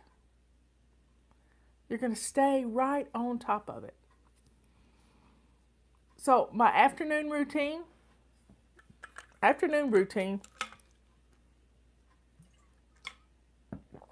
try to make any phone calls early in the afternoon. I've got an 11 o'clock appointment with you every day, except for Sundays. And I have videos to get posted on on different platforms everywhere. I have all this stuff that I do to take care of you, to help you to find us. Because we're on YouTube, we're on Facebook, we're on brighteon.com, we're on Podbeam, we're on Apple Podcast, but the videos are on the other platforms. Apple doesn't allow video podcasts, or if they have, I haven't seen it yet. We're on Locals, we're on BitChute, so we're everywhere. And it just keeps it simple, y'all. It keeps it simple. And I get those things done. I'm working on tomorrow's messages that are going to go out in email. And every afternoon at 5:30, you get a flight plan for tomorrow, 5:30 Eastern Time. You get a flight plan for tomorrow. And it tells you what we're doing. So today is plan and play day. Tuesday is always plan and play day. So with the FlyLady system, then it rolls down, get something started for dinner as part of your morning routine. Afternoon routine, make sure everything's going like it needs to go. You can do all your chopping and everything in the morning. You can put it in your Instapot in the afternoon late, and in no time you got a meal. So you're baby stepping your way to feeding your family. You're baby stepping your way to taking care of you. And then here's the key to keeping your kitchen clean and that sink shining. Always, when you're in the kitchen, start with a sink full of hot, soapy water. That is a way to clean as you go. Clean as you go. And your kitchen is going to look good. Always start with an empty dishwasher. Even if you're just going in there to bake cookies with the kids, always have an empty dishwasher first because everything goes in the dish. You're cleaning as you go. That keeps you from having a major explosion in your kitchen because you're in a hurry. That's where the explosions happen. You cook on high and you're in a hurry. Don't do it. Yesterday, I cooked hamburger meat and Italian sausage together and made this beautiful mixture with onions and lots of herbs and spices and garlic. The house was smelling like some fancy restaurant somewhere. Robert said, "What is that aroma?" He loved it. And I made a pasta sauce last night that I'd never made before. It's kind of like a vodka sauce, but it didn't have vodka in it. And he loved it.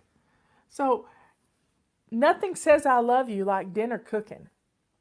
And I cooked on low all day long in my iron skillet, and I was so happy because it made him happy.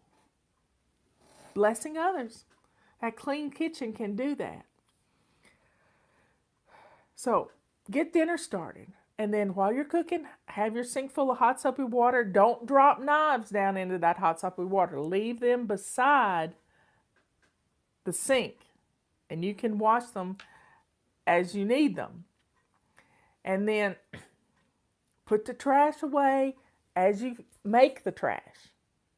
I keep an old Ziploc bag handy to put onion skins and all kinds, onion peels, potatoes, all kinds of different things in that bag. And then I zip it up and I throw it away. Yeah, I don't like wet trash at all in my trash can. Nope. So when it comes time to clean up from dinner, all you really got to do is put your plates in the dishwasher. And your kitchen is clean because you cleaned as you've gone. You've cleaned as you cooked. It's nothing better than that. And then you can start your before bed routine right after dinner. Kids need baths. You need a shower. You may have to stage it different ways. Some people like to take their shower in the morning. I don't. I want to use my bath time as my prayer time and my relaxation time. That's what I want to do, y'all. That's what I want to do. And I pick my clothes out, but I kind of pick my clothes out as I've done the laundry. I put the outfits together and they're just kind of stacked. I file them in a Rubbermaid bin that's a drawer in my bathroom. So my clothes are actually in my bathroom. And I pick out a pair of slacks and a shirt, and I try to mix the colors up as much as possible. If I can remember what I wore yesterday, sometimes I have to look in the dirty clothes. And I've got my clothes picked out. I look at my calendar to see what's on for tomorrow. If I have a doctor's appointment, which I'm not having any doctor's appointments right now because I haven't been sick in almost 2 years. And I've been staying safe from this COVID mess. But check your appointments. See what you got. Have you got an interview? Sometimes I have interviews to do. I check my calendar. If you're going to be out and about, you need to check your weather too. And if you've got an early morning appointment, you may have to take a dry erase marker and write on your bathroom mirror to remind you that you have an appointment in the morning, because Swish and Swipe is going to take it right off. So you've got your morning, your afternoon, and your before bed routine. And then your before bed routine should include this one thing. Go to bed at a decent hour. I was in bed by midnight last night, y'all. I looked at Robert. No, that was night before last. I looked at Robert and I said, the pod people have not invaded, I promise, honey. He said, who are you coming to bed at midnight? But, midnight's a good time for me. Good time. Okay, so I have a little routine for my face. I have eye saline that I put in because my eyes get stressed. I spend 15 hours on the computer. Intermittent, I'm up and doing things all during the day. I have earplugs I have to put in. I have some nose spray I have to do because I like to keep my sinuses moist. And I have chapstick to put on.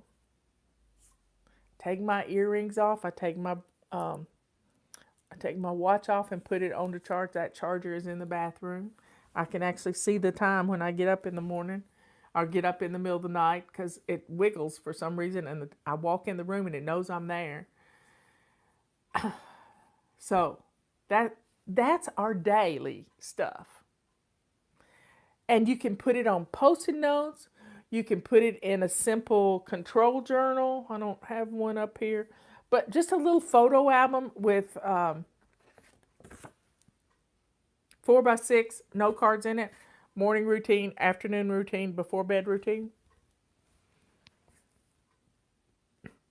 I had Post-it notes on my bathroom mirror for years.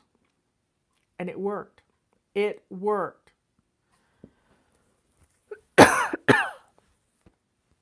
Anyway, that's our daily routines.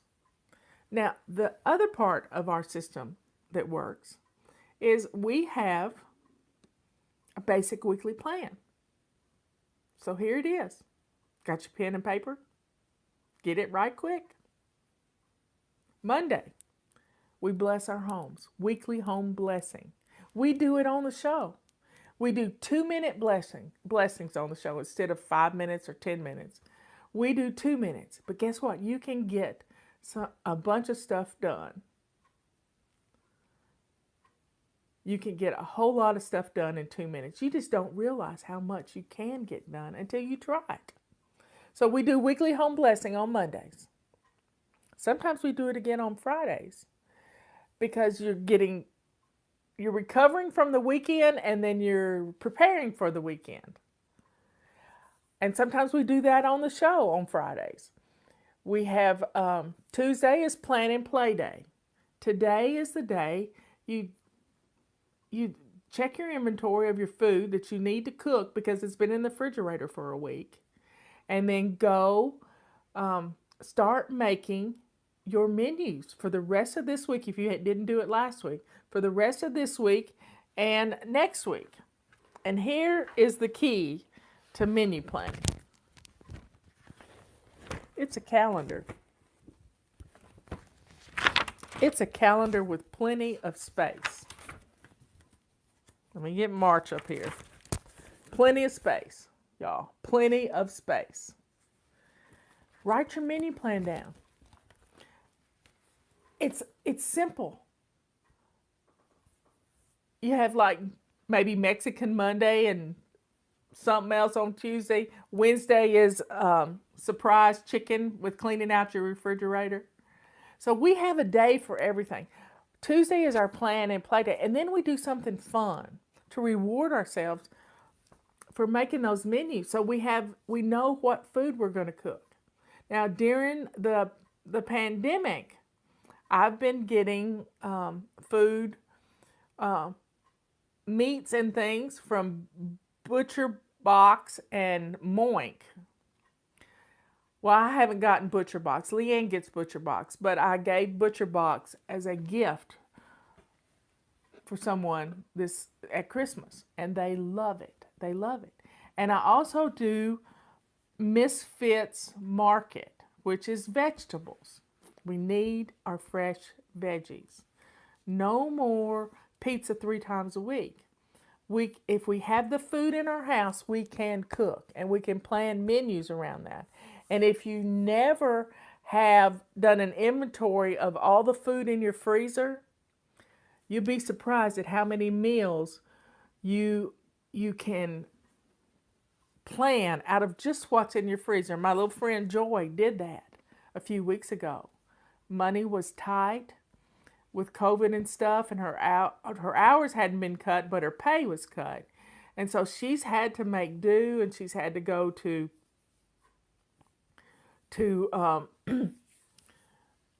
places that give food away, and she's had to plan menus around that. So folks, plan menus around what you've got in your freezer. She took inventory of her freezer, and she came up with 13 or 14 meals she could cook out of that freezer. Imagine that. You've probably got that too. That's money you can save by not just going to the store, because every time you walk in the store, you're going to spend $50. But if you don't have to go to the store, you're good. You're good. So plan your menus around that. It's a good thing. That's what Tuesday does. Wednesday is always anti-procrastination day. Do you want to know why you procrastinate?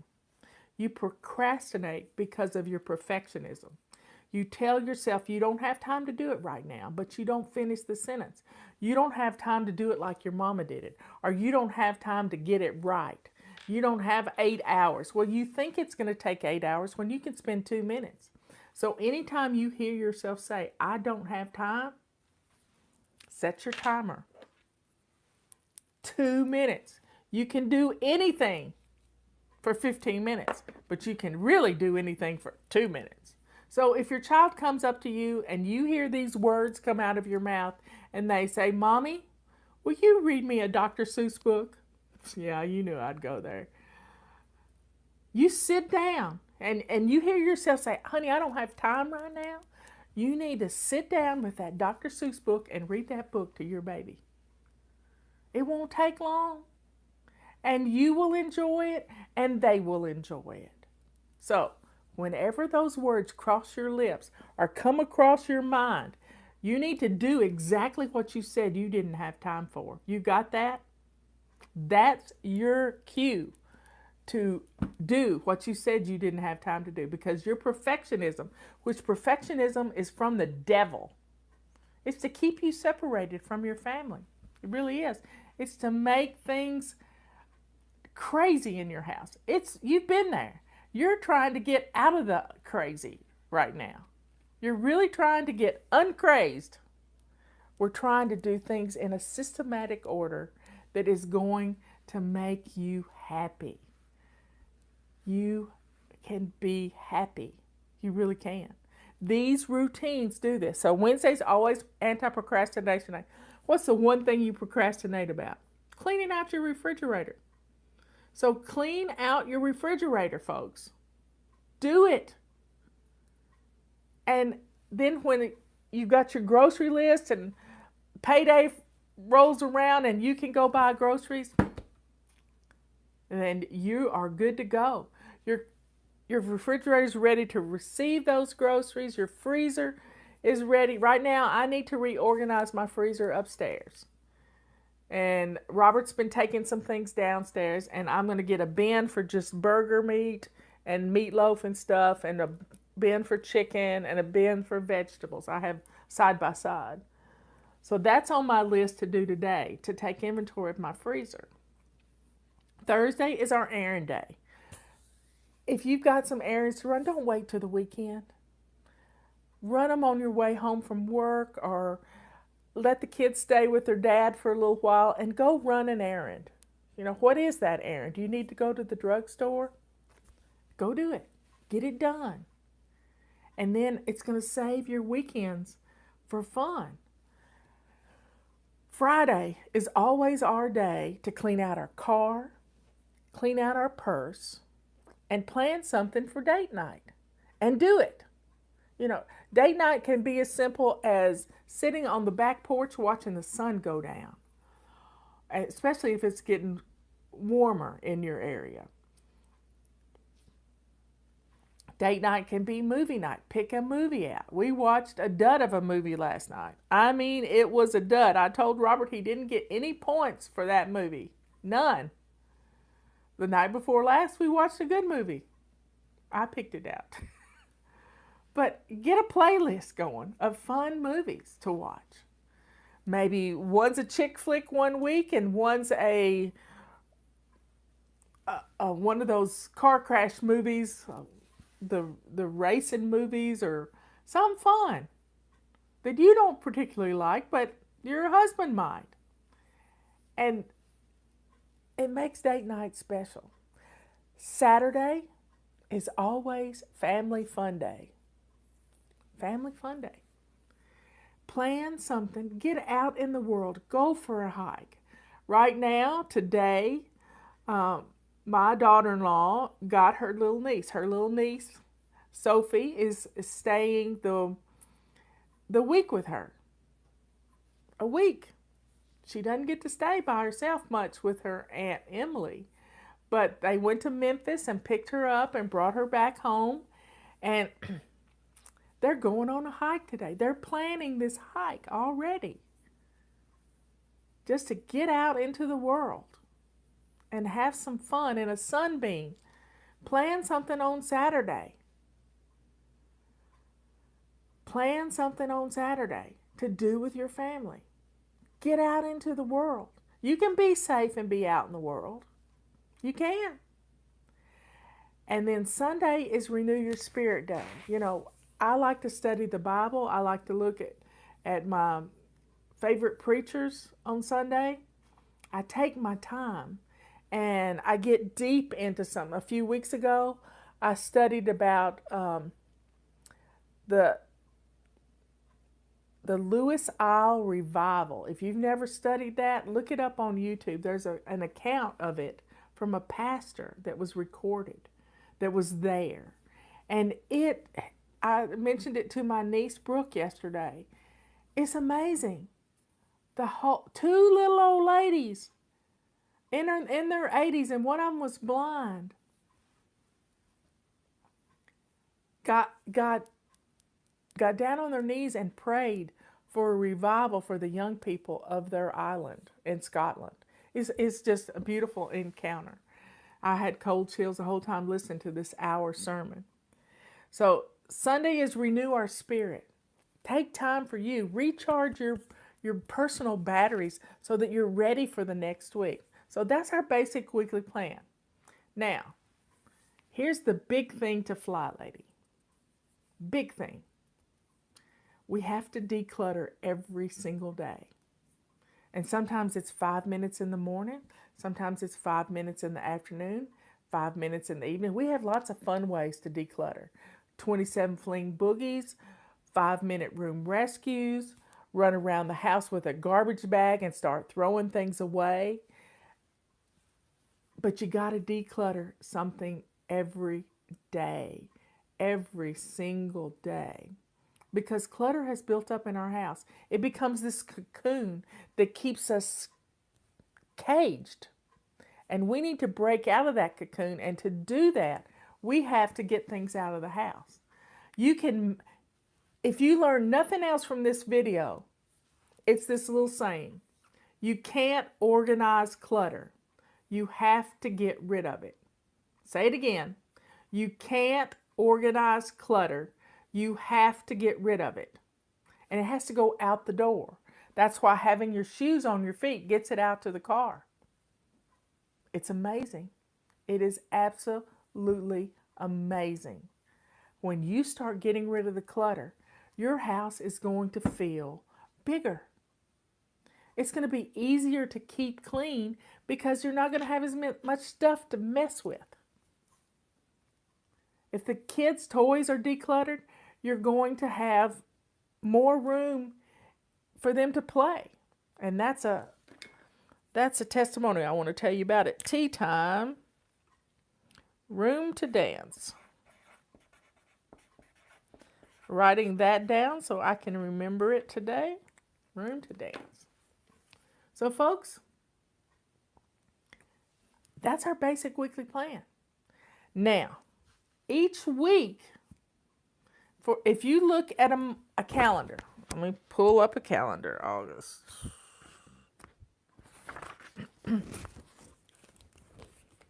So we have 5 weeks that go across the month. 5 of them. This week, we are in zone 2. This week was zone 1. And a little bit, when the month falls at the first of the week, it's kind of weird. But zone 2 is a full week, zone 3 is a full week, zone 4 is a full week, and zone 5 is a few days, and then we have the rest of the week is zone 1. Zone 1, got your pencil and paper? Get it out. Be ready to take notes if you like to take notes. I don't, but let's take some notes.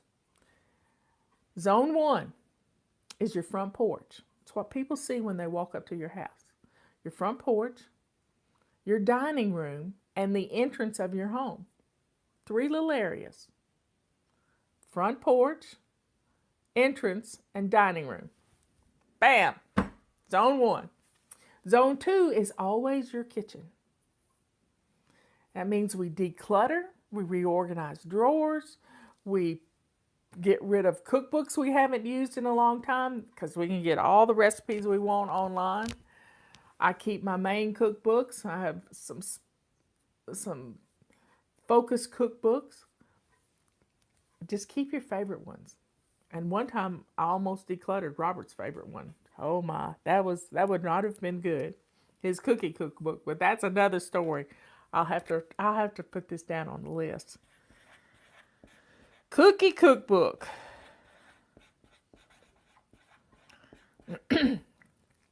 I'm coming up with lots of tea time things. Zone 3 is your main bathroom. And people say, well, I got more rooms than that in the house. Well, you've all got a main bathroom that company would use. You also got your bathroom in your master bedroom that nobody sees because it's nasty. So, zone 3 is your main bathroom, and we pick another room that week, either a child's room, a laundry room, your craft room, which is a total disaster, your basement.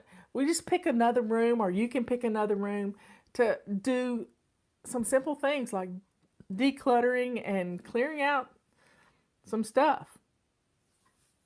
Zone 4 is your master bedroom. Yeah. The bedroom you sleep in. That's the master bedroom. I don't care which room it is, but it's your room. Because it's the worst room in the house.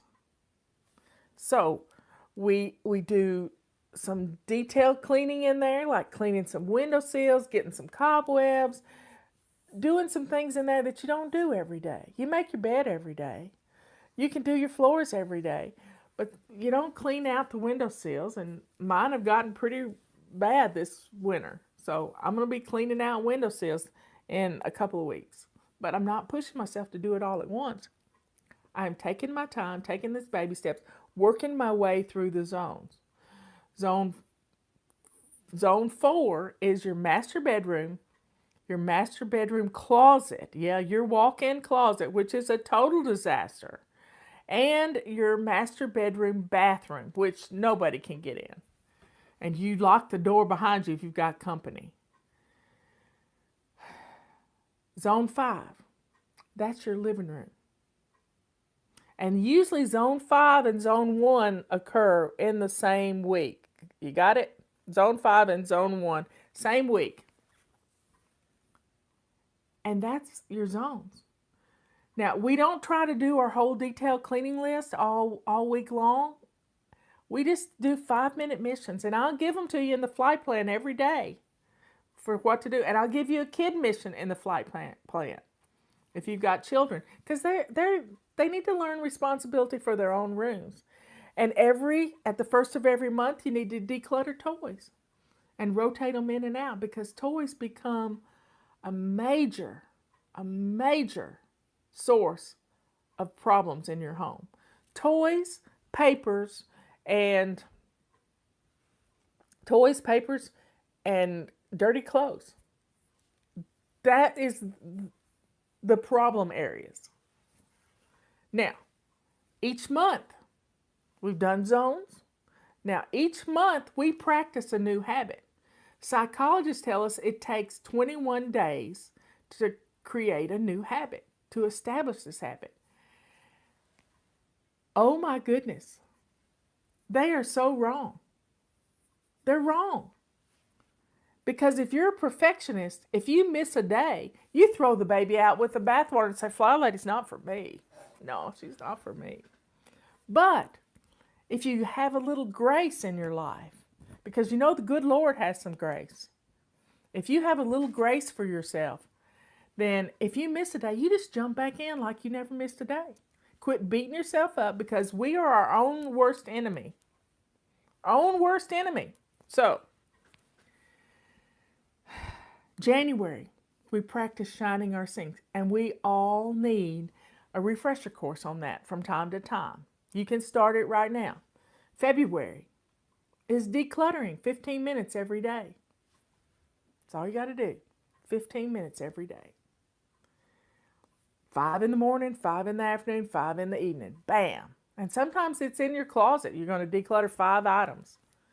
Keep it simple. We don't do the Marie stuff, because you don't pull everything out of your closet and try it all on. That's just crazy. You know what fits you and what doesn't. Yeah, I said it. That woman is not for my fly babies, because she makes them nuts.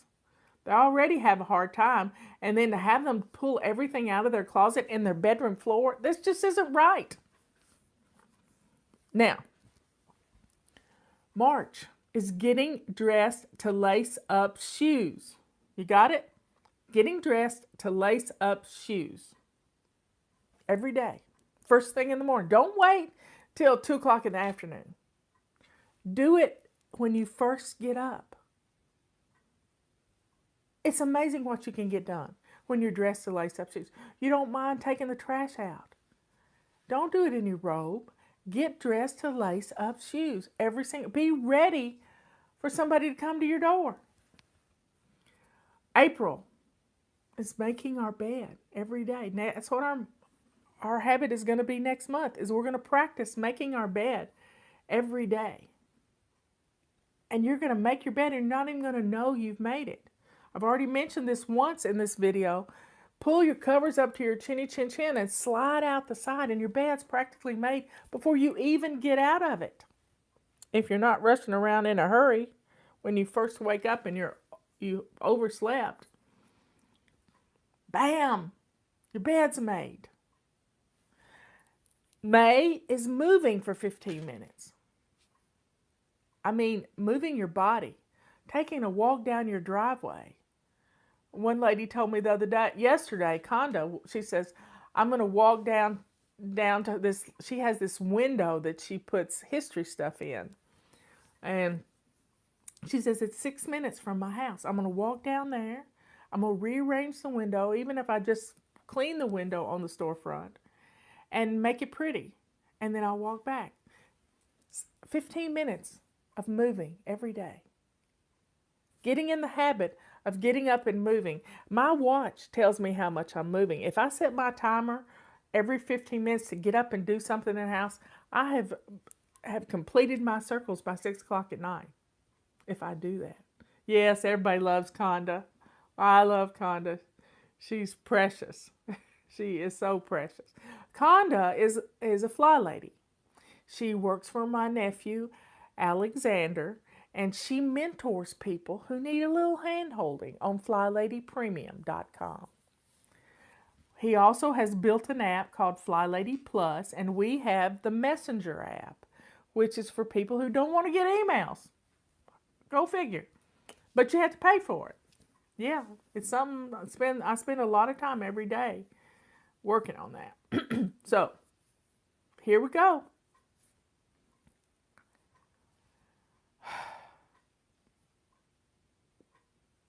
May is moving 15 minutes every day. June is drinking your water. Our water bottle sale is ending on March the 17th. So get it now. It's $14.95. Keeps your water cold. It keeps your tea hot. But be careful. Pour your tea into a cup instead of drinking it out of the bottle. July is Swish and Swipe. We have our Swish and Swipe pack. Let me get it right here. Well, this is our Swisher and Vase pack that's on sale right now for $10.95. You need one of these in every bathroom of your home. And soap is soap, so I pour old shampoos or Dawn dishwashing liquid in my vase. Yep, that's what I do. The Swish and Swipe pack has purple rags with it. Right now, all our purple rags are on a BOGO, except for the pink ones. They went off a month ago. So you see, those habits for each month. August, our habit is doing a load of laundry every day. You can start that right now. Doing a load of laundry every day. A load of laundry each day keeps Mount Washmore at bay. I like my little cliches, y'all. You do a load of laundry, you never have to see the piles of dirty laundry again. But don't get obsessive and be taking clothes off of kids before they're finished playing, you know? August, September. September's habit. What is September's habit? Okay, somebody. September's habit is our before bed routine. It's practicing our before bed routine. Now, just write down 3 things you need to do. Check your calendar, check the weather, brush your teeth. That's 3 things. And then you add to them as you get them. I have a little habit that I do for my before bed routine. Before I start walking to the bedroom, I go eyes, ears, nose, mouth. Did I get those things done? Mouth is nighttime medications, supplements. I don't really take a lot of medication. But yeah, there you go. Bam. Before bed routine, practice for a whole month of September. That's to get ready for going to school. Because we set up our launch pad, we do lots of things as part of our before bed routine. Get ready for the next day. That's what the routine, it's the most important routine of the whole day. October is our paper clutter. We have paper everywhere. So let's clear out our paper clutter. Let's get the things done that we need to do to clear off those hot spots, because every hot spot, it has paper growing like rabbits, y'all. Rabbits. So let's get rid of the rabbits. Let's clear it off. Put something beautiful on your hot spot. Or put a sign that says put it away, don't put it here. The reason you hold on to your paper clutter, you want to know the key to getting rid of your paper clutter is a fireplace. A fireplace or a fire pit. And it's getting to be pretty weather outside now. We're kind of dry right here right now, so we wouldn't be burning anything outside in a fire pit because we have one over on the ridge. But we can burn things in the fireplace. That's where you get rid of that paper clutter. Or get somebody to buy you, or you go buy yourself an industrial shredder. They run around $100. Yep, go get a shredder and just start shredding the papers.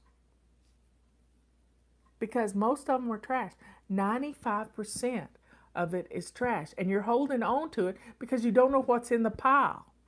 So start going through it 6 inches at a time. Clearing off one hot spot at a time, dealing with one room at a time, because each room has several hot spots in it. So one flat surface, we all need architect's desks that are at a 45-degree angle. Some people love their shredders, yes they do. So, we're dealing with paper clutter in October. November, menu planning. Take inventory of what's in your freezer. Eat out of your freezer as much as you can in November to save money so that Christmas isn't going to cost you a fortune and you're not going to jack up your credit cards. Eat out of your freezer. Do it. And then December is pampering yourself. Pampering yourself every day. Doing something. It's my gift to you. Do your fingernails.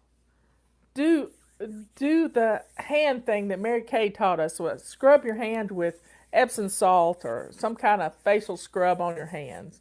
And then lather them down in coconut oil and good stuff. And then put some gloves on. And you'll have the softest hands ever. Now, I don't like to put too much lotion on my hands. At night when I'm doing my chapstick, I usually run my chapstick across my cuticles. Makes it great. So you see, we've got 12 months of practicing different habits. November is menu planning. Somebody asked, what is it? November is menu planning. And 12 months of practicing these habits, then you can start piggybacking things onto those to become routines. So as Liz put this one time, and I just thought it was brilliant. Habits, string them into routines. And then your routines become your habits. That's FlyLady in a nutshell. Practicing these simple routines, morning, afternoon, evening, a basic weekly plan, a zone for each week, and bam, you're flying. January is keeping your sink clean and shiny. It's always the first habit when you start. We always renew that habit every January. So you see, it's quite simple. You just have to do it. Follow along with us. We're on Facebook, YouTube, Twitter, you name it, we're there. Because I want to diversify as much as possible. We don't ever know when Facebook's going to go belly up. Yeah, I said it. So folks, you can do this. You really can. It's what flying's all about. It's what flying is all about. Is loving yourself through this process. And when your home is in order, you're shining. You're wonderful. So folks, what do you got to lose? You don't have anything to lose. Try it. Try it. I'll see you at 3 o'clock and I'll talk to you about dancing. Yeah, we're going to talk about dancing. Okay, folks. See you later. Share this video. Our coupon code is FUN2021. And just let people know it's not as hard as it seems. We give you a mission every day. We tell you what to do. I'm bossy like that. I really am. I love you all. I'll see you at 3 Eastern Time.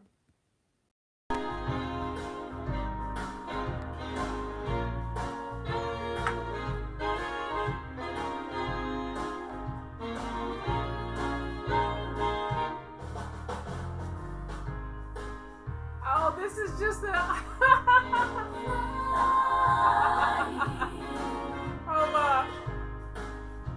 This is the one we can sing to. Fly. A list of things to do. I'm ready for action in my lace-up shoes. I'm no martyr, I'm just working smarter.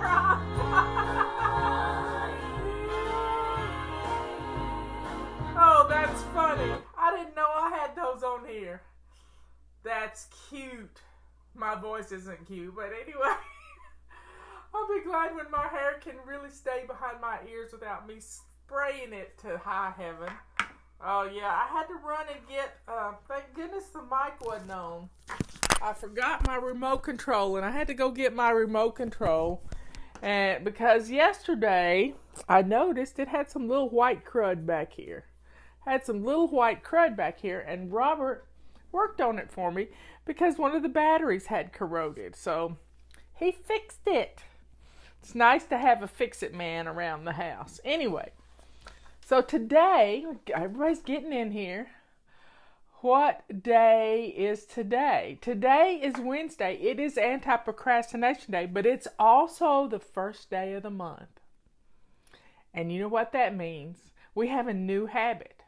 And our new habit for this month is making our bed. Now, I know many of you do not want to make your beds because you hadn't made your beds in a long, long time, and you think, why bother? I'm just going to get back in it. Well, let me tell you, when you start making your bed, you're going to be blown away about how good your bedroom looks. And your bedroom should be the cleanest room in the house.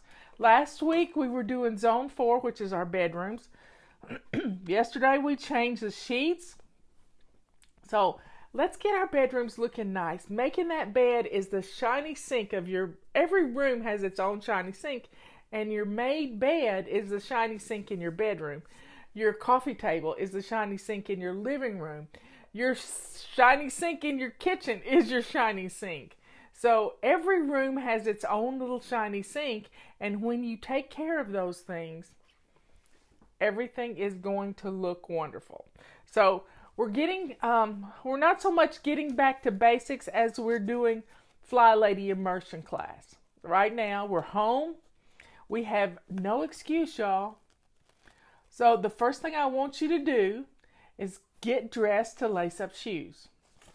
Got it? Get dressed to lace up shoes. That starts your day on the right foot. Robert's sending me pictures. I went outside to take a picture of my triple trillium, and the dog sat on it. I was so not happy. Oh my. She wouldn't pay attention to me. She knew I was taking a picture, and she was trained by a cat, and so she sat down on my trillium. My triple trillium. And I was just so unhappy. But anyway, it'll perk back up in a little bit. My cardinal has been I've tried to get video of the cardinal this morning. It's a boy cardinal. It's a bright red cardinal. But let's talk about, right now we need to circle the wagons, and we're home, and let's take advantage of being home, because we don't usually get this kind of opportunity.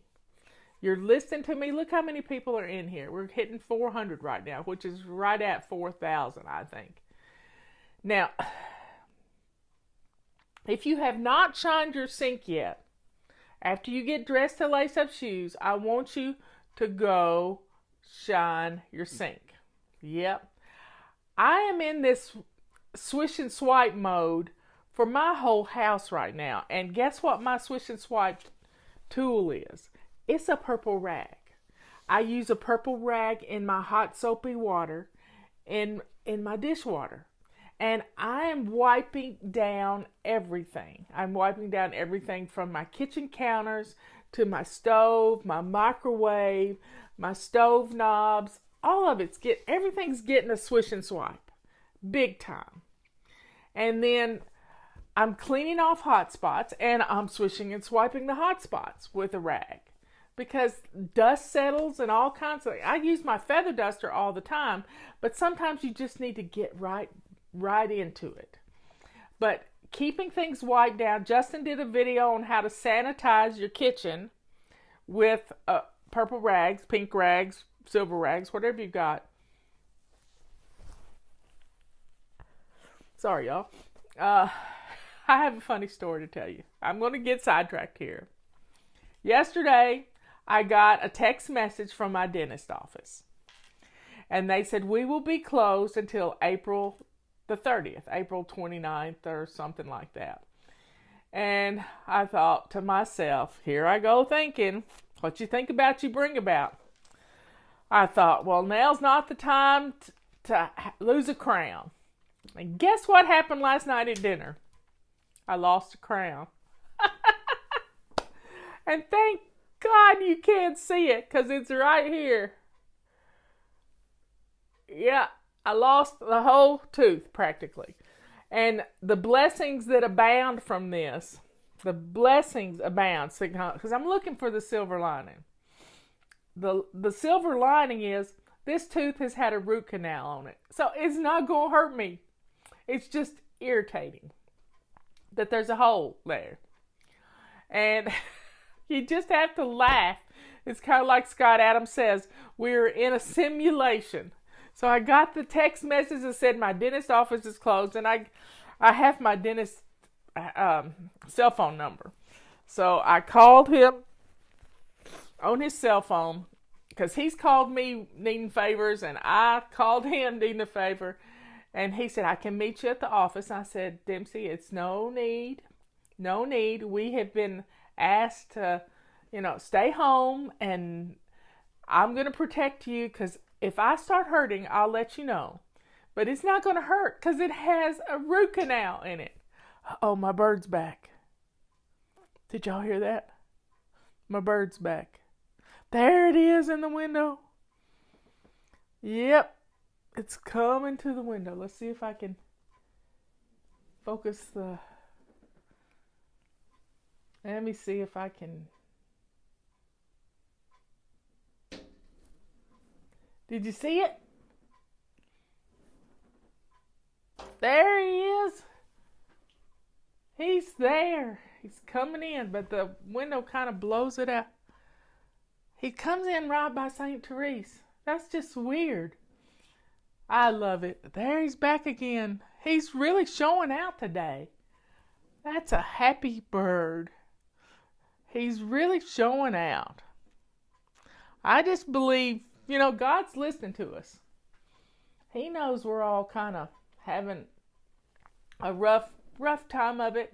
But we can get some things done in our house. So here are the things, and I keep preaching on this every day, and I'm going to continue to preach on it.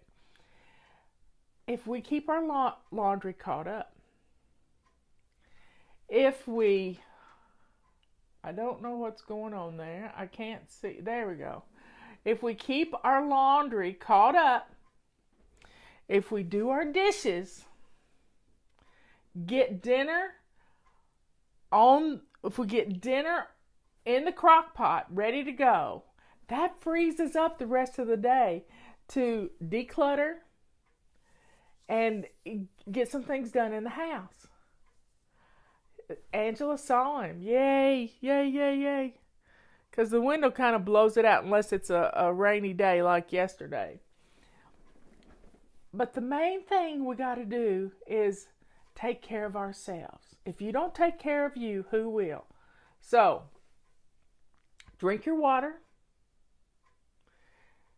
What's for dinner? Yep. I'm trying to come up with an acronym, kind of like only handle it once, like the Ohio acronym, and I haven't done it yet. But let's make a list of these things and just put them on a note card. Put them on a bright, cheery note card, and let's make a list. So, get dressed is the first thing. Get dressed. Make your bed. Swish and swipe your bathroom.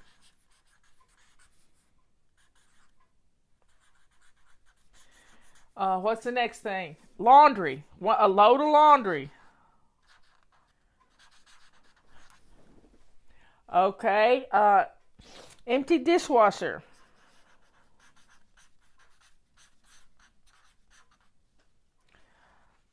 Shine your sink.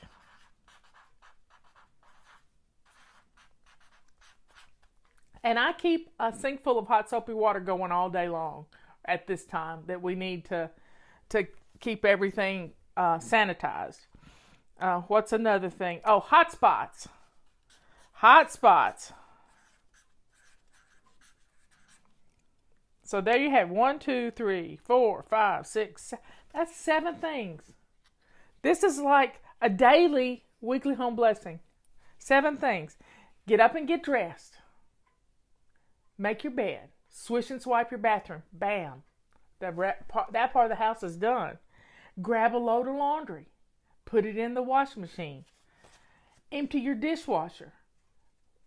Get something in the crock pot for dinner. And shine your sink while you're in the kitchen. And then put out the hot spots. You know where those hot spots are. Your dining table, your island, your coffee table in your living room. See? If we'll do these 7 things every day, your house is going to be wonderful. Absolutely wonderful. So let's get these things done. So what's for dinner at your house? What's for dinner at your house? Knowing what's for dinner is going to make your day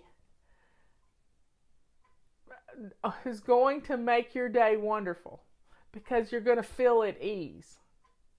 Now you can have little things for lunch. You can fix the kids a peanut butter and jelly sandwich, and you can have something. You can have leftovers from last night. I loved planned leftovers. I've got some leftover chicken. And today is Wednesday. It's anti-procrastination day. So we're going to factor in our basic weekly plan. So Monday we do weekly home blessing, but we didn't do it Monday because I was out and about. So we did it on Tuesday. So you don't have to be a perfectionist about weekly home blessing. You do it when you can. I like to do it twice a week sometimes to recover from the weekend and to get ready for the weekend. But when you're staying home, the more you're home, the messier your house is going to get, unless you do a simple weekly home blessing and get things put away. So if you get something out, put it away. If you get it out, put it away.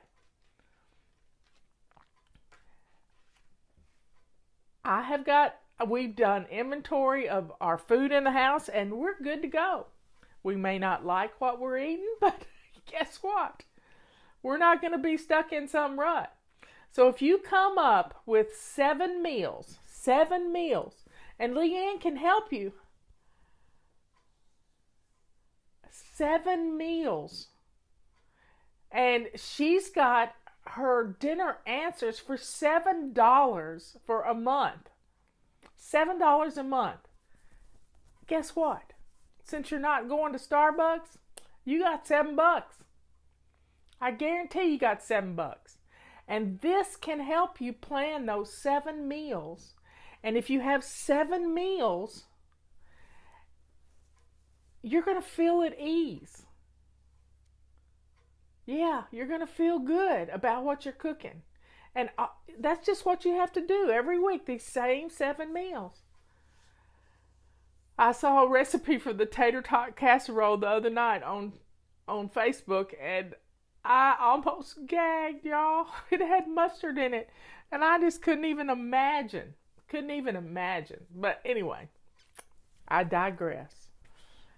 But we have potatoes. We have onions. Leanne said, Marla, I'm getting low of onions. And I said, I got 2.5 bags of onions, Leanne. You can come and get some onions. And she'll keep her distance, and we're going to share. We miss each other. We always had dinner together every Wednesday night. We miss each other. So we spent an hour on the phone yesterday while we cooked dinner. And she made lasagna, and I made carbonara. And we don't eat pasta. So, here's the deal. If you want to make a tater tot casserole, grate up your own potatoes. Don't use tater tots.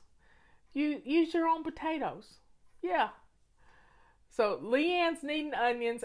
I got onions. And we're going to keep our social distancing. We'll be fine. We won't be hugging each other. And it'll be fine. It'll be just fine. Yep, she misses me too. So if we can get dinner going and dress to lace up shoes, not jammy mode. Nope. It's not pajama casual anymore. It's get dressed to lace up shoes. We have stuff to do. We have stuff to do.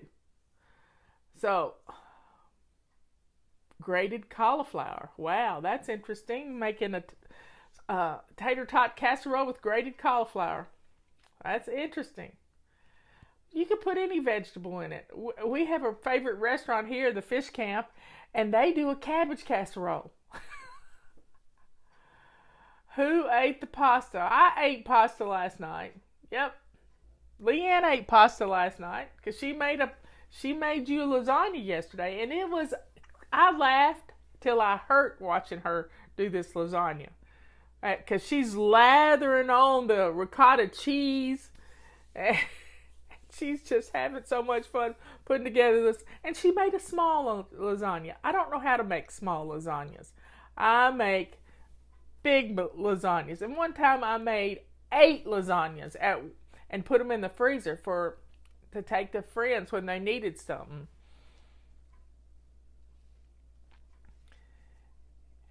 So folks, we can get this done.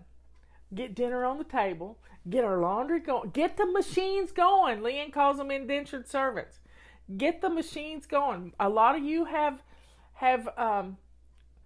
bread machines. Get them going. Get them going. Empty your dishwasher. If you've got dishes, if your kitchen is a mess, start running your dishwasher.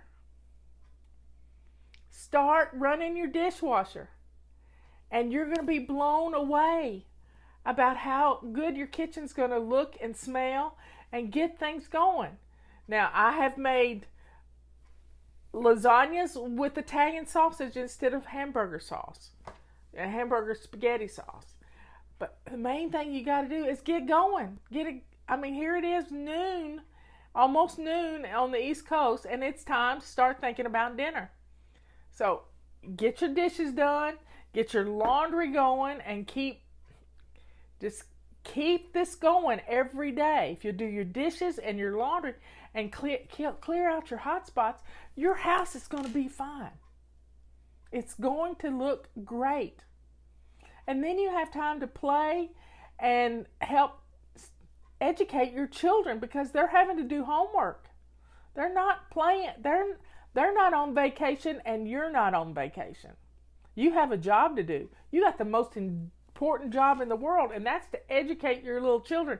If you're retired and you don't have any children at home, your job is to get your home ready for this to be over with, so we can have a party. Let's plan for a party.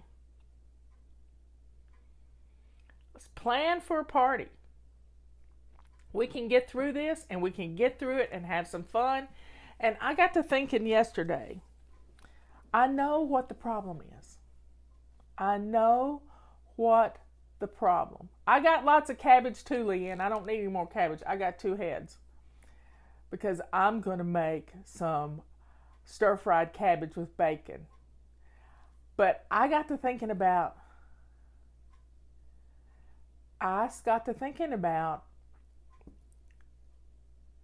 what the problem is.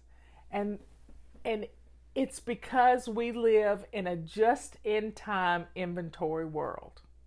Everything from your home to your favorite business to your state, your county, all of it is a just-in-time inventory. So here's how it works. With a just-in-time inventory, you only have enough stuff in the house to get you through the week or through a month. But many years ago, I adopted a philosophy that I would keep on hand 2 items of the things that are in my perpetual pantry. Now, Leanne can talk to you about your perpetual pantry. But in 2000, I decided I would always have enough on hand. I would have for two items. So when I used one item, that would go on the grocery list. And when I would use the oldest one in my pantry, and then first in, first out, that's the rule. But when we live in a just-in-time inventory, we don't have backups.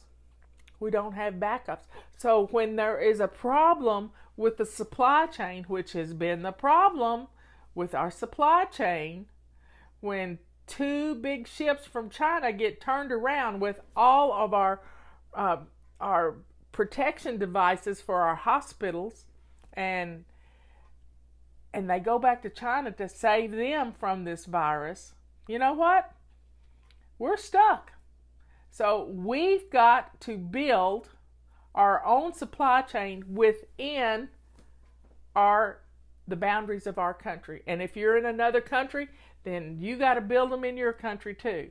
We've got to make the things we use. Thank goodness we make toilet paper here, because we have reserves of national forests. That's why we have national forests. Did you know that toilet paper comes from trees? Yes, it does. It comes from trees. It's a byproduct of the lumber industry. The chips. Guess who used to be in the lumber industry? Yep, I ran a sawmill, and we sold trailer truckloads of wood chips to make toilet paper. So we make toilet paper in this country. That's a wonderful thing. We're not going to run out of toilet paper because trees are a renewable resource. Yes, they are. I have a forest, 10 acres of forest. We can heat our home if we have to with the trees.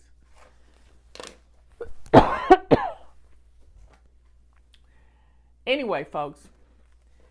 Yep, I always keep 2 cases of toilet paper on the shelves in the basement. Now, a lot of people are wondering, how can I store stuff like that? If you live in a big city and you have a small apartment, you don't have a lot of room to store things. Sorry, I got strangled a while ago. Let me get a drink of water.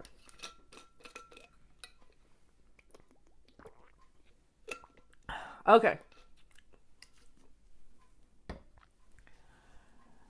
So, yeah, I've done a lot of things. I worked in a furniture store. I did their books, but I also cleaned air conditioners and fixed vacuum cleaners. I've done a lot of things, but everything I've ever done has prepared me for this moment in time, for such a time as this. Yep, I used that quote this morning. It's from the Bible. I don't know where it comes from. Somebody can tell me. For such a time as this. I think it's Esther something. I've done a lot of things, and I've been good at a lot of things. As Scott Adams says, I have this talent stack. I kept books. That's what I went to school for. In fact, it was my bookkeeper that recommended me for the job that I got with her dad. Yep. I kept books.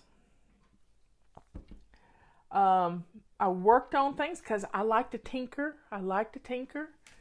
What else did I do? When I moved to North Carolina, I used to teach fly fishing. That's how I got my nickname. I used to teach fly fishing. But before that, I ran a sawmill. When my boss died, we closed down his company, and I went to work the next day for this sawmill.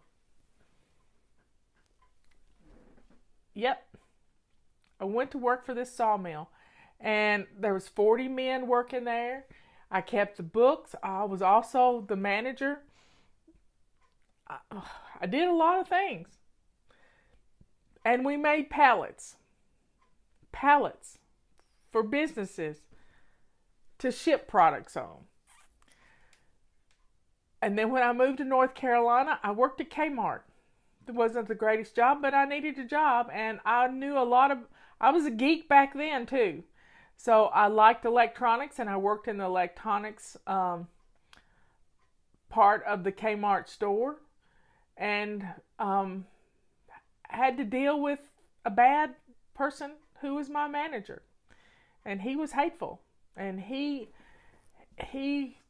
took great opportunity to belittle me because I wasn't a little person. He liked the little skinny girls, but he didn't like the big girls. So,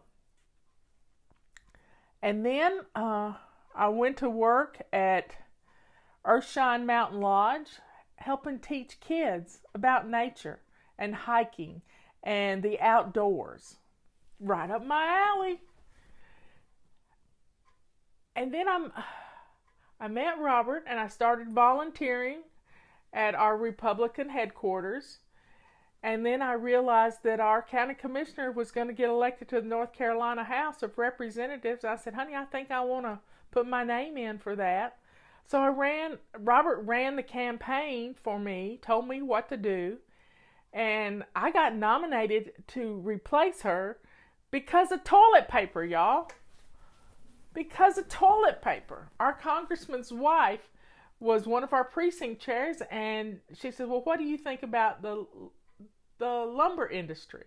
They had a lot of trees, and they harvest a lot of trees. And I said, well, I think every tree hugger should go without toilet paper for a month. And she just died laughing.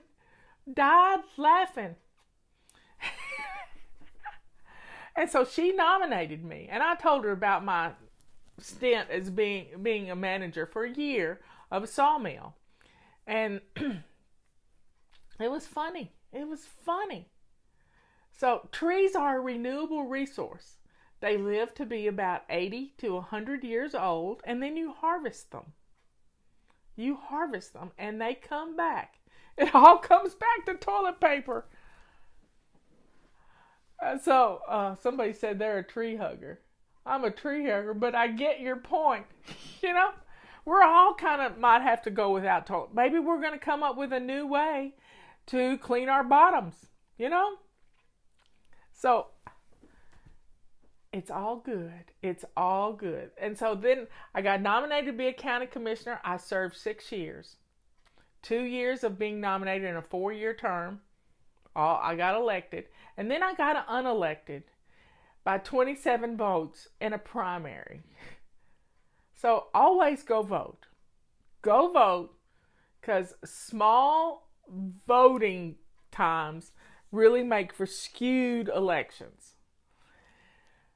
And so I was a county commissioner, and FlyLady started while I was a county commissioner. It started because I was a county commissioner. And I needed to get organized, just like you're trying to get organized right now. And it was an amazing process. When we hit 30,000 members, my county manager already said, you know, Marla, you got more members in your group than we have in our county. And now we're over 1 million if you look at all the numbers, and I can't even keep up with it. I can't even keep up with it. So for such a time as this, God trained me in lots of things. Budgets, big numbers don't scare me. Big numbers do not scare me, because I dealt with a huge budget in this county. We can get through this. I like numbers. I was part of the emergency management team. I know our county is in good hands right now. And I know this state is in good hands. And I know this country is in good hands, because I'm watching the press conferences every day.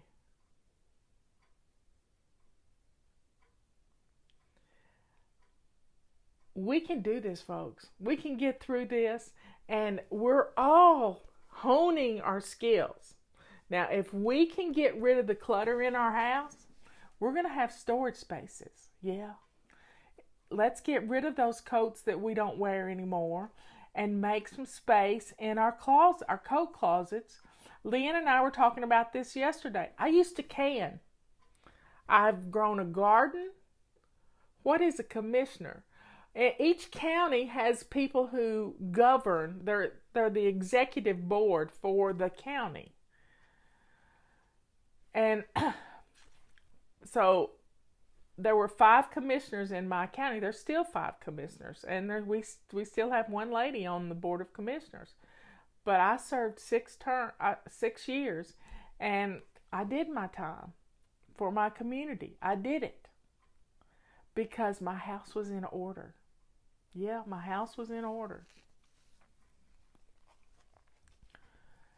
And it was because I was going to be a commissioner that I got my house in order, because I didn't want anybody to find out my dirty little secret that I couldn't keep house. But now I can keep house because I do these things.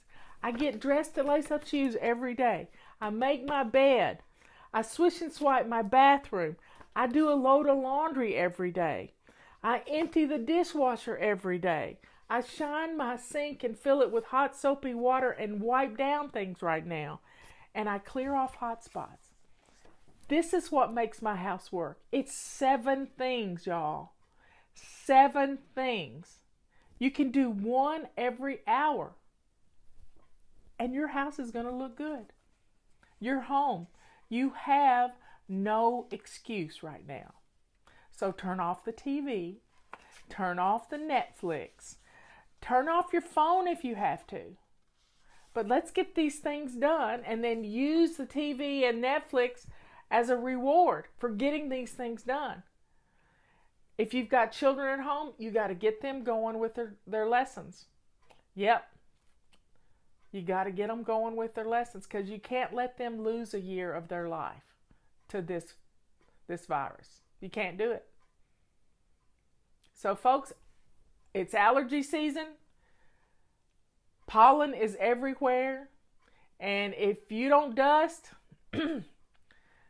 you're going to get a sinus infection. So let's get our homes dusted. So grab a purple rag or a feather duster, and let's get some things dusted today. I'm going to clean out my refrigerator. It's Wednesday. It's clean out your refrigerator day. I'm going to clean out and organize my refrigerator, and then I'll see what I've got to cook. Yes, we ship all over the world. We do this thing.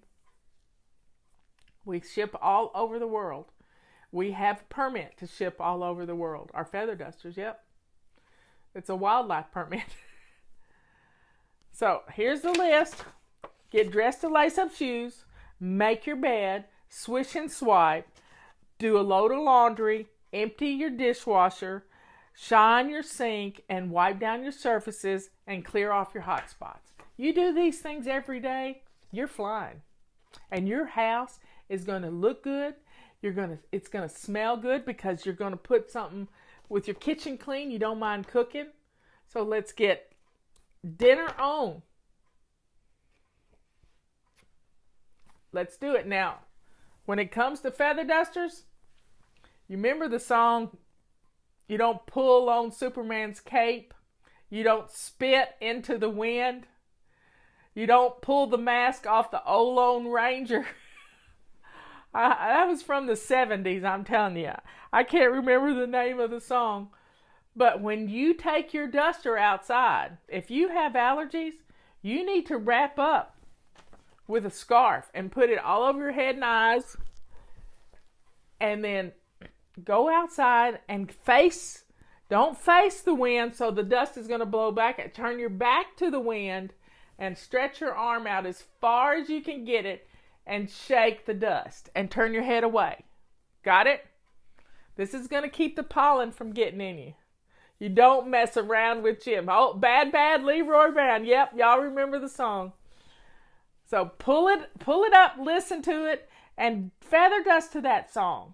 Let's get the dust out of our houses. Let's do it. You're home, and let's get the houses in order, because we can have some fun. We can take care of ourselves. We can drink our vitamin C water. I'm going to put on Leroy Brown as soon as I get off here, because I just want to hear the song. So let's do these 7 things and put dinner on the table. Yes, we're showing our age, but I don't care. I don't care. I'm happy to be 64 years old. I'm really happy. So let's feather dust our homes. Let's wipe down our flat surfaces, and let's get it done. Let's get it done. And be thankful for this day. And when you're washing your hands, and if you haven't watched Leanne's video she posted yesterday, go to savingdinner.com. I think I posted it too, of how you wash your hands. How you wash your hands. Let's get a system for washing your hands so you don't miss a single spot. Wash your wrist, tops of your hands, fingers. This person put black dye on their rubber gloves and washed their hands, and you could see right where they didn't get it clean. So folks, let's be safe. Let's take advantage of this time. Let's clear out some cubby holes so we can have an inventory in our house of the things we need. And you may need to put together a control journal so you can remember where you stash stuff. Ask me why I know. Yep.